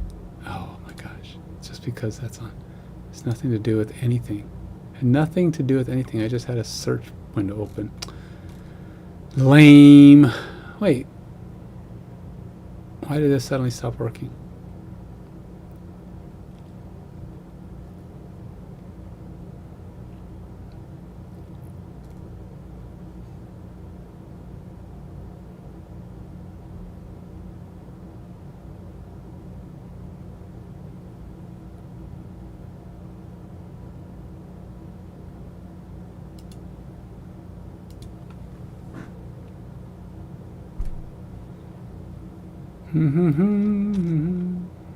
Constant, please.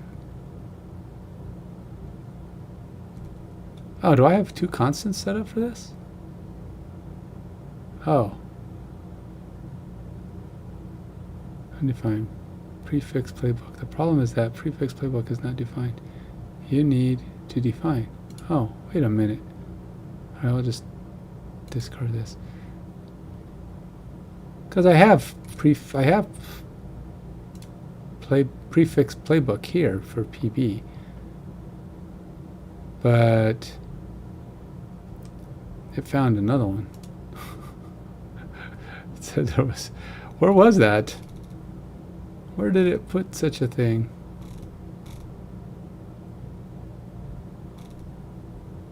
Oh, prefix playbook. Wait, what is it called?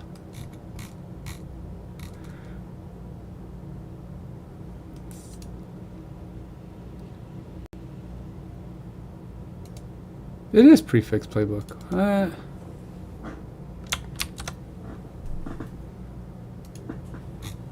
Or did I copy prefix playbook? Oh, it's supposed to be prefix play, probably. I bet you it's just because it's on the wrong thing. Prefix playbook. Yeah, see, this is supposed to be prefix. Prefix play. And it, but that one works. Prefix play worked. But this one's not working. Oh, maybe that's all I needed, just to save it? No.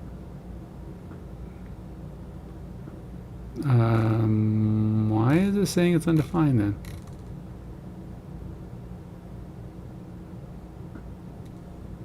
Okie dokie. Oh.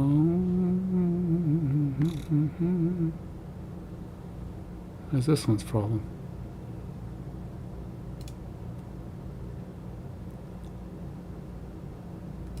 Right, Copilot, what's the problem, man?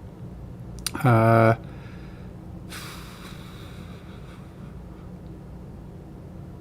problem is that the return type, Playbook Store, is not defined. You need to define an interface named Playbook Store that includes the methods used in the store struct.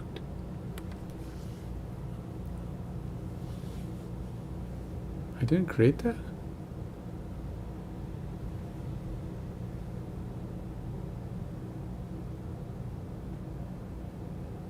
Okay.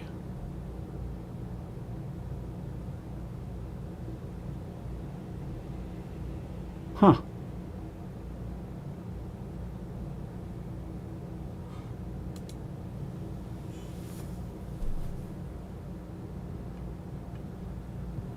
But what? Now what? Oh, okay, wait a minute. It is already here. Where is that? Playbook Store is probably already defined. I probably...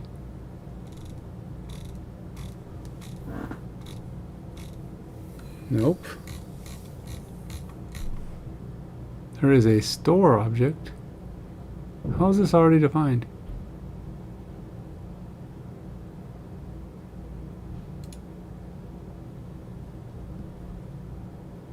Oh, it's in the service. Oh, am I missing stuff? Maybe that's the problem.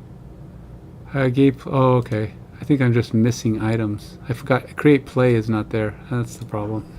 That's the problem. Let's get rid of you. It's part of the service. Got to put this down here.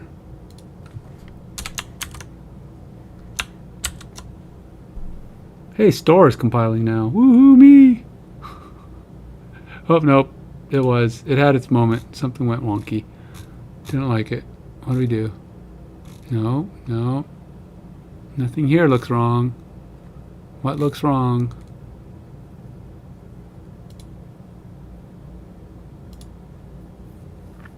What looks wrong? Okay. We have something wrong. I just don't know what. Store struct. What's wrong with store struct? Store. Declaration. Playbook redeclared in this block. Okie dokie. So where else is this declared? Let's copy this guy. We're going to go here. We're going to go here.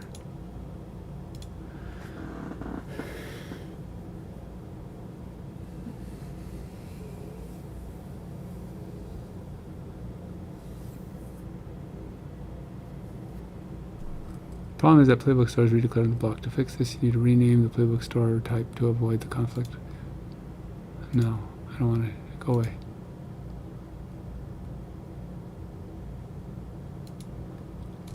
So it must be happening in the service then. Play. Nope. Where is it being declared? Playbook Store.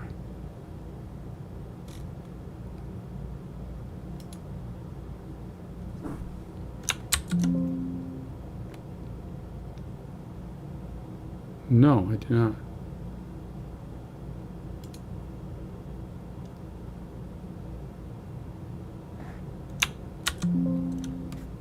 No. You want to save the changes GitHub Copilot made in store? No. How do I not change the items in the store? Alright, I'll discard this.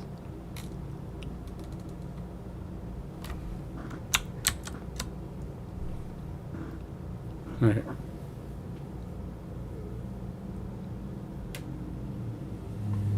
How are we doing here? Hey, we're moving up. It looks like it's actually working, or at least it's compiling. We're almost there. We've got most things compiling as we move our way up. Get playbook request. So So we gotta go read what this guy's problem is. What's your problem, man? How are you complaining about everything? Undefined playbook. The problem is that if it is not defined in the import package, you need to ensure that the correct type is used from PB package. What did it do? Did it even do anything?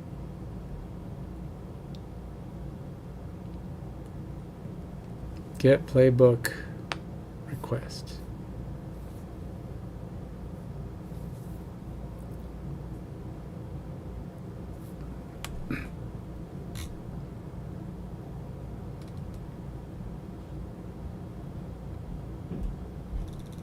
Is it get playbook request?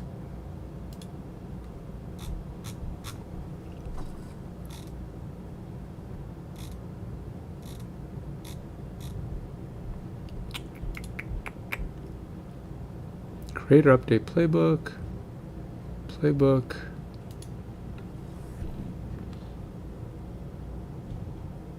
I'm not even sure yet what's going to be required by the playbook. We have certain things that have to be on there.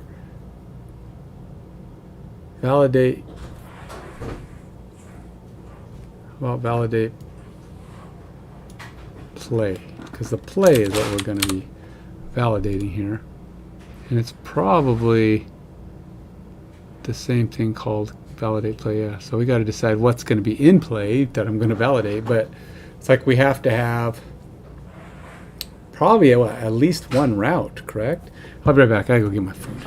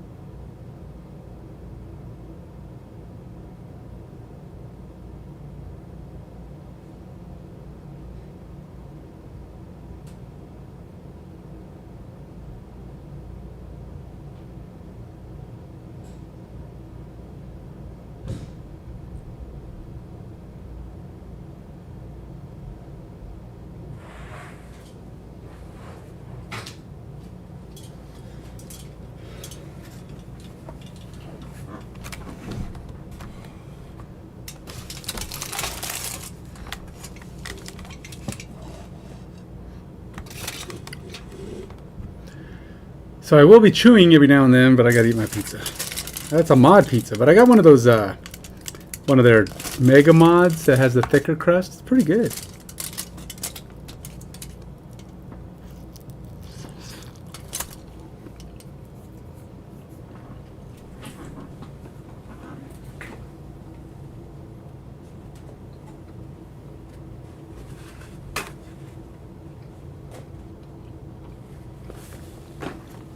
I gotta say, it is nice though to be able to stream and not have my computer my monitors disconnect and just blow up my OBS connection. That is a nice feature.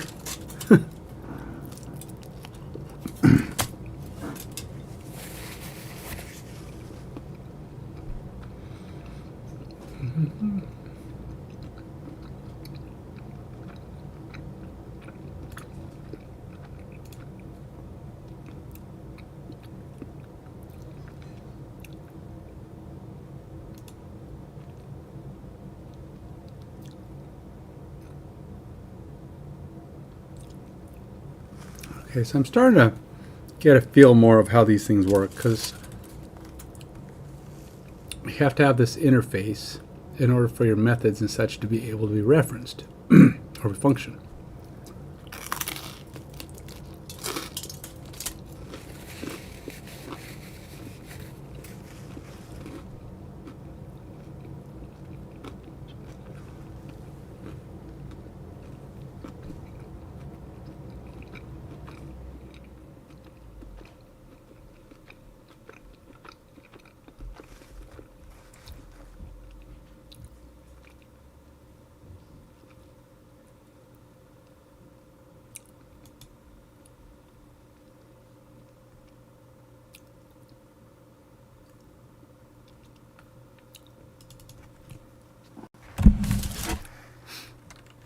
right, we'll put in plays.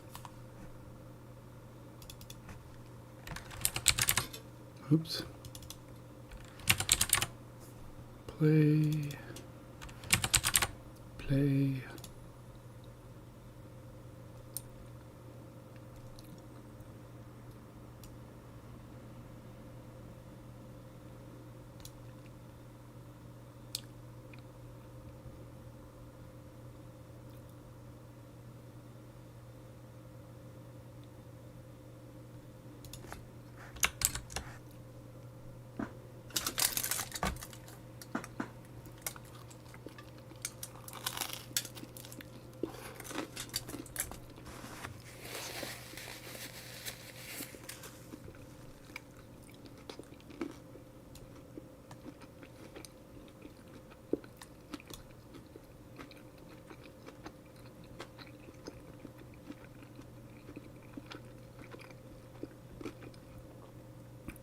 Wait. Oh, because I'm passing in the wrong thing to my validate. Where am I? Where'd validate go? Oh, there it is. Yep.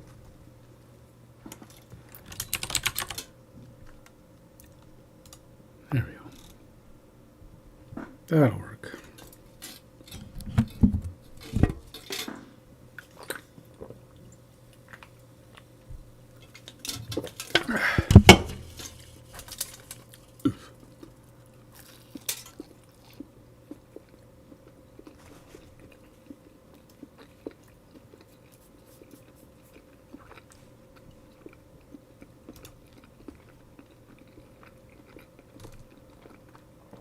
All right, something went wonky here.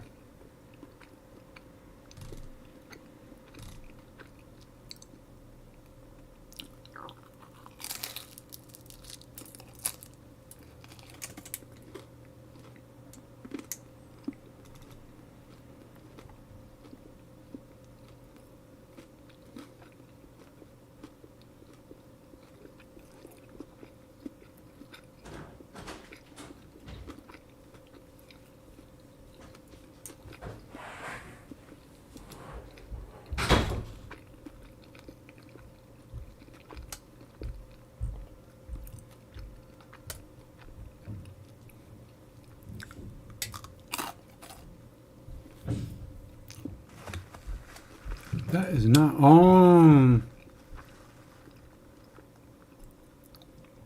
I think I know it. I may be looking at the wrong thing here.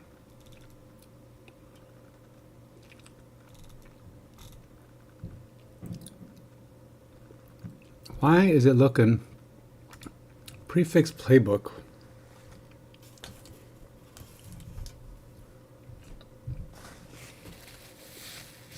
It doesn't like something. I think it's supposed to be this. I don't think that's my right prefix or counter. I think it's supposed to be looking for this constant, which is here. It's supposed to be PB, capital PB. I think that's what it's looking for.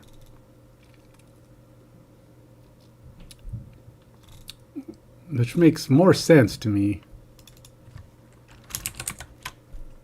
That's probably what it wants. And that's the playbook. And then there's one down here, which is actually PY. Probably doesn't like it because that's supposed to be PY for play. Right? Oh no, PLY.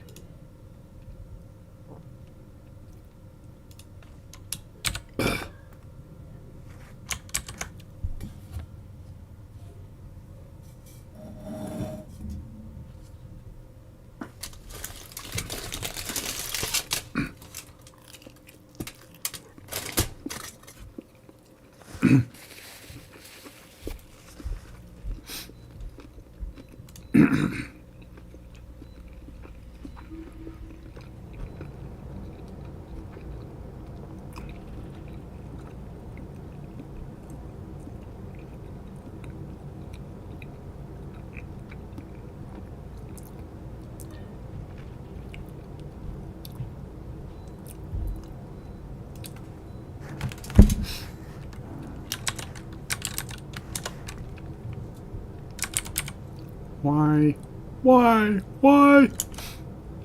is prefix play showing as undefined when I have it defined in the store.go file? Or, I'm sorry.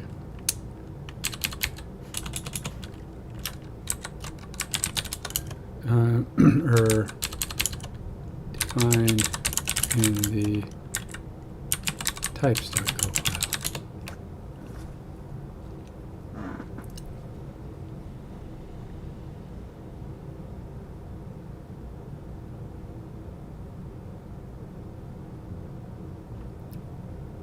The import statement is at the top of your store.go.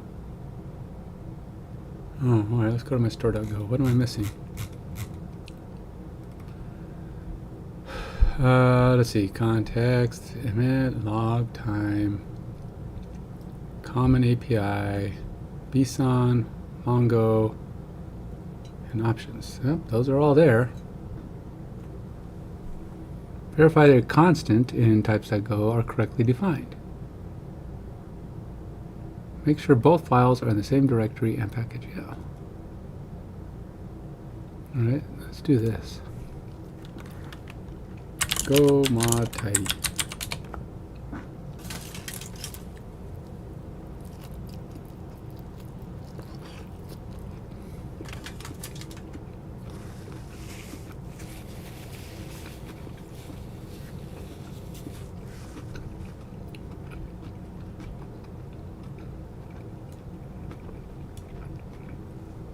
Don't know how I need that.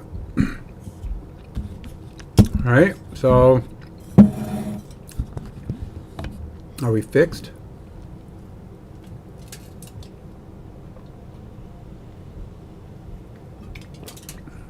So we have PFFM Common API, Mongo, and Mongo options. Got context, format, so those are all there. And then in my types, PB play, payment. Yeah, those are all there. PB's fine. Control.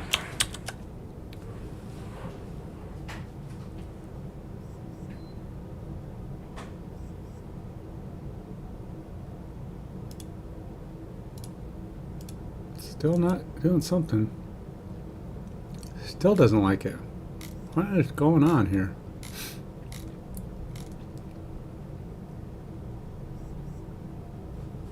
Why is my watch is all buzzing on me? Arriving tomorrow by 10 p.m. Oh, no, it's not my computer. Much as I wish it was.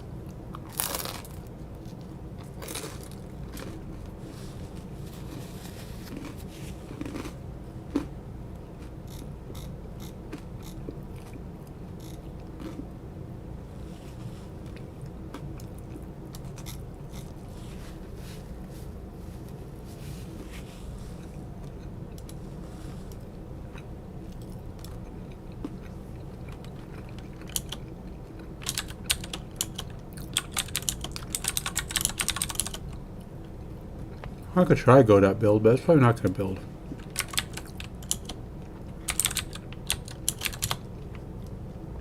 I'm missing too many things. I haven't even got GPC handler working yet.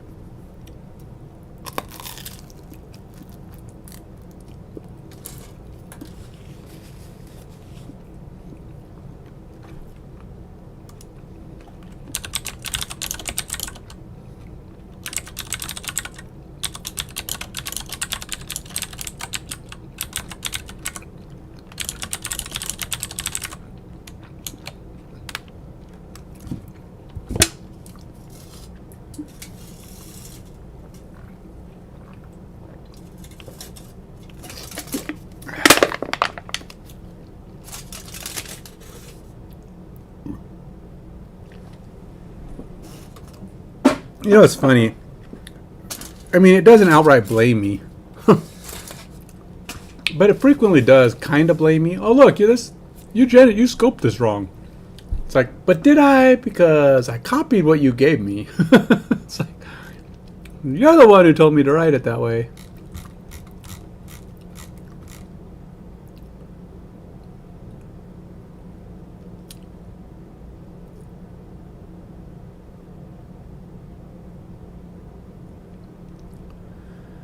First, make generate function is defined at the package level in store.go, not inside another function.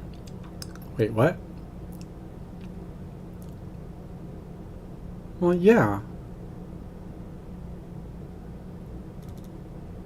Make sure you have the FMT package imported at the top of your file. Well, yeah. Verify that prefix playbook content is accessible in the same package. All right, did you not give me an answer? You just complained and you didn't actually give me an answer. Did you even check my code? See, that's what bugs me. It doesn't actually look at your code. Because obviously FMT is there. The generate function is right there and it's doing its own. I mean, it's fine. It's in the right case, because I know scoping has a lot to do with the case. What is rumbling? Something's rumbling and bumbling upstairs.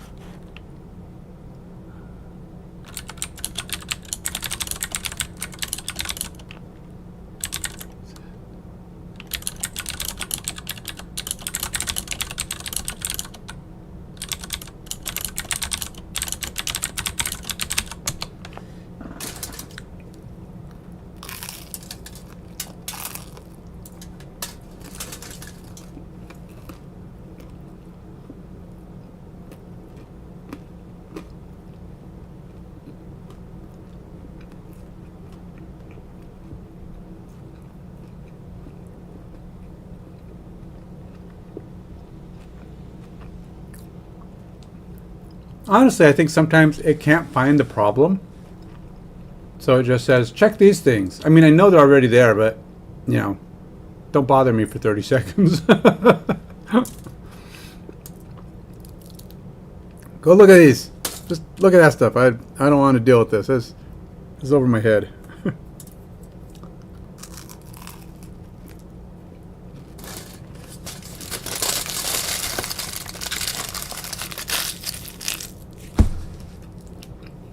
What do you think I am? A computer AI? Oh wait, I am. Never mind.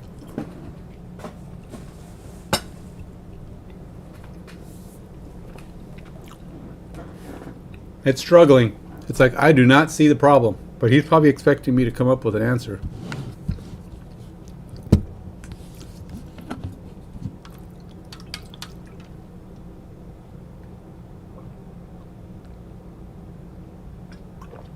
I've gone upstairs like 3 times. I haven't taken my dish from this morning upstairs yet. Yeah, I think I stumped him.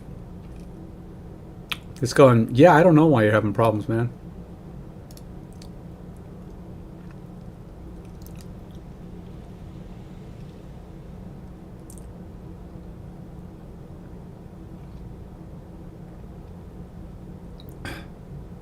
Why do I keep thinking that's game situation? I don't even have game situation. Is this word situation even on my screen anymore? Wow, there is, but that's a comment.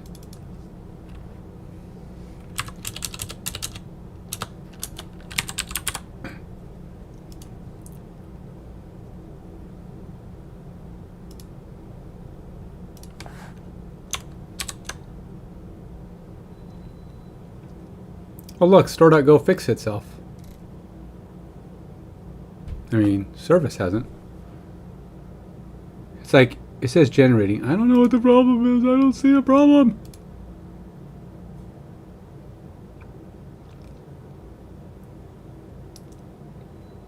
What is it saying here?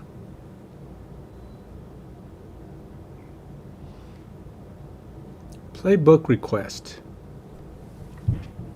Is that in the handler? Is that what this is supposed to be? Get playbook. Creator update playbook. New register playbook service server.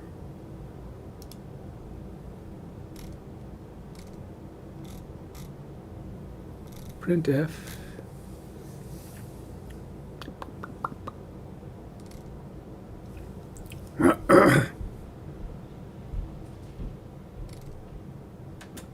This one is very generic. The main files don't really do much of anything. they just do basic listening and ready to call, and they don't actually do anything related specifically to what your code is. Now the handler kind of sort of does.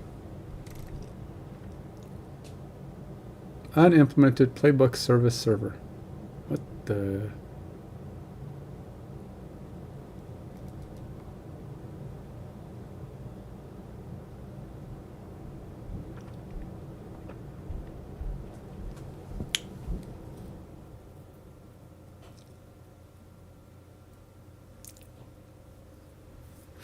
Register playbook service server. So, register playbook service server. I should probably capitalize this, huh? Just because it'd be more consistent than having it be the only one with a lowercase letter.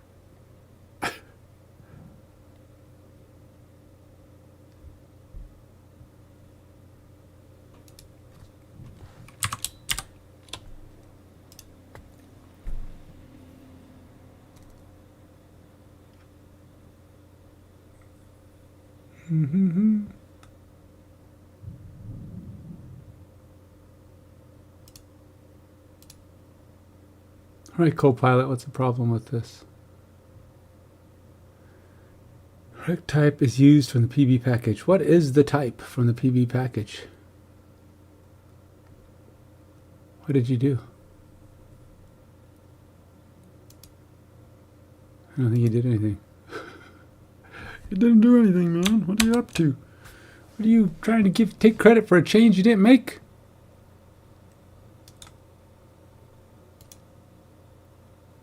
What's this one going to do? That one might be capital. Yeah, that's what I thought. So get playbook request. What is get playbook request?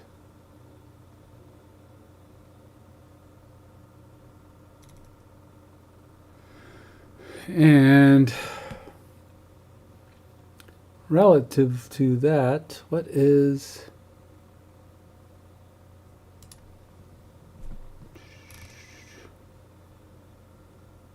I gotta fix this because none of this is functionally correct. Get playbook request. What is the request? What is... Okay, so let's go look at game plan because this was all brought in from game plan. And all right, so we're gonna go to service. And it's like get something request, game plan request. Where is this? It's nowhere. But it's from something. Is it in the store? Nope. Is it a type? Nope. Where is it? Is it in here? Oh, that's another reference to calling it.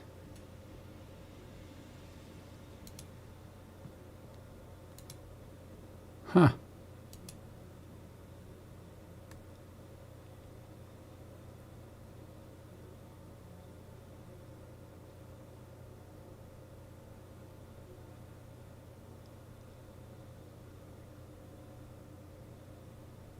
It's like it started something and it goes, nope, that ain't it.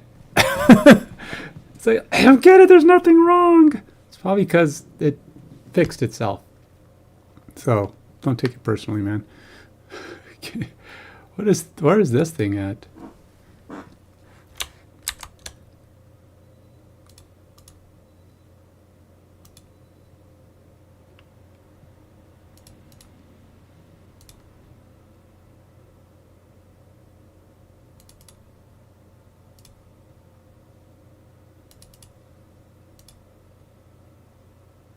I don't know. That's like a whole nother animal of its own. Unimplemented game plan service server. It's like this thing exists as part of. I wonder if it's part of the proto. Let's try make gen again here. See if I can fix something. Make gen.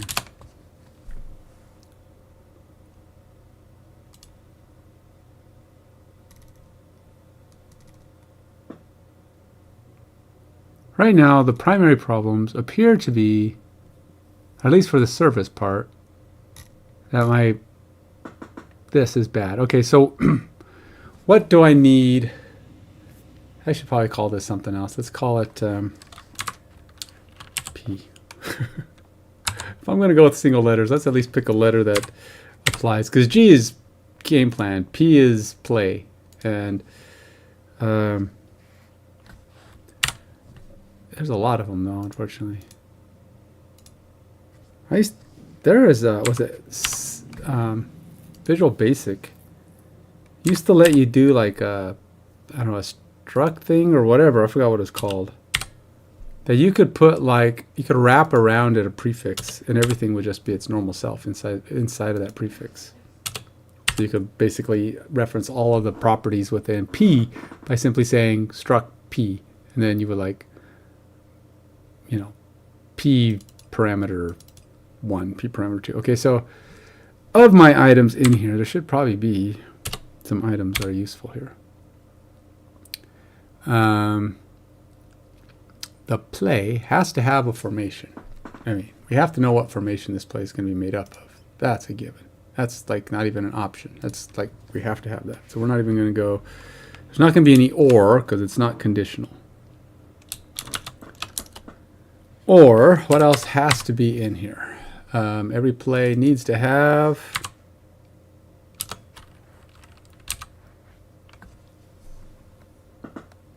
it'll need to have a name. We need to know what the name of the play is going to be. That's another non-optional option. And then we need to have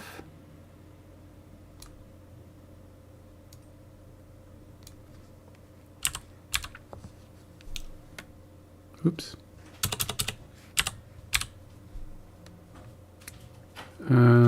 Well, we would need to know the play type, which I guess I will have to define at the time. So we will have a play type ID. We have to have a play type. So that's enough. 0? Yeah. I guess that's fine. But this is a string, so really it can't be one of these. That's not allowed. Or is it not? Is empty string not empty string in this world? Is it this instead?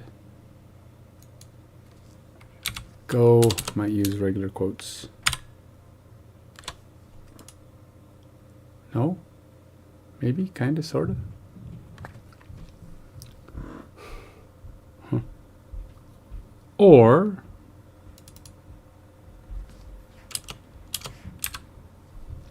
what else do we need? Get name, get play type ID, get route assignment. Those are the methods. I think we need to have route assignments. And probably have at least one route assignment. Right? There has to be at least one route assignment. Somebody has to be doing something. It's like there's got to be at least one. Dot.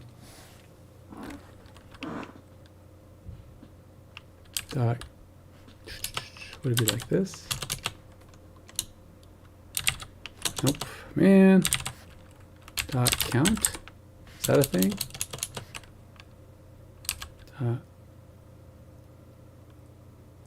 Was it length? No. Dot something. Count. All right, so yeah, I don't know. I don't know the answer. I can't figure it out. What is the...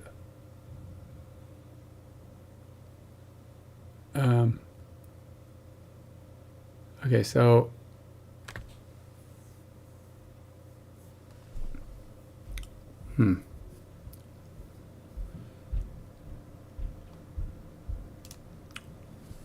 Let's go with this one. Let's go ask a question at workspace. How do I check the array of route assignments in my validate play function that at least one route is added to the play.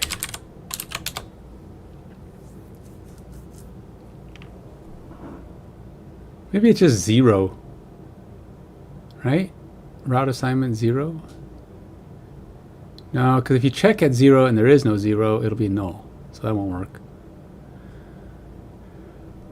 All right, so we got formation ID equals blah, or P equals blah, or play type ID equals blah. Oh, I didn't do the equals blah here. Equals blah. Oh, length. Oh, length is a wrapper. It's not a method. Oh. All right. Oh, and I don't need to put brackets on it. Cool. Okay. Every language has its thing. Whatever. Syntax. All right. Equals 0. And this is supposed to be a squiggly box. There we go. All right, so there, we got some basic requirements. Guess I can keep this. I could list them, I suppose.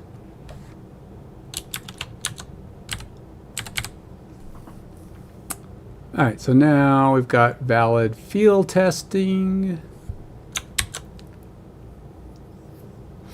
And what else is missing? Still got playbook request getting a problem. Not sure why.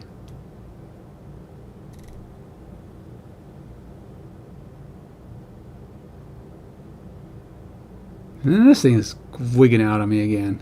What the make noodles?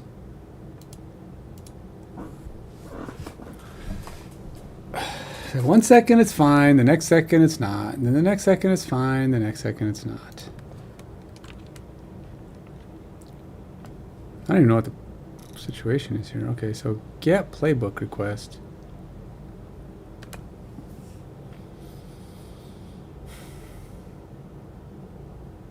PB, is that like the proto file? Is there supposed to be a get playbook request object in the proto file? Create, oh, maybe I don't have these.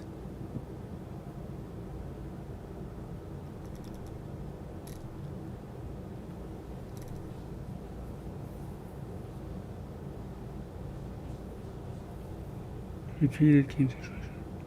So are those in my game plan? Do I have like game plan request and create game plan? Oh, wait, wrong one. Nope. They don't exist.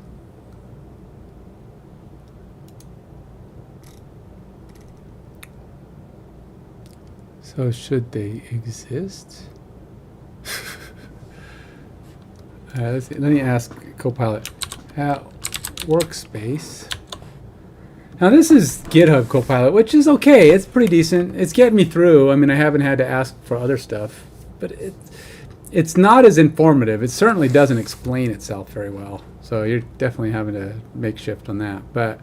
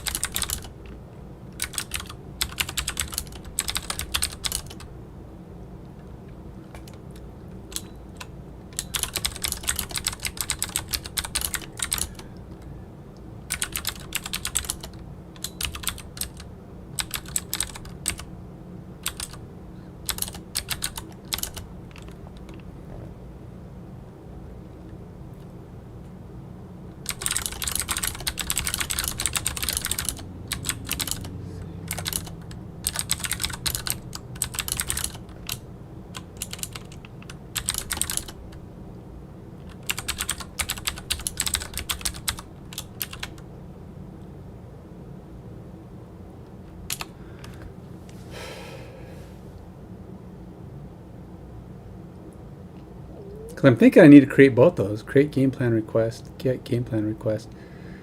But I'm just trying to figure out what's I.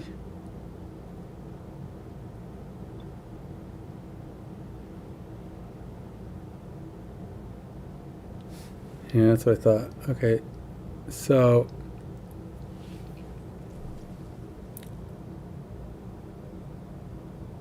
get service, game plan service.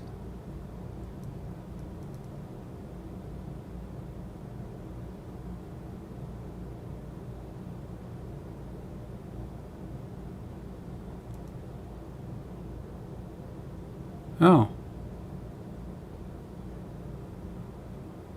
It's weird because this isn't showing as formatted, so I don't know if it knows what this is. Why is this? I wonder if I have to reapply my icons. I'm gonna go try something.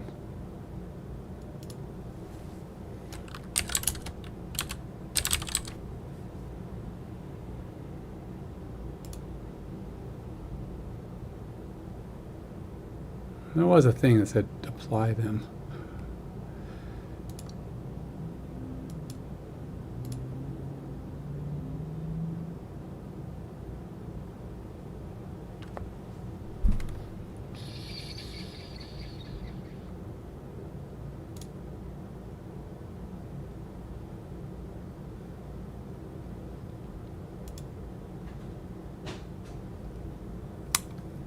Huh. Nope. Something is not reading those. Why is my...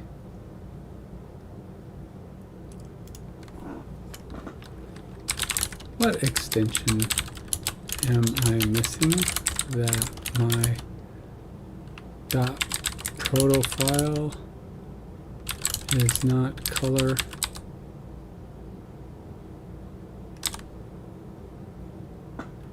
Is not color highlighted. Everything is just white.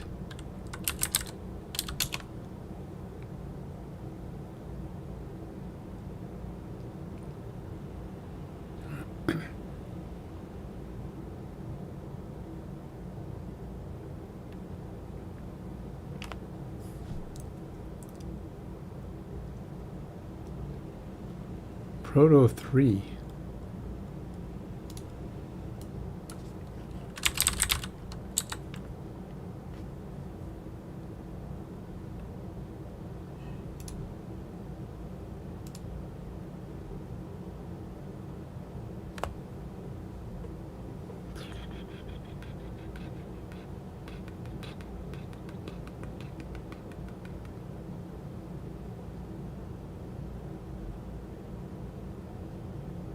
That takes a long time to install. What the heck?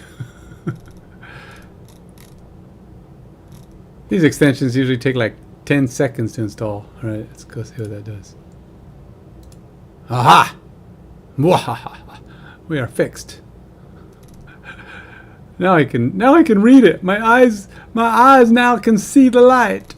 I can see it. I'm coming to you now, man. I got it. I'm ready for what comes next. All right, so we're gonna go ahead and we're gonna say, all right, woohoo, and then we're gonna go fix this. Let's go see what this does. So yes, I need something similar. So this created a game plan service, but apparently I didn't create a playbook service.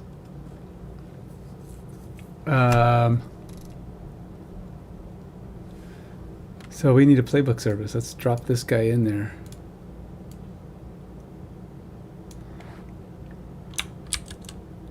Add the message for playbook requests. Get play. Let's just put this down here with this other stuff. And in the same way, we'll also add playbook requests. Get game plan request. Create game plan request. I should probably do both of those too then, I guess.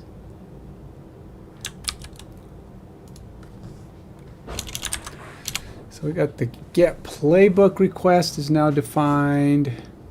Sourdough tortilla. Ooh, how'd it come out? Sourdough tortilla. Why would you make them with? Just because you just peeled off a chunk and thought you'd try a tortilla with it? Well, it's a Oh, they're good. recipe, yeah. No, I like It's them. not from the bread, it's from the starter. Oh. No, that's very tasty, babe.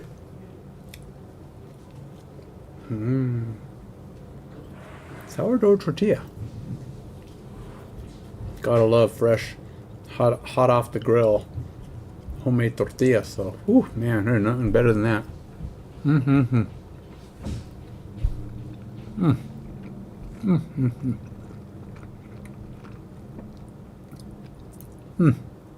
Did I say Because I meant There.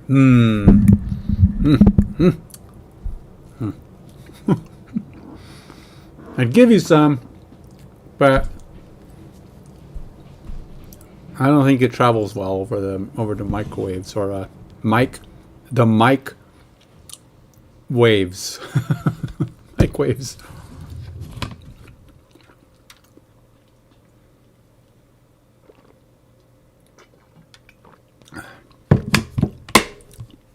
All right, I know. I got a lot to go. Let's keep moving.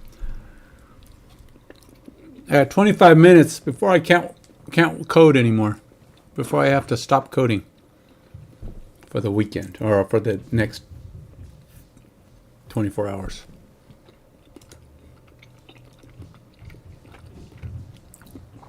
So this mirrors the pattern used in the game plan service, GIP game plan, GIP playbook. Yeah. Got it.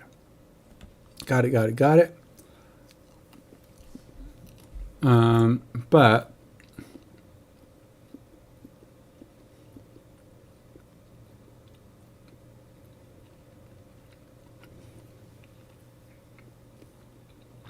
I'll see what happens here.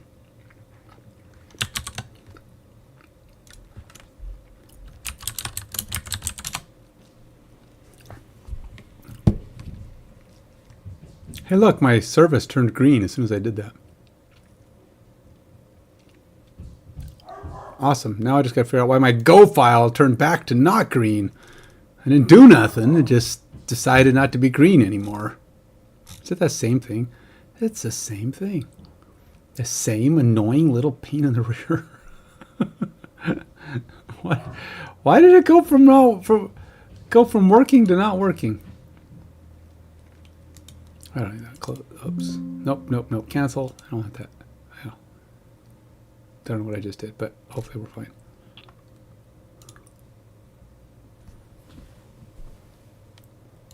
gRPC handler. What's the problem with my gRPC handler? Well, first let's save it. Because I know I made a change. And sometimes if you don't save, it won't compile it fresh. Oh, did it fix? Everything's green except for this, which was green all of 2 seconds ago?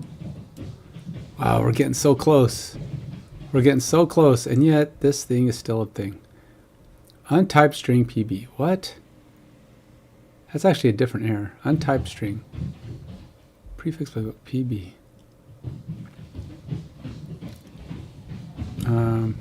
It is PB, right? Yeah.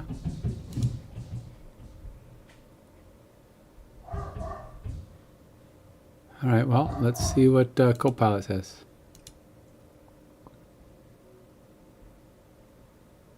No, we're not going to create a new constant. We got to use the constant we have, man. What is going on?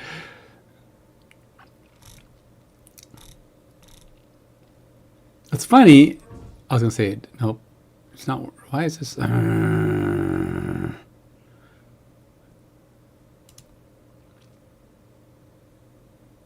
Okay, let's try and do,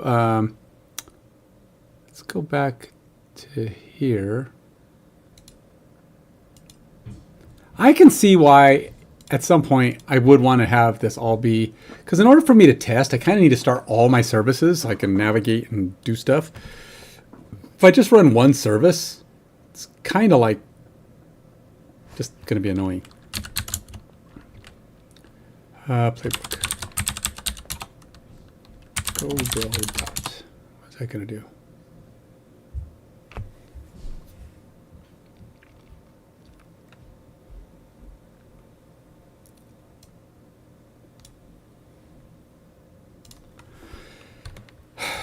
that terminal. Getting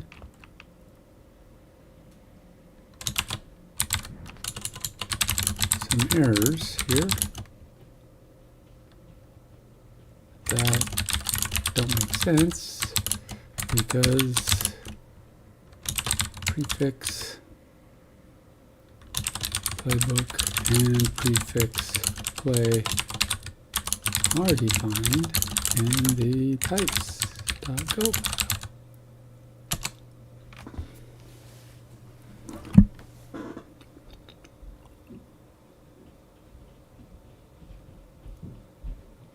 file. Play, what do you mean play doesn't have formation ID? Play doesn't have formation ID? Plays do have formation IDs, do they not? Wait a minute, what do you mean they don't? Yeah, it does, formation ID. Play.formation ID. Type star play has no field or method formation ID. Yes, it does. I'm staring at it right there. Is that because it's not in my PB?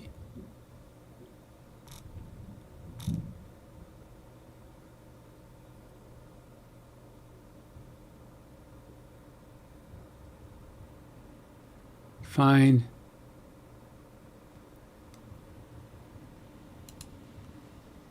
All right, what does that do?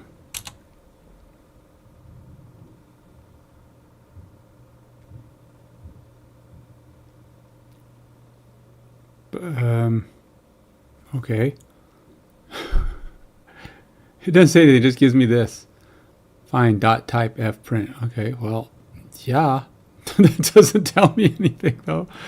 What are you trying to say here? Let's try to say the same question with at workspace.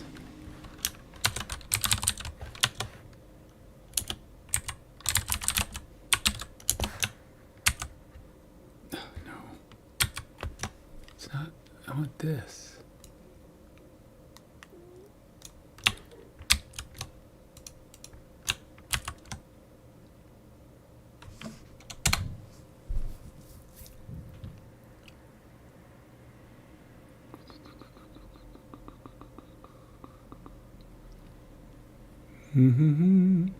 So if I go here and go look at, let's go look at the play.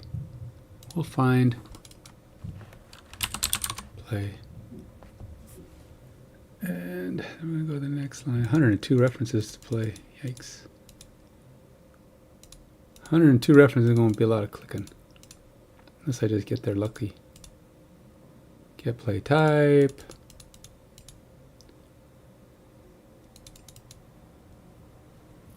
Play. Get playbook. Playbook. Play request. Get playbook. Get playbook. Play. Formation ID. So it is there. It is part of it. So that's not the problem. So but everything has formation ID in it. But it says play.formation ID. Type play has no field or method formation ID. So what's going on, man? All right, let's see what he says. Since you're using GitHub API in your store.go, you need to use the prefixes from your local types.go file correctly. Yeah, here's how to fix create playbook. I would imagine that, but what is the problem? What did it do? All right, so we're going to go create playbook. What is that? On the store.go. What am I doing? So are they case sensitivity issues? Create play. Oh, create playbook. Create playbook. So that's in this context, playbook, pb.playbook, pb.playbook error at timestamps.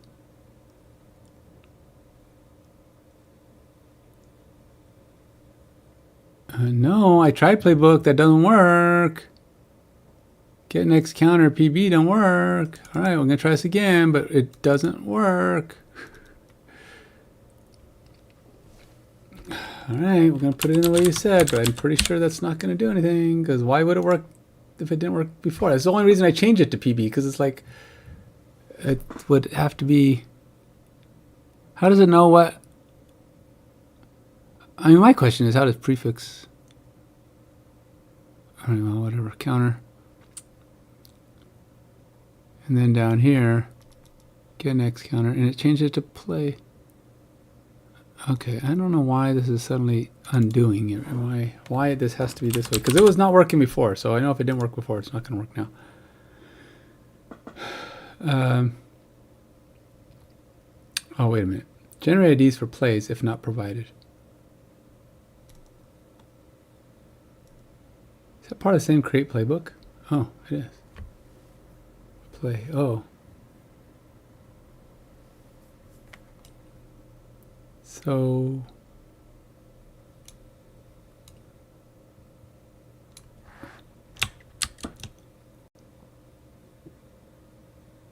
oh, is it doing something different? Oh, it is working kind of different with that.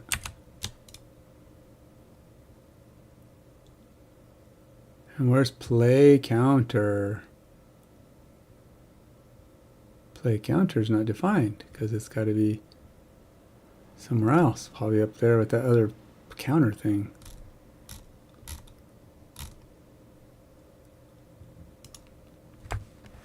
Wait, nope.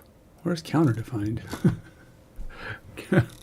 Counter is defined somewhere on here too.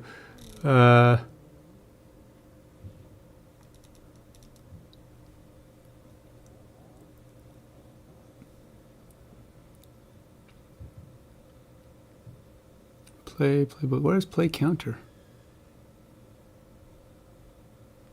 So this says counter. You know what? I think this is wrong. I think this is supposed to be. This is supposed to be right here. This is a Copilot error because it should. I don't think this counter is supposed to be that counter. I think this counter is supposed to be this counter.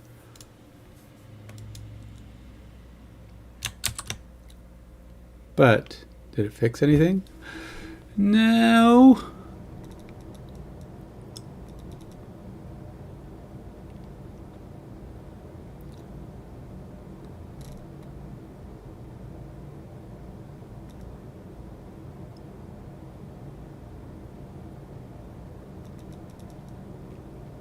I'm wondering.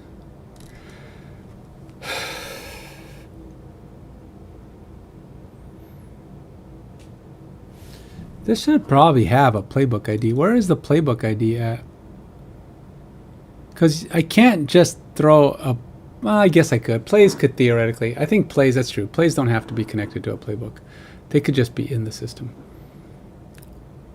But that said, we're still having issues. So maybe this is still PLY. It still doesn't like this either. Look, it's still broken over here. Well, let's hit save, because sometimes you have to hit save for things to go. Oh yeah, never mind.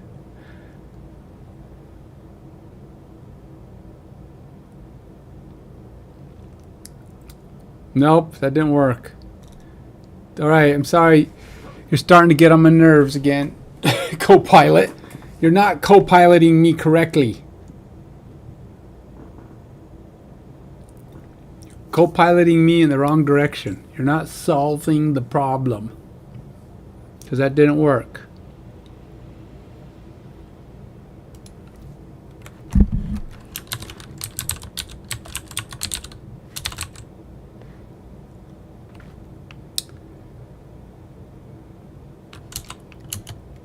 Nope. Still getting generate ID errors. Please look at all the files.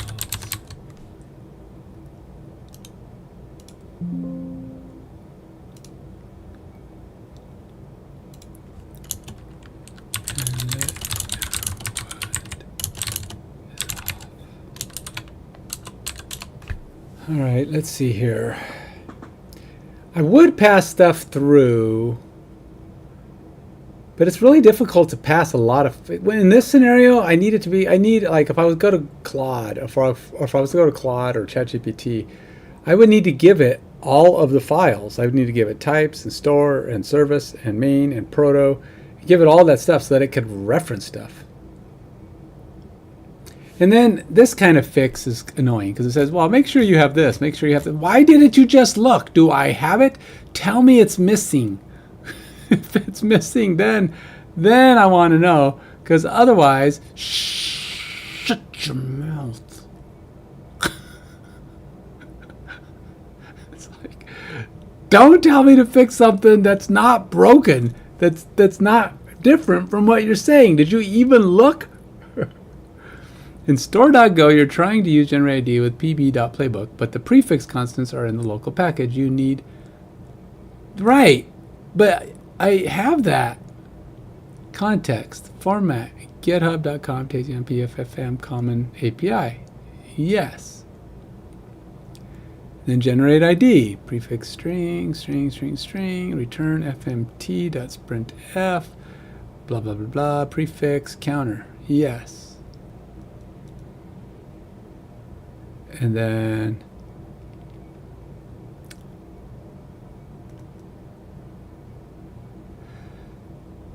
create playbook, which is actually way the heck down here.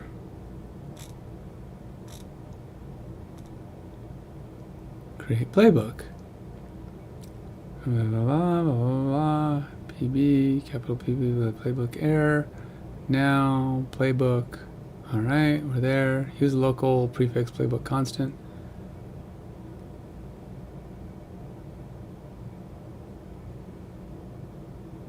Generate ID,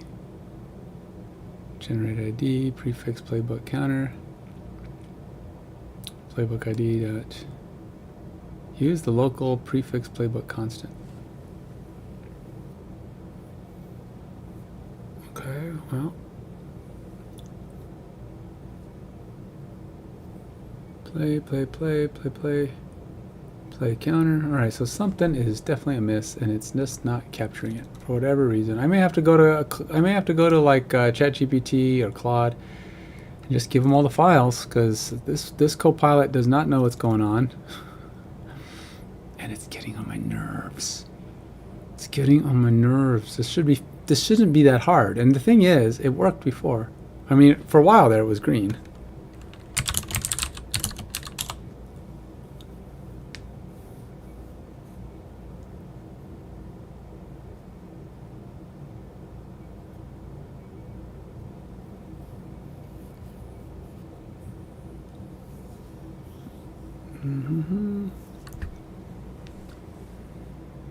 I don't know why.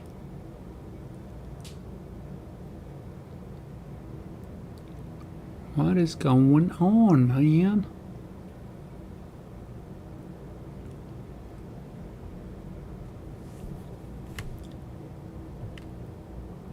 I don't even know why playbook. Why are we using get next counter playbook? That's not even...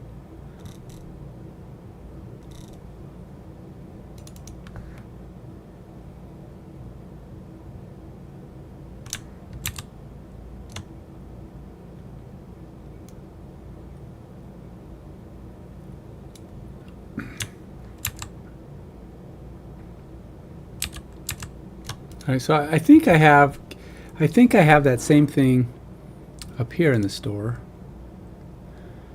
And the store here has like game situations.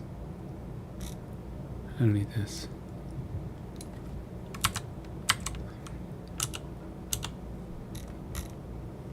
Or this.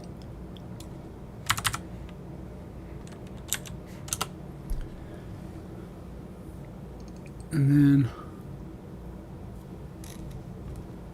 I mean, this doesn't have the same generate ID, but it should, but not if it don't work.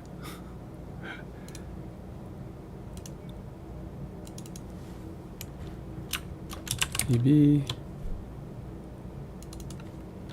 PLY.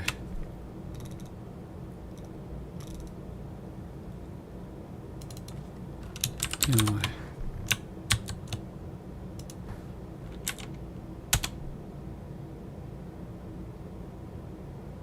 Nope. Doesn't work.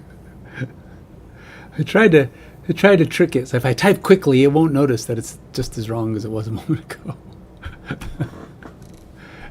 By the way, that doesn't work. You're not going to pull one over on it. It apparently is not going to. It's like, what are you trying to pull, buddy?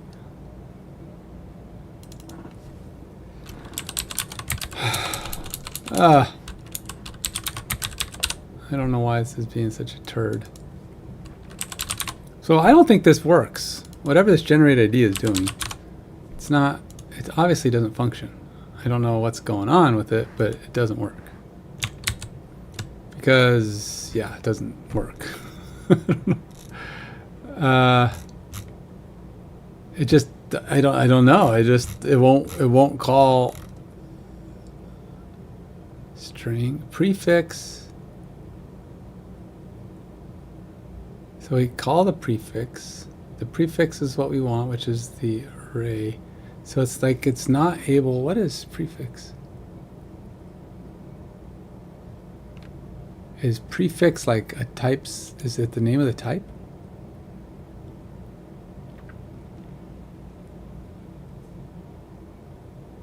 It's just the name we gave it, I guess. It's just it's just the variable name. And then I don't know where it's getting that prefix. I mean, we're just throwing prefix into generate ID, and then we have a counter, which I don't know what the heck that is. Generate ID down here, and then get next count, get whatever this is. Get next counter. Find one on update. Counter type.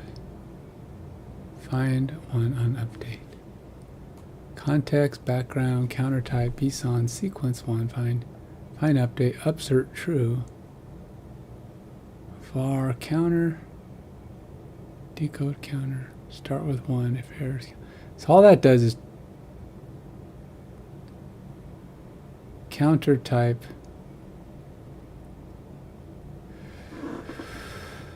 I am trying to figure out what var counter is bson sequence. So it's given and then generate ID. So I don't know how it's even referencing that constant. I think that constant is just a bunch of constant variables, and we're just saying this is the one we want.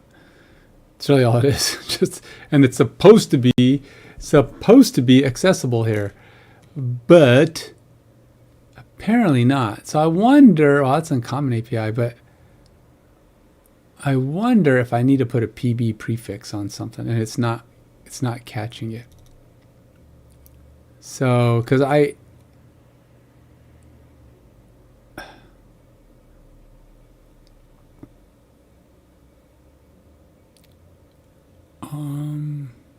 is the only, it's common, but if it's referencing it in the same location, which is where we're at now, main, and we do have these things, this constant.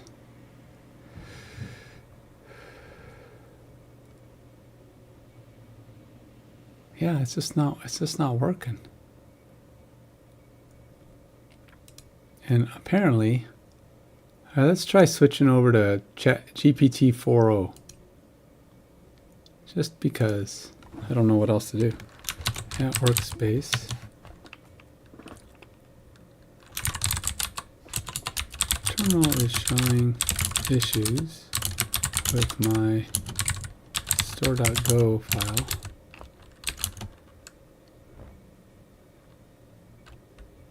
Items undefined are defined in my types.go file. What is off? Let's see if GPT 4.0, which isn't GPT 4 apparently, it's something else. Let's see what answers it comes up with. Given the structure of your workspace and provided code, it seems like the issue might be related to the scope and visibility of the constants and types defined. Here are the steps. Ensure everything is correctly set up. Ensure types.go is the same package. Yes, I did that. It's main. Import types.go correctly. Since both files are in the same package, you don't need to import types.go explicitly. Just ensure they are in the same directory and package. Yeah. Check for typos. Ensure there are no typos in the constant names or the type definitions.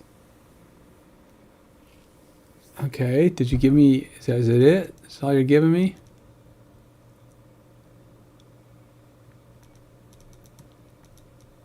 Store.go.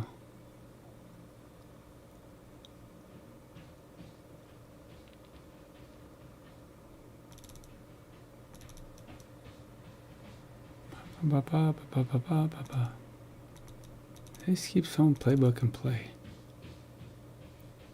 All right, let's try this. Go clean.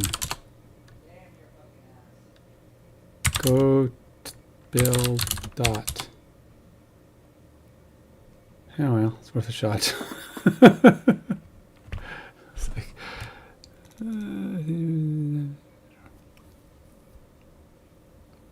that what? You couldn't read the terminal?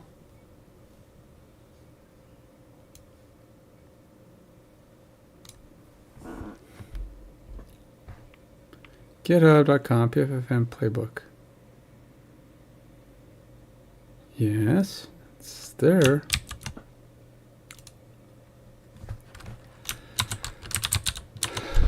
All the suggestions, I believe, are already verified. These are the terminal messages. Doggone it. Messages. Holy moly, I got 5:02. Oh, my time is up. I have to call it. I have to take a break. Get away from this nonsense. Yeah, no kidding.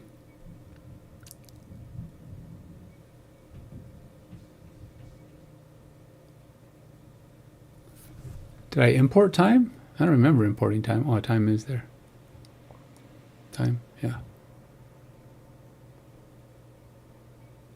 Types.go. Wait, do I have types.go? Does types.go have time? It does. All right, so we have prefix playbook, play information, example instruct, blah blah blah blah, play,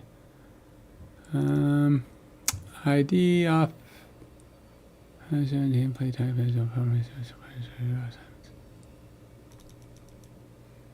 position read only struct will need to be sealed in DB. Read only play type. Route, blah, blah, blah. Path action, blah, blah, blah. ID, name, play type, ID, description. Ensure store.go is in the same package. Oh, yeah, we already. Prefix playbook and prefix play are defined. Yeah, we've already done that. Is that really it? That's all we had. That's all you got for me? Rebuild the project, clean and rebuild. You know what I'm going to try? Let's do one last thing. Let's just close this. Sometimes things just need to be reset. I have actually had that work. We just start it up again and it goes, oh, yeah, I know what you mean now. It doesn't always work, but it has been known to. See, it's like it's not complaining at this half second, which doesn't mean anything. But we'll say go build. Oops. CD playbook.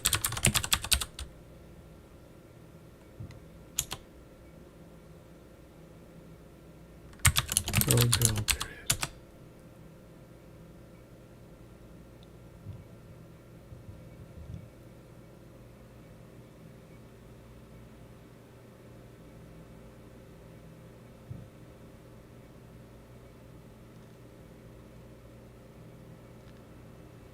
Nope. It's like, yeah, we're not letting that one through. But what is wrong with it? What is the problem? You're being a jerk.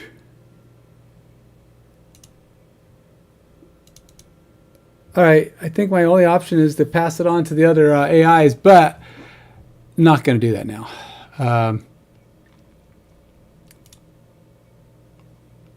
Yeah, I got to stop. So that's my Friday, my Friday's coding efforts. Trying to get this up and running, get my third service going. I have the gateway, I have the game plan. Now I have to get the playbook. Then I need to get player data in so I can get a player engine going. And then I got to get my simulator going and my coach service, which is going to be doing a lot of stuff. So I got a lot of parts that need to be up and going, and I think I can get most of them up and going pretty easily, even for the most part. This is like I spent a day on this. I'll probably have to fiddle faddle with that some more, but look, it's not even showing that it's not compiling. It just doesn't like that thing. Whatever it is. It just says, yeah, I don't feel like it. I don't know. Let's go with, I'm going to do something quick. I just want to delete these. And then we're going to go cd.common make gen. I just want to get them refreshed. I mean, it's not going to fix anything on my other problem, but oops, nope, wrong one.